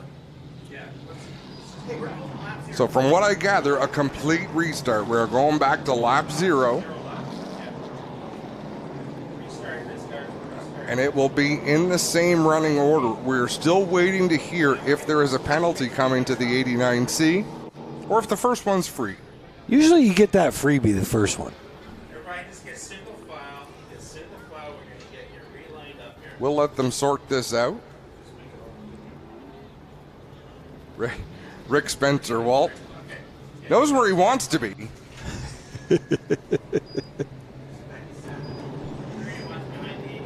Knowing Rick Spencer Walt as well as I do, I would let him. Wherever you want, sir.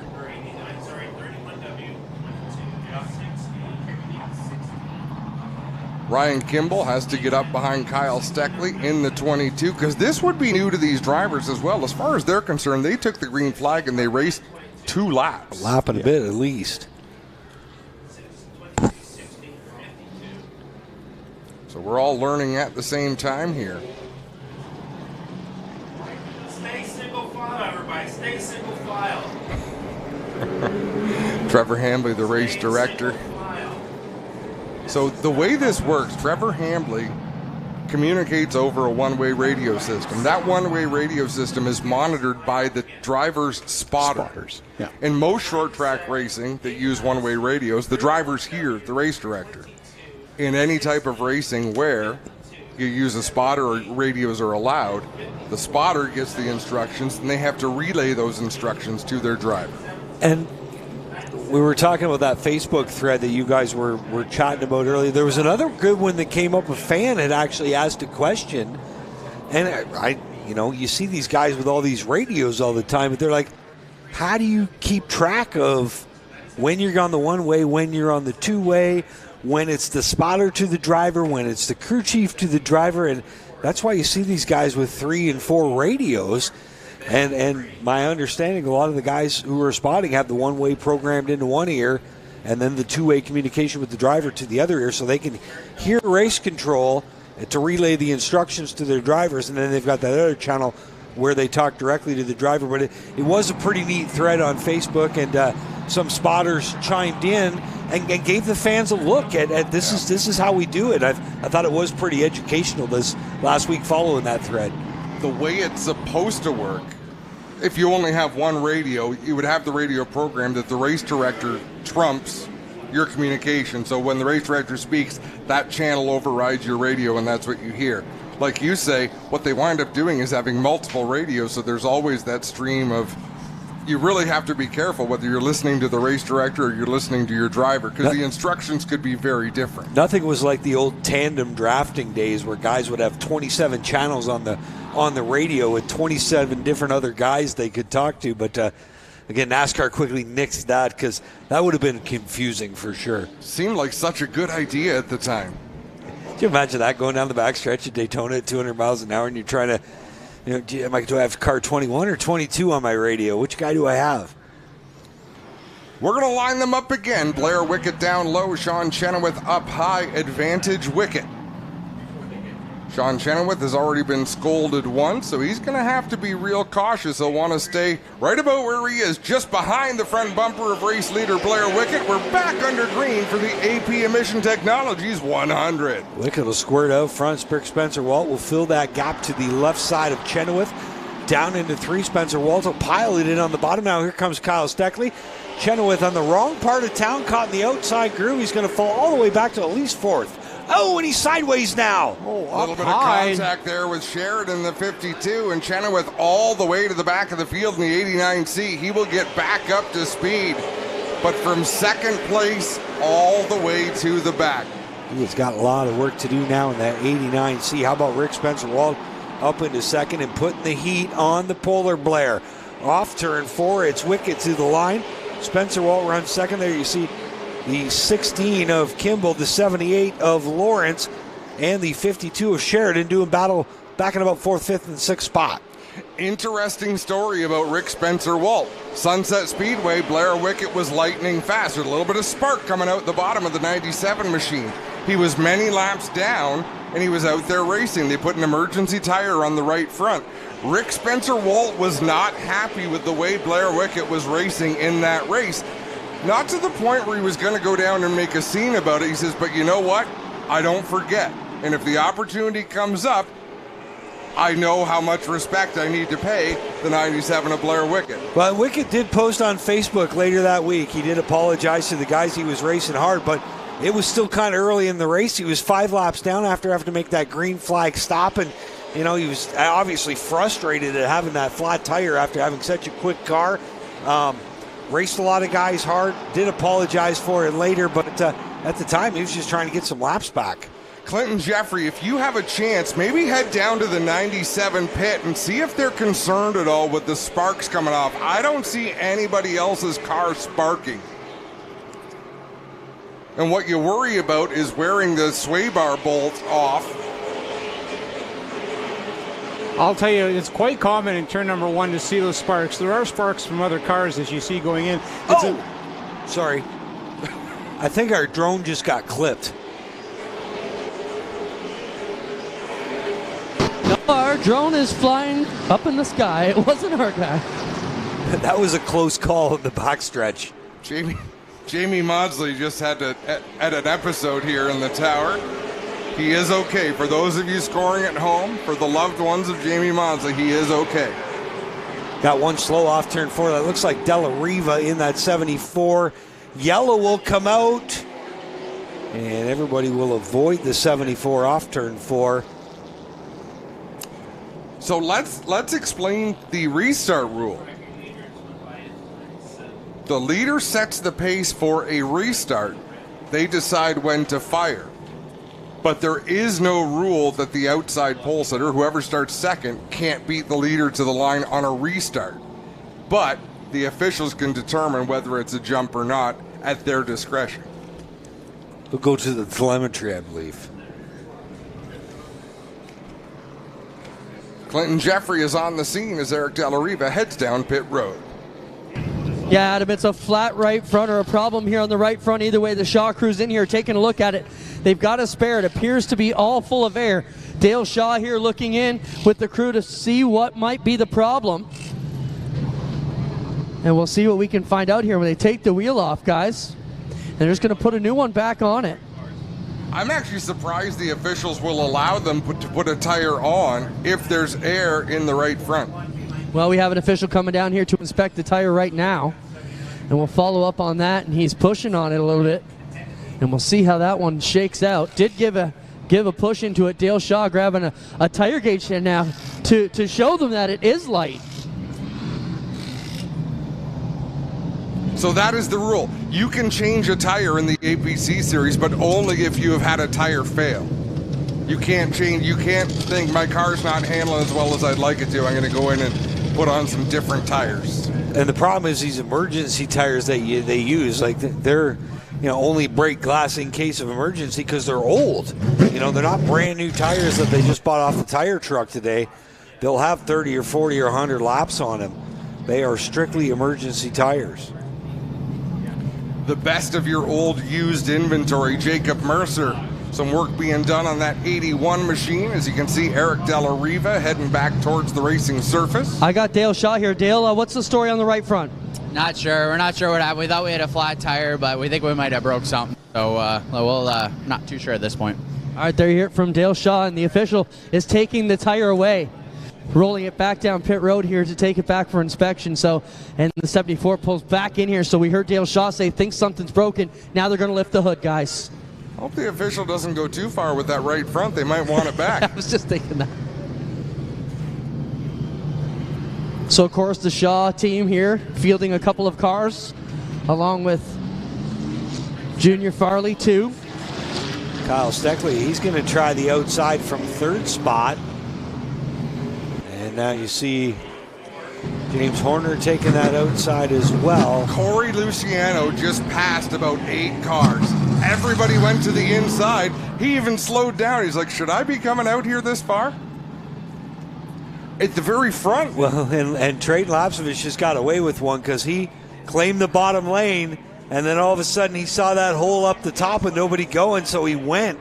He did not choose at the start-finish line. He chose about halfway coming out of turn 2. And they caught the him. officials caught it. 41 needs to be behind the 84. Yeah, it's going to cost him a couple spots. He should be behind J.R. Fitzpatrick. It's the same rule they use for the Legends. They have to choose at the line, at the start-finish line. They can't choose on the backstretch. He was just kidding at the start-finish line. And he was just kidding. He's got the message. He's going to pull down behind the 84, and Corey Luciano going to picks up another move spot. Up a couple more.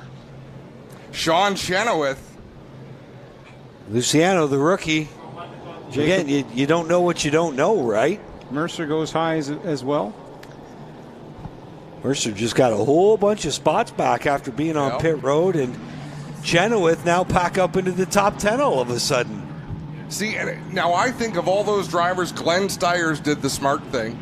He's just out here to get some laps, get some experience, stay at the back. I don't understand those other drivers choosing to be down on the inside, many rows behind, like Shea Gemmel or Junior Farley. But it's their investment, it's their race cars. They know what they're doing. We've got 10 laps complete, 90 laps to go. And with Gemmel, you just wonder, he talked about that car missing. Is that the problem? Maybe that's why he didn't jump up there. Blair Wickett has the field under his control off turn 4. Steckley on his outside, green in the air, and the polar bear blasts off into turn 1, your leader again. And he had Kyle Steckley way up high on that racetrack.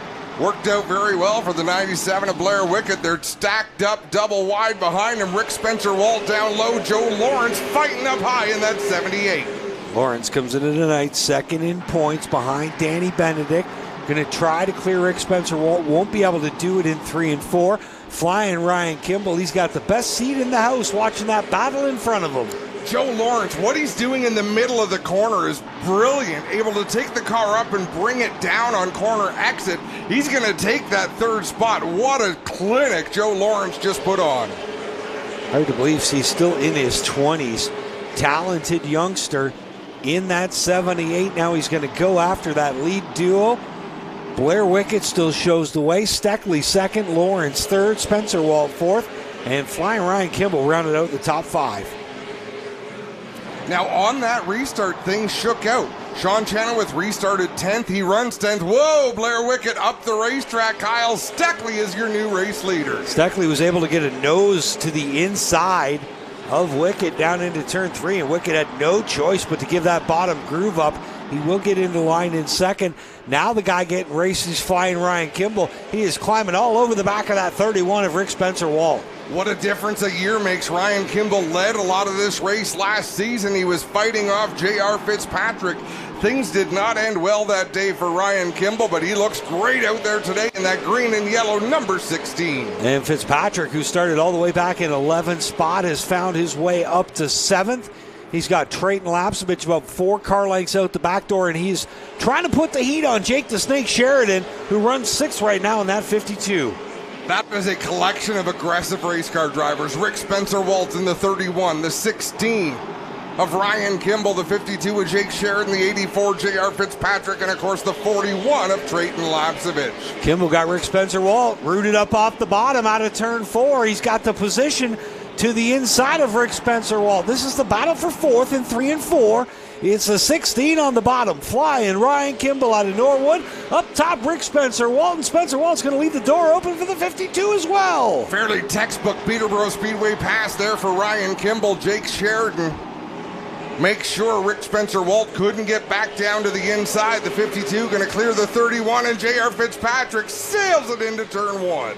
Fitzpatrick didn't want to leave that or let that door close.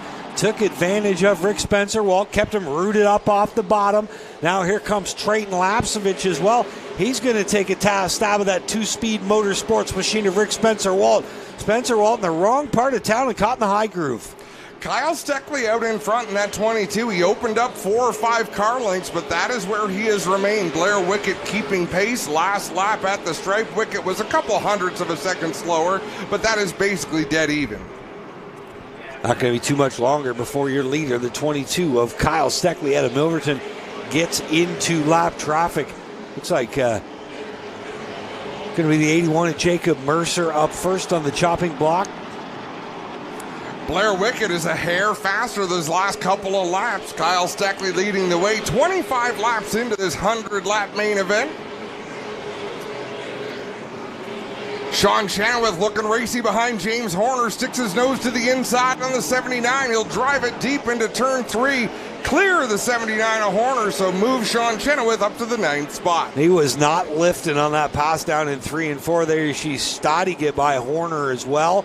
They've shuffled the 79 back 3 spots, and we got one slowed up in turn 2. That's going to bring out the caution in turn 2.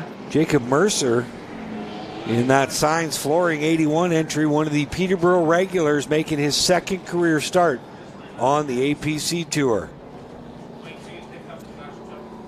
And as I look down through timing and scoring, Kyle Steckley ran a 13.9. Junior Farley, running in the 16th spot, ran a 14.0 that last lap. I mean, this whole field is running very similar lap times. We may go a long ways without seeing lap traffic for these leaders, but Kyle Steckley in that APC number 22 leads the way. Looks like Mercer is going to go pit side. James Horner down pit road as well. Clinton Jeffrey is halfway down pit road.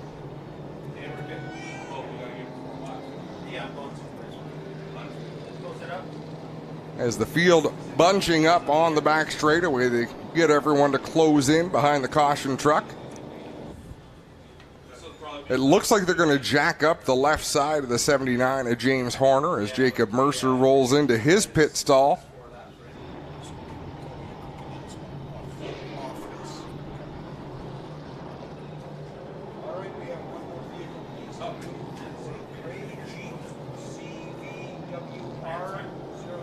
Well, guys, working here on the 79 of Horner. They're looking under the left side in the engine bay here. Not sure what the problem might be for the car. But whatever it is, they feel not bad. They've got the hood back on. And we'll see how this one plays out for Horner. Looks like they have maybe made an adjustment or looked at what might be wrong. I wonder if they were putting a spring spacer in there or something. The choose rule in effect. Joe Lawrence opts to the outside. He'll go from third to second. Jake Sheridan goes up to the fourth spot. Trayton Lapsevich up to 6. Josh Dottie going to make a big swing in that ridge line number 17. And Sean Chenoweth wanted no part of the outside groove that time. Well, Jacob Mercer here on pit road, guys. Still problems with him. They've got the hood off here on the 81 car as well. They're not sure what's wrong with it, as it's just out of power. Oh, and that's a frustrating thing to go through. Not a lot of time during these yellow flags. Kyle Steckley going to lead the way. He will fire first on this restart, but Joe Lawrence, we saw him execute a brilliant pass on the outside. Can he do it to Kyle Steckley? Couple of talented youngsters on the front row. Steckley fires first. Lawrence on the top side. Wicked in the mix as well. Don't count out Sheridan, and Flying Ryan Kimball in 5th. Joe Lawrence trying to maintain position up on the high side. Kyle Steckley closed that door. Joe Lawrence wedges himself between Steckley and Blair Wickett, and then Jake Sheridan moved Blair Wickett up the racetrack. Sheridan up to that third spot. Sheridan was almost clear of the 16, fought his way down there, then dove to the bottom of Wickett. What a run by Jake the Snake in that Pride Seats Cameron Kane, number 52, up into third. Some contact made between J.R. Fitzpatrick. And it looks like the 41 of Trayton Lapsevich. 84 beating on that back bumper now. J.R. Fitzpatrick trying to find some clear racetrack to challenge that 41. Whoa, Blair Wickett just overshot turn 3, moves up the racetrack. That allows Kimball to the inside. Wickett able to close the door down into turn 1. Steckley leads Lawrence second, then is about 5 car lengths back to Sheridan, 3 more car lengths back to Wickett, who's currently trying to hold off the 16 of Kimball in 5th. J.R. Fitzpatrick, that car does not look planted to the racetrack. That is sliding around out there, I'm sure more than he would like. Looks like he's got it back under him this lap. I just think that thing's loose coming out. It looks like he's swatting flies behind the controls of that 84 as he runs 7th, Stoddy 8th. Hey, how about Shea Gemmell? Started deep in the pack, had a bad miss in qualifying. He's fought his way up to 9th now. Well, he moved up towards the top 10 on that restart by choosing the outside lane. Sean Chenoweth looking to the inside of Rick Spencer-Wald. He's got a nose to the bottom down into turn number 3. He's got Danny Benedict falling right behind him in the 54. Who would have thought your point leader would be having a night like this? Oh, they're looking at 3 wide. Benedict forcing the issue. The point leader getting a little aggressive. I'm not sure what the thought process was there. Unless he did something earlier to make Rick Spencer-Walt mad and he wanted at least 1 car between them, but as it turns out, he pulls away just a little bit, gets some daylight between his back bumper and the front bumper of the 31. They're side by side, Ryan Kimball and Blair Wickett in a battle for 4th. Race for 4th continues down into turn 3. Oh, Kimball slides way up in front of Wickett. Takes that Crow's gas bar, number 16, up into 4th spot. Now he's trying to catch Jake the Snake Sheridan. Wickett back to 5th. You still got Lapsevich in 6th. Fitzpatrick 7th. 8th is Shea Gemmell. 9th is Stoddy. And rounding out the top 10, the 89 C of Chenoweth. I'm not sure where Tom Gibbons is tonight, but he is cheering on the 16 of Ryan Kimball, who is earning points for the 10 machine here this evening, and he is well inside the top 5. Now your point leader getting racy back there in 11th spot. That's Danny Benedict in the North Country Maintenance, property maintenance number 54. He's working Chenoweth, as you see that battle now heads into turn 3. Chenoweth still trying to fight his way from the back. It's an uphill battle. They get harder to pass the closer you get to the front. Out in front, it is Kyle Steckley as we've got 41 laps complete. Joe Lawrence a little bit faster that lap, a little more than 1/10 of a second quicker was Lawrence in that 78. You got to question just how hard Kyle Steckley is pushing that 22. He's got a healthy 5-car length lead. Is he just keeping that lead status quo and saving those tires on that 22 should he need them later on down the road? You know, if you're racing on a racetrack where you can pull away and maybe trap a bunch of cars a lap down, but I don't think anybody is that much faster than anybody else. So to your point, I would want to save some race car for later on in this battle. We're just shy of the halfway point. Steckley still leads. Off turn 2 there, you see Josh Stoddy doing battle with Shea Gemmell. And right behind them, Chenoweth and Benedict. Again, that is 8th, 9th, 10th, and 11th. That quartet working through turns 3 and 4 right now. Some great APC late model racing deep in the field. And there's your leader, Kyle Steckley. There has been a lot of action on the racetrack. Corey Luciano losing a spot there to James Horner. Horner could see the race leader closing in. Kyle Steckley about to catch the tail end of the field, but we've got trouble. Rick Spencer Walt in the 31 comes up lame in the middle of 3 and 4. Rick Spencer Walt, always a contender, comes into today 7th in points, 12 points back of the race leader, of the points leader, sorry, Danny Benedict. I wonder just what the problem is there on the 31. Normally, if it's a tire down or an issue of that nature, they'll wait for the yellow and then take off to get to pit road. The old lay and pray. Rick Spencer Wald, he's a veteran. He's going to sit there for a little bit longer, make sure that they know there was a problem, and then take off. But he's shaking the steering wheel back and forth a little bit, almost as though he's not sure. For the Jeep, gray Jeep, CVWR 094, the gray Jeep.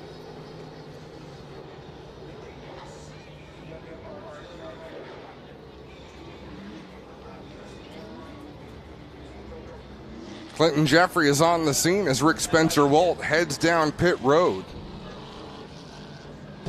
Yeah, we're here, Adam Crew, going to work on the right side, but everything appears all right on the right side. So they jump in the window to see what's up here with the Rick Spencer Walt machine. Junior Hanley here on the scene as well to see what's up. Well, they got one person on the right rear. Somebody reached in there and almost looks like they grabbed the shifter. Jack, come over here if you can.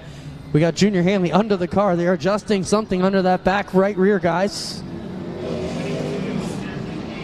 And I can't believe it was just an adjustment. Something took him out up to the upper corner there. I wonder if it popped out of gear and they couldn't get it back in gear or something like that. Yeah, Clinton will be on, and he'll be able to ask that question. Spencer Walt still down there on pit road. They have gone through the choose rule. Ryan Kimball going to restart on the outside of Kyle Steckley. And yeah, interesting to see. Sorry, go ahead, Clint. They are making a right rear adjustment there. You see Junior Hanley doing it by hand as it's jacked up in the air. He's just reaching through the window and putting a whole mess of turns into that right rear. It's almost as though something failed and they're compensating for it. How many turns did you put in? A lot. A lot. And I'm sure Clinton will ask the question. We're about to get the one to go. I doubt anyone will go on the air to say it, but maybe Clinton can get them to whisper it in his ear. They're all giving me the same story, Adam, but what was it? Adjustments. Yeah, sure it was. They said it's adjustments, guys. But I said, you stopped on the track for an adjustment? They said, adjustments. And we walk away. That's their story, and they're sticking to it. They conviction there. When they've got conviction. So it's interesting to see Kimball take the outside groove as well. J.R. Fitzpatrick's going to venture out to the penthouse groove here. As well, Trayton Lapsovich. Trayton Lapsovich up there going to restart fourth, so we're starting to see some moving and shaking. Blair Wickett in that 97. He has moved back quite a ways. 7th right now. He's got the 3 of Shea Gemmel alongside him. And what I don't understand, beyond 8th, everyone is restarting on the inside. Well, there was a comment made that that Rick Spencer-Walt being in the pits and bringing out the caution could not go to the high side.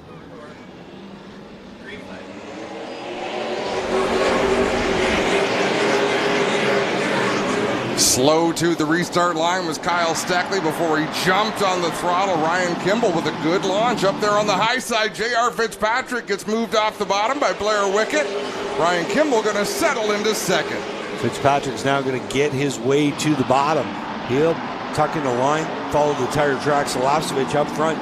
It's Steckley who has held off Kimball for the time being. Now, Kimball coming under fire, a big diamond through that corner, and Lawrence is right there.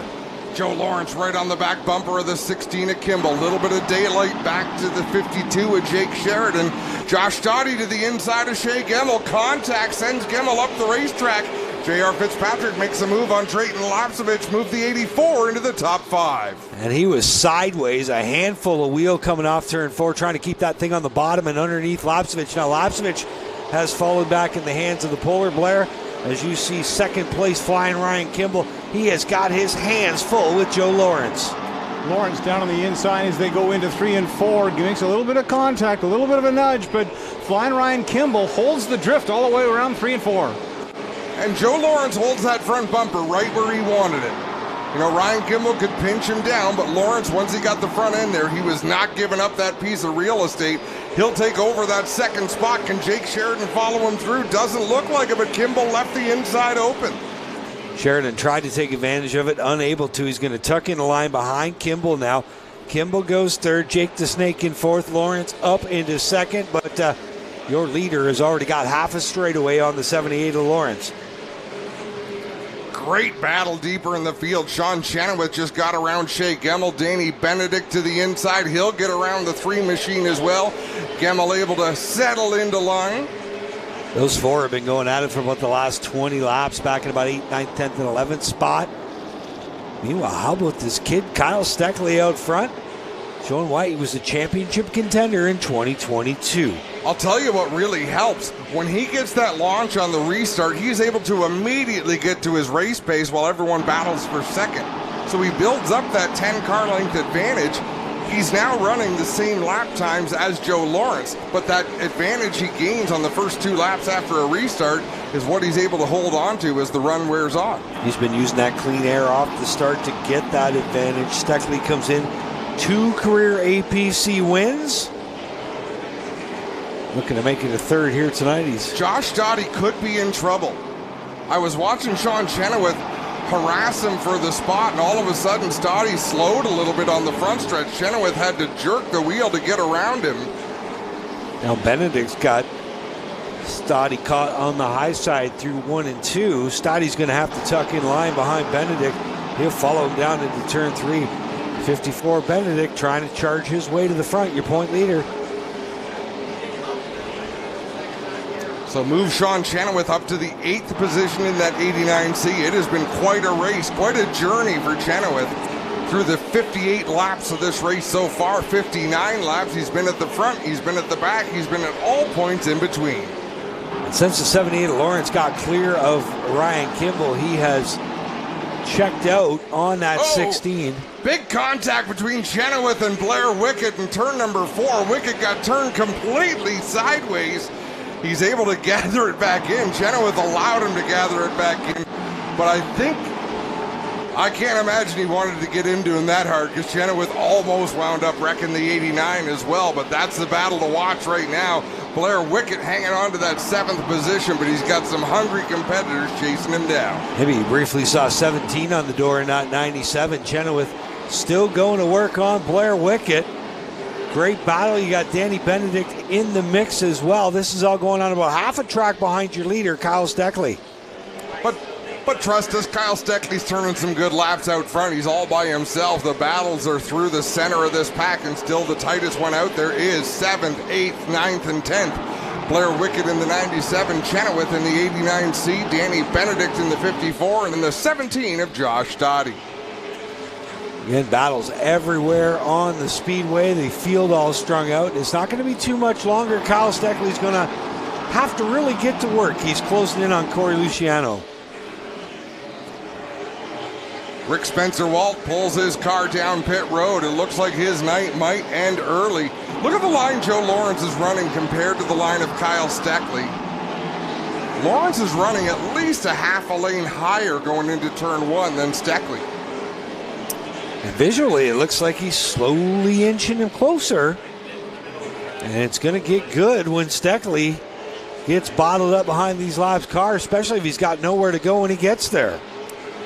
Down into 3 and 4, Steckley goes right to the bottom. And even in 3 and 4, Joe Lawrence is about half a lane higher all the way to the center of the turn. And then he brings the car down into the racing groove. Whatever he has found, he is swapping better laps with Steckley. 1 lap Steckley will be quicker, 1 lap Joe Lawrence will be quicker, but lap traffic will be a factor here as Kyle Steckley has caught Luciano in the 94. Watch Jake the Snake going after flying Ryan Kimball for third. This has been a tremendous battle about a straightaway behind your leaders. The 16 of Kimball still holding it. Sheridan was all over him, but in the last couple laps, 16's been able to get away as your leaders get through that first of the lap traffic. Steckley got through a little bit cleaner over Joe Lawrence. Picked up about 0.3 of a second out there. As we look around the racetrack, still a torrid battle going on for the 7th spot. Sean Chenoweth closing in on the 97 of Blair Wickett. He gets close enough to mount a challenge, and then he drops back a few car lengths and has to build that momentum again. I'll tell you what, you want to know why J.R. Fitzpatrick's a 2-time series champ. We haven't talked too much about him tonight, but he hasn't made any mistakes. He struggled in qualifying, 11th quick, missed the invert. He's raced smart. He hasn't put himself in any bad spots, and now he finds himself up in 5th. This is how champions win championships, making the best of bad evenings. I cannot disagree with that, Jamie. As Kyle Steckley closes in on James Horner, he'll drive to the inside. Horner pulls up to the high side, giving the leaders lots of room. Joe Lawrence gets through in that same corner. Mom's got that motor tuned up tonight. The motor in that 78, owned by Mom, it's working. Question is, does he have enough for that 22? I don't know. Kyle Steckley has been stout since the get-go. 24 laps to go that time when they cross the stripe. Kyle Steckley closing in on Glenn Stiers in the Zero machine. Stiers right down in the racing groove. You don't have to move to the inside or the outside as a slower car about to be lapped. You only have to hold a steady line. See the lead lap car, Steckley now bottled up behind Glenn Stiers. And this has allowed the 78 to inch just a little bit closer. Joe Lawrence is coming. He's closed up to a couple car lengths. Stiers got up off the bottom of the racetrack. Indeed, we can measure in car lengths now. It's about 4 car lengths between 1st and 2nd. The battle for 7th continues to rage. Chenoweth back to the rear bumper of Blair Wickett. Little bit of contact in turn 4. They work down into 1. This time he's going to ship him. Chenoweth hard into the left rear wicket. Got him dumped up off the bottom. Whoa, trouble. Corey Luciano goes around on the front straightaway. Makes contact to the inside pit wall.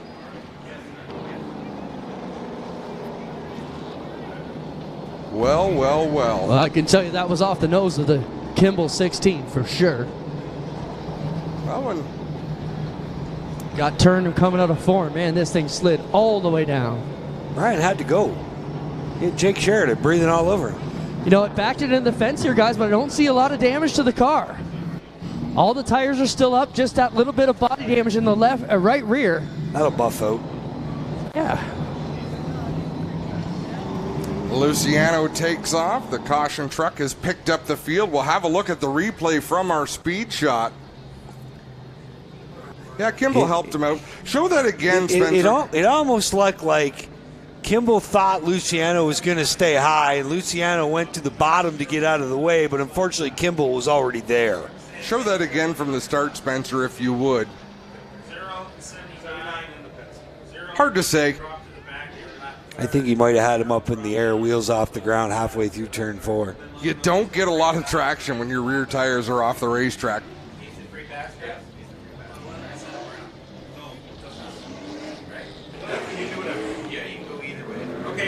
So yellow flag out. It looks like Rick Spencer-Walt out of that 31. I got him here, Jamie. Rick, what happened on the track and what put you here on pit road? Oh, last week we had in tech there, we had a coil kind of frying out of it. I think the wire kind of come off there, but just struggling all day with the sway bar. I don't know what's going on with it. It's a piece of shit. So we'll get her down to junior and get it fixed up. I got to thank Strike Energy, Two Speed Motorsports, Jim Wilson Chevrolet, Buyers Equipment. It's not how we want to run. I'm pretty pissed off right now, but we'll get it fixed up. Thanks for your time, Rick. Dejected Rick Spencer-Walt here on pit road, guys. As you heard Rick Spencer-Walt saying the sway bar just wasn't working right. I'm not sure dejected is the word I would use, but again, we've interviewed a couple of people who aren't shy about telling us their thoughts, and I'll tell you what, we've got some great interviews in Ontario motorsports. There was a time when you'd put a microphone in someone's face and they would, I want to thank this, I want to thank this, it's not our night. Nope. We get the real Bad business. day. Next. Yeah, that used to be the interviews. Now we've got good interviews. Years ago, working with kids, I learned real quickly, if you ask one of these guys a question that they can answer with yes and no, a lot of times that's what you're going to get. Yeah, Clint, what's going on? Just following up the Corey Luciano car. The crew took a quick look at it, but sent him back. Doesn't appear to be anything other than that. A little bit of right rear body damage, guys. And he hasn't had a bad race tonight. And this is how you learn. You got to get out there and run these races. Oh, they're putting the 16 of Ryan Kimball to the back. Wow. That is a tough break for flying Ryan Kimball. He is going to be none too happy. Well, he was definitely an involved car from what we could see. It's tough to measure intent. But Kimball will head to the tail end of the field. Look at how close to the front now. J.R. Fitzpatrick, Trayton Lapsevich, Sean Chenoweth in that 89C. So as we look at a super slow motion replay, it's fairly hard to see it any other way than the 94 went around because the 16 pushed him off of turn 4. Now here, this is the question. What's the choose going to look like? Is J.R. Fitzpatrick going to be okay back there at 4th? Wow, he stays to the inside. So does Trayton. So does Blair. Sean Chenoweth going to restart in 4th. Danny Benedict just went from 9th to 6th.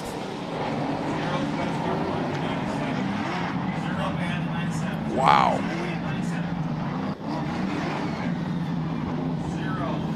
On this restart, we're going to enjoy the sights and sounds of the APC Late Model Series with a quick fire it up. And they're going to be just a minute here. They got to get Glenn Stiers in the right position. He took advantage of the choose rule, but he was the lucky dog, which means you got to start at the tail end of the longest line no matter what, or at least in front of the accident cars. Makes sense. Trevor Hambley says 1 to go at the line, and then it'll be a quick fire it up. We only got 20 laps left to go. Kyle Steckley, the race leader. Joe Lawrence going to restart in the 2nd spot. A little under 7 miles of racing to decide the AP Performance Emissions 100 here tonight. Sean Chenoweth was dead last. He was first on the first restart, or the first start that didn't count. And then he was dead last, and he has fought his way back to the front. He will restart in the 4th spot. Quick, fire it up.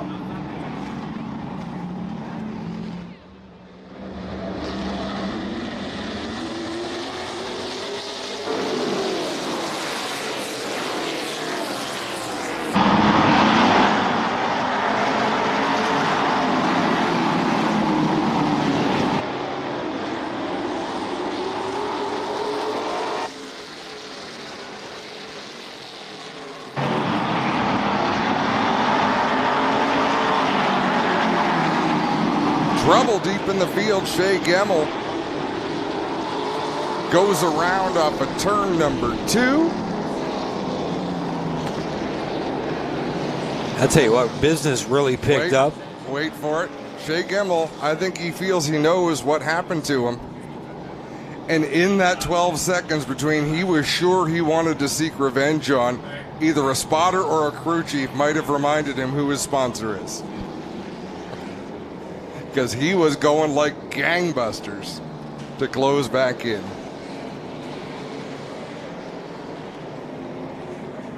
And again, we saw some pretty aggressive racing there on the restart. 84 in the 89C, Chenoweth and Fitzpatrick going out at it. And Trayton Lapsevich, him and Danny Benedict getting physical as well. It's that time as we have a look at this replay on the back straightaway. Hard to see at that distance, but thankfully, nobody else involved. Nobody got collected. Corey Luciano in the 94 going to get the free pass. Let's take you through a field rundown with 80 laps complete. Kyle Steckley is your leader in the 22. Joe Lawrence in the 78 is second. 52 of Jake Sheridan is third. The 89C of Sean Chenoweth is fourth. Fifth, the 84 of J.R. Fitzpatrick. 6, you got the 54 of Danny Benedict. 7th, Trayton Lapsevich in the 41. 8th is Blair Wickett in the 97. 9th is Prime Time Josh Stotty in the 17. We're going to get the top 10 Shea Gemmel, but that is going to change as he was involved in that accident. Junior Farley scored 11th in the 72. Tyler DiVincenzo 12th in the 97. Then it's Glenn Stiers in the 0. Ryan Kimball in the 16. They are all on the lead lap. And then Corey Luciano in the 94 will run 15th, and he is going to get back onto the lead lap. So 15 cars on the lead lap. So the 72 of Farley has been penalized for that. And the PV Mart machine will go to the back, as will the 3 of Shea Gemmel. And they can get reacquainted in the back of the pack.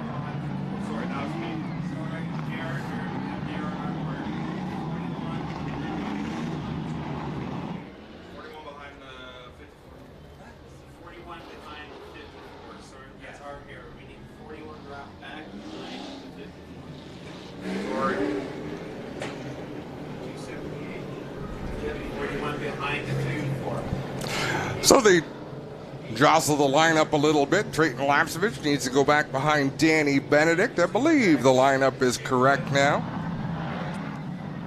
We'll see how this choose cone works out.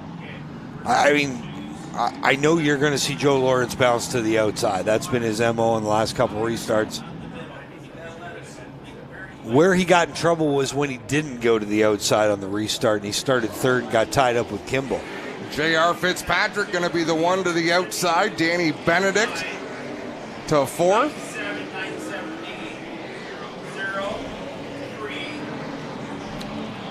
I had a feeling J.R. Fitzpatrick was going to try and do that. If he could start in the front row, he would definitely go on the outside. Man, that rule is shaking things up so much. That is so much fun. For me, not for them. Well, you know what? As soon as NASCAR announced they did it, I went kudos. I think it's great. And the fact that it's trickled down to short track racing, absolutely phenomenal. Just we did it at Delaware years and years ago for a couple year period, and then it kind of went away. But absolutely thrilled that rule is back, and it just changes everything on every restart. 20 laps to go. Kyle Steckley will lead the way to the restart. J.R. Fitzpatrick on the high side in the 84. We're back underway. Steckley through 1 and 2. He's got Fitzpatrick on the high side. Oh, we got one exit stage right. Looks like the 3 in the 72. Heavy damage to the right front of Shea Gemmel's car. Junior Farley's left front is turned hard to the right. Looks like they're calling for some tow trucks. Junior Farley doesn't need no tow truck.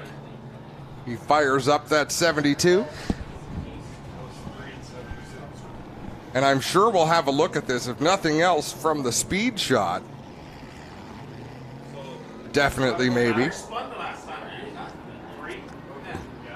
That is a big pile of fluid out from under the 3 machine.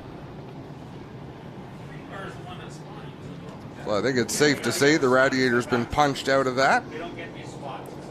You'll have to get a new Spectre Premium rod for the Spectre Premium 100 coming up Canada Day weekend. Nice segue. Like that? Slid that one in there. Tough break for Shea Gemmell. We'll have a look at the replay. You're going to have to look all the way to the left of the screen.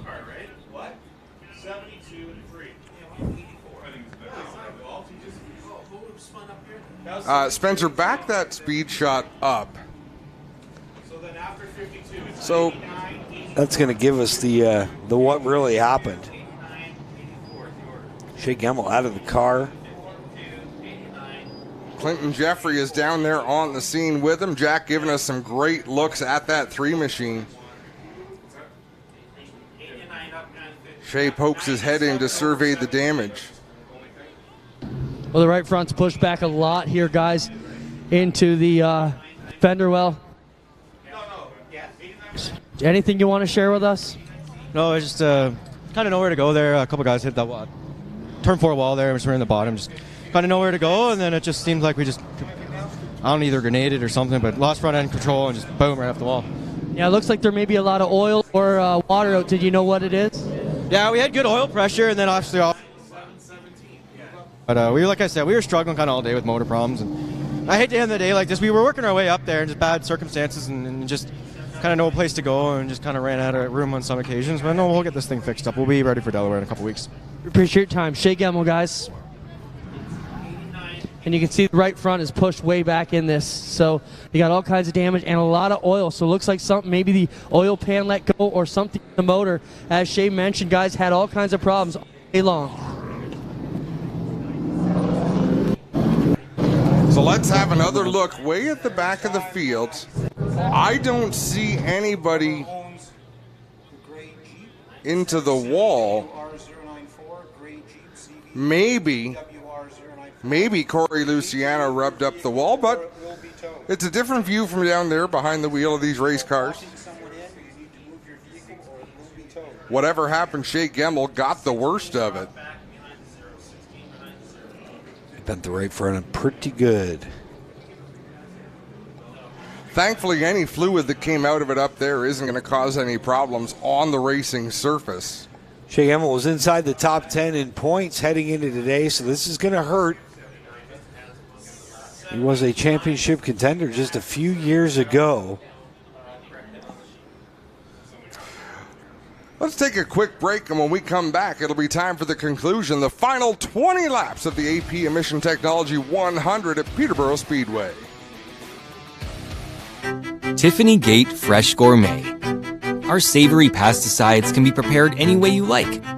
Serve warm or chilled, as a main or as a side. Tiffany Gate Fresh Gourmet. Create your way to great taste.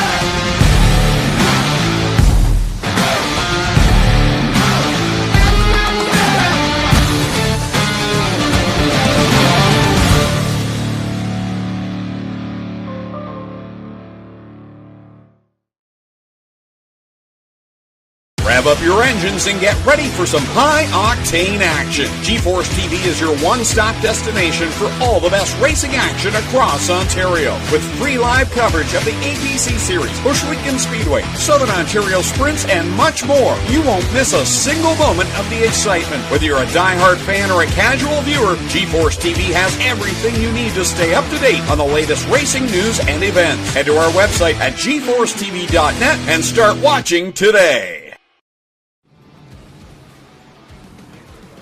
Welcome back to Peterborough Speedway, the AP Emission Technologies 100. We are 80 laps into this 100-lap affair. There have been some wild restarts. The choose rule has played in. It has flopped the field repeatedly on these restarts. These drivers, by and large, Jamie, have done a great job out there, Jamie and Charlie. I'm Adam Ross, joined with Jamie Mosley, Charlie Toner up in the booth. Clinton Jeffrey is trackside. Not too many hurt feelings so far tonight. Just a lot of good, hard racing. At least in this race. As you were talking about the choose rule, we've seen that in the Canadian Legend Series for years now. And it's the biggest strategy change that you could make in a race team. I mean, it's all about racing strategy when it comes to this choose rule.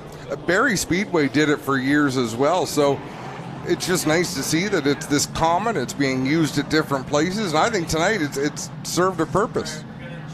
It's definitely given us lots to talk about as we get ready for restarts here. Looks like Joe Lawrence is sizing up to go back to the outside in that 78 machine. Indeed, he does. Steckley down low, Lawrence up high. Sheridan down low. Chenoweth, Fitzpatrick, Danny Benedict going to head to the outside, along with Trayton Lapsevich, Blair Wickett. Hey, and if you're behind the wheel of the 41, what do you have to lose, right? No, for sure. 20 laps to go. It's hard to move in this very tight technical track. This is one of the great strategy moves. I mean, Ryan Kimball was scored in the 14th spot, able to restart in the top 10. So it's allowed some drivers to take some swings out there. I wouldn't even count him out of even a top 5 here if he can play his cards right over the last 20 laps. So I wouldn't count out anybody on the lead lap. You know, anybody can come to. I won't be surprised by anything. Little less than 7 miles of racing left, 20 laps to go. Steckley, the control car. Joe Lawrence, the 2020 champ, on his outside. Oh, Lawrence is a long ways out front. Steckley powers back. They were pretty close at the line. Gave it back there in turn number 1. They're side by side, door to door down the backstretch. J.R. Fitzpatrick giving a little tap to the back bumper of Chenoweth. Oh, contact there between Fitzpatrick and the 97 of Wickett. They just bounced off each other off turn 4. They're going to get rolling again. Steckley still out front. Lawrence second. There you see Chenoweth racing hard. Fitzpatrick behind him. Lapsevich in that group as well. Elbows up racing as we get down to the closing laps of this 100-lap APC late model event. Sean Chenoweth still working hard to the inside of Trayton Lapsevich. Contact between the 89 and the 41. Chenoweth drove it in deep in 3 and 4, drilled Lapsevich in the door. They kept beating and banging. They're still beating and banging down into 3 and 4. Side by side, door to door off of the turn number 4 down the front straightaway. Lapsevich maintains the spot, but Sean Chenoweth not going away. This is all going on for 5th spot, about a straightaway behind your leader. Great duel. Trayton Lapsevich, Pinty's racer, 2 wins on the year. Chenoweth, a couple super stock wins at Delaware so far this year. Both of them looking for that top 5 here tonight. Working hard for it. Out in front, it's Kyle Steckley by almost half a second over Joe Lawrence. Chenoweth closes the deal on Lapsevich, and now Lapsevich comes under fire by the 84, your defending champ, J.R. Fitzpatrick, in that Cambridge rigging machine. He'll mosey on by the 41 as well, who's going to fall into the clutches of the Polar Blair. Out in front, Kyle Steckley with 3-4 car lengths over Joe Lawrence. 12 laps to go. How about your point leader, the 54, Danny Benedict? Spent most of this race on the outside of the top 10. He's found his way up to 4th. He's pressuring Jake the Snake for 3rd, but out front, it's that APC Pennzoil machine. 2nd generation superstar Kyle Steckley. Steckley leading the way, holding a pretty wheel. Continues to hit his marks. He's got that black number 78 in his rear view mirror of Joe Lawrence. Lawrence doing everything he can, but really swapping lap times with the race leader. Less than 10 to go. Kyle Steckley's been to victory lane twice before in APC competition, including a one-off back in 2021 where he won his first race at Flamborough Speedway. Steckley off turn 2 and down the backstretch still leads Lawrence by 3 car lengths. Lawrence is closing in though just a little bit. I mean, that's 2.5 car lengths maybe now, Jamie. So close out there between 1st and 2nd. One mistake by the race leader and Joe Lawrence will be there to pounce. He's closed in now to within 2.5 car lengths of your leader, Kyle Steckley, with 7 to go. Steckley powers it off turn 2. The 78 of Lawrence will follow in his tire tracks into 3. Steckley still running the extreme bottom in that number 22. Joe Lawrence a little bit higher on the racetrack. 6 laps to go. Off turn 2, you see Steckley slide just a bit. Lawrence right there. These guys getting all they can out of these American Racer tires in the late going. 5 to go. Steckley leads down through 1 and 2 again. I don't think they'll catch lap traffic, but it's going to be close. Joe Lawrence 2 car lengths behind the race leader, Kyle Steckley, as they work off at turn 4. 4 to go that time at the line. Steckley powers off turn 2. Lawrence right there. Going to be 3 to go this time by. Just a mile of racing left here at Canada's toughest 3rd mile. Joe Lawrence has closed the gap to within 1 car length. He pulls right up on the rear decklet of the 22 with Steckley. Steckley pulls him down the backstretch. 2 to go at the line this time by the starter. Getting that move over flag for the lap cars who might come into play here. Going to be the white flag next time by. A lap and a half to go as they hustle into 3.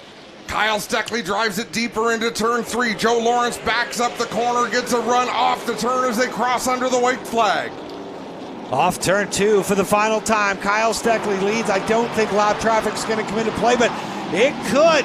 Lawrence is right there. Lawrence looks high. Steckley caught behind the lapper. Little bit of contact, and Steckley holds on to win. Kyle Steckley takes that win over Joe Lawrence. Danny Benedict comes home 3rd. Jake Sheridan 4th. Sean Chenoweth 5th. Fitzpatrick will finish 6th. 7th to Trayton Lapsovich. 8th to the Polar Blair Wickett. 9th will go to Flying Ryan Kimball, and I believe rounding out the top 10, primetime Josh Stoddy. Wow. And there's a few little signals being given from driver to other driver on this cool down lap, but I've got to say that was an excellent display of short track racing tonight here at Peterborough Speedway. Nobody really got tore up tonight. Not a lot of hurt feelings.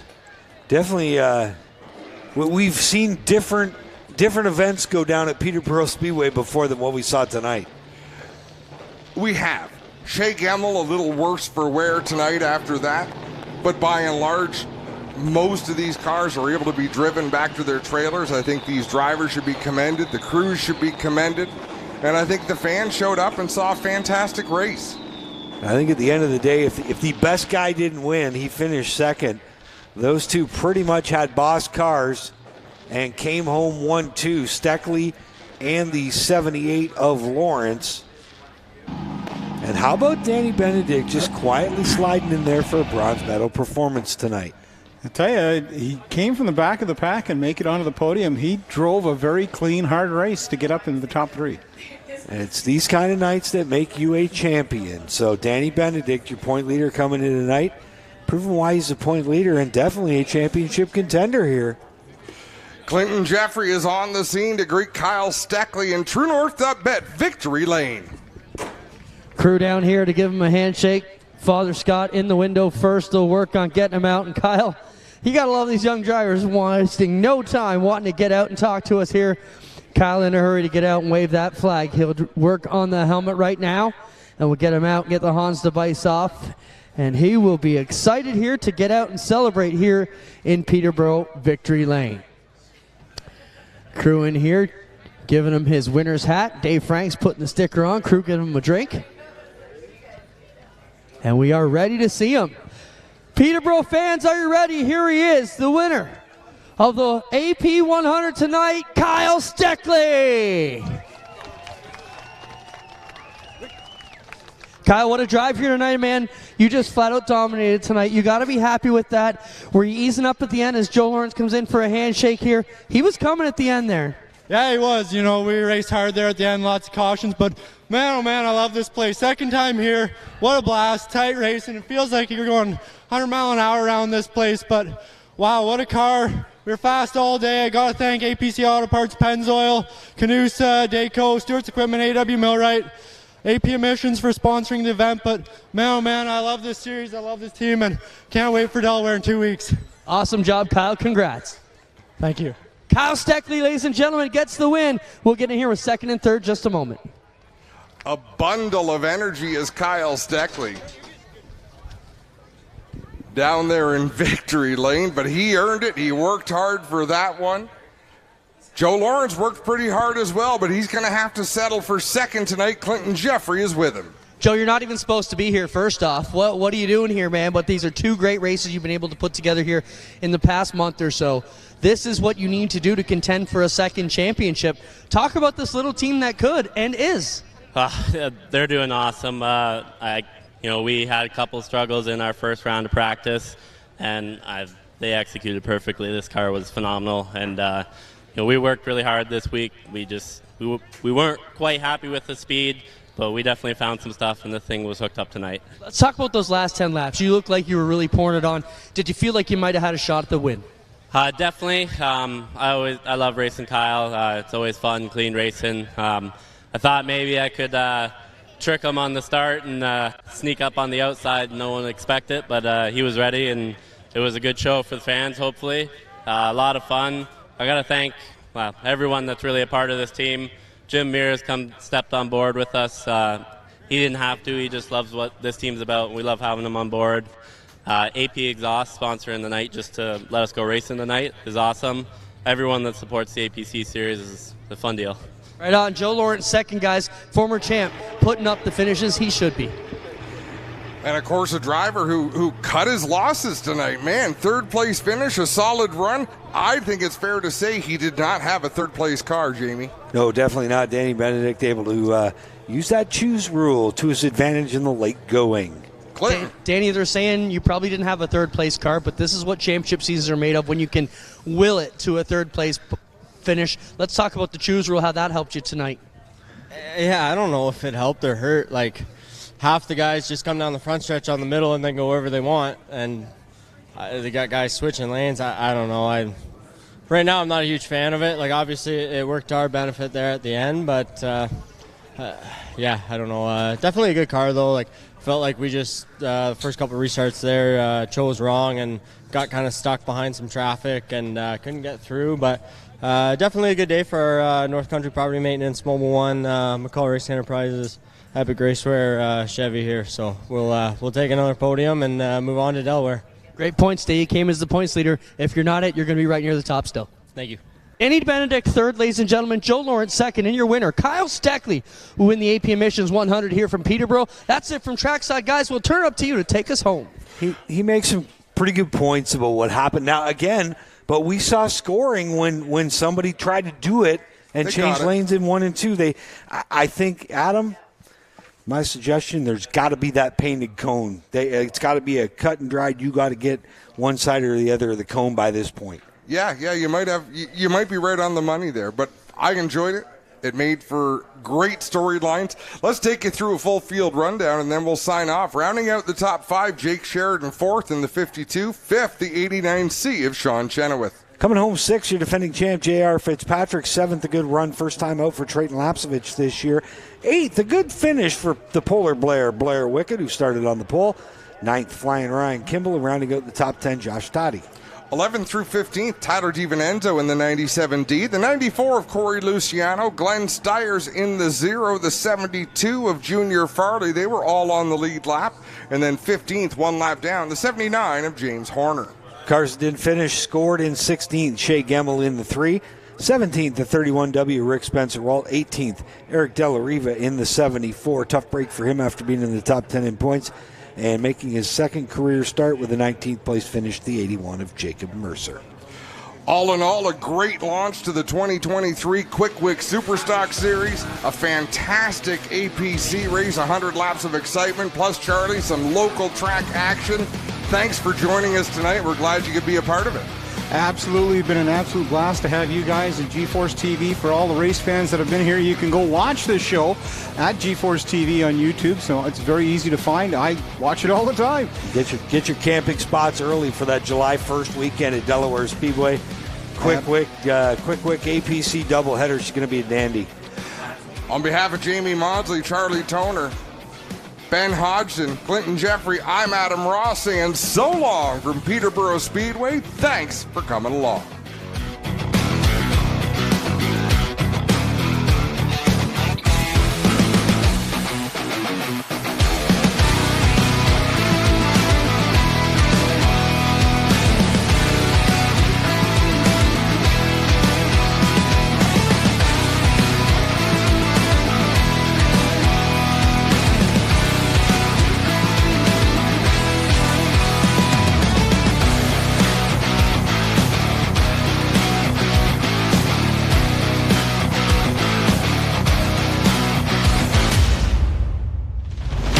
Copyrighted broadcast may not be reproduced, retransmitted, or used in any form without the authorized written consent of GeForce TV.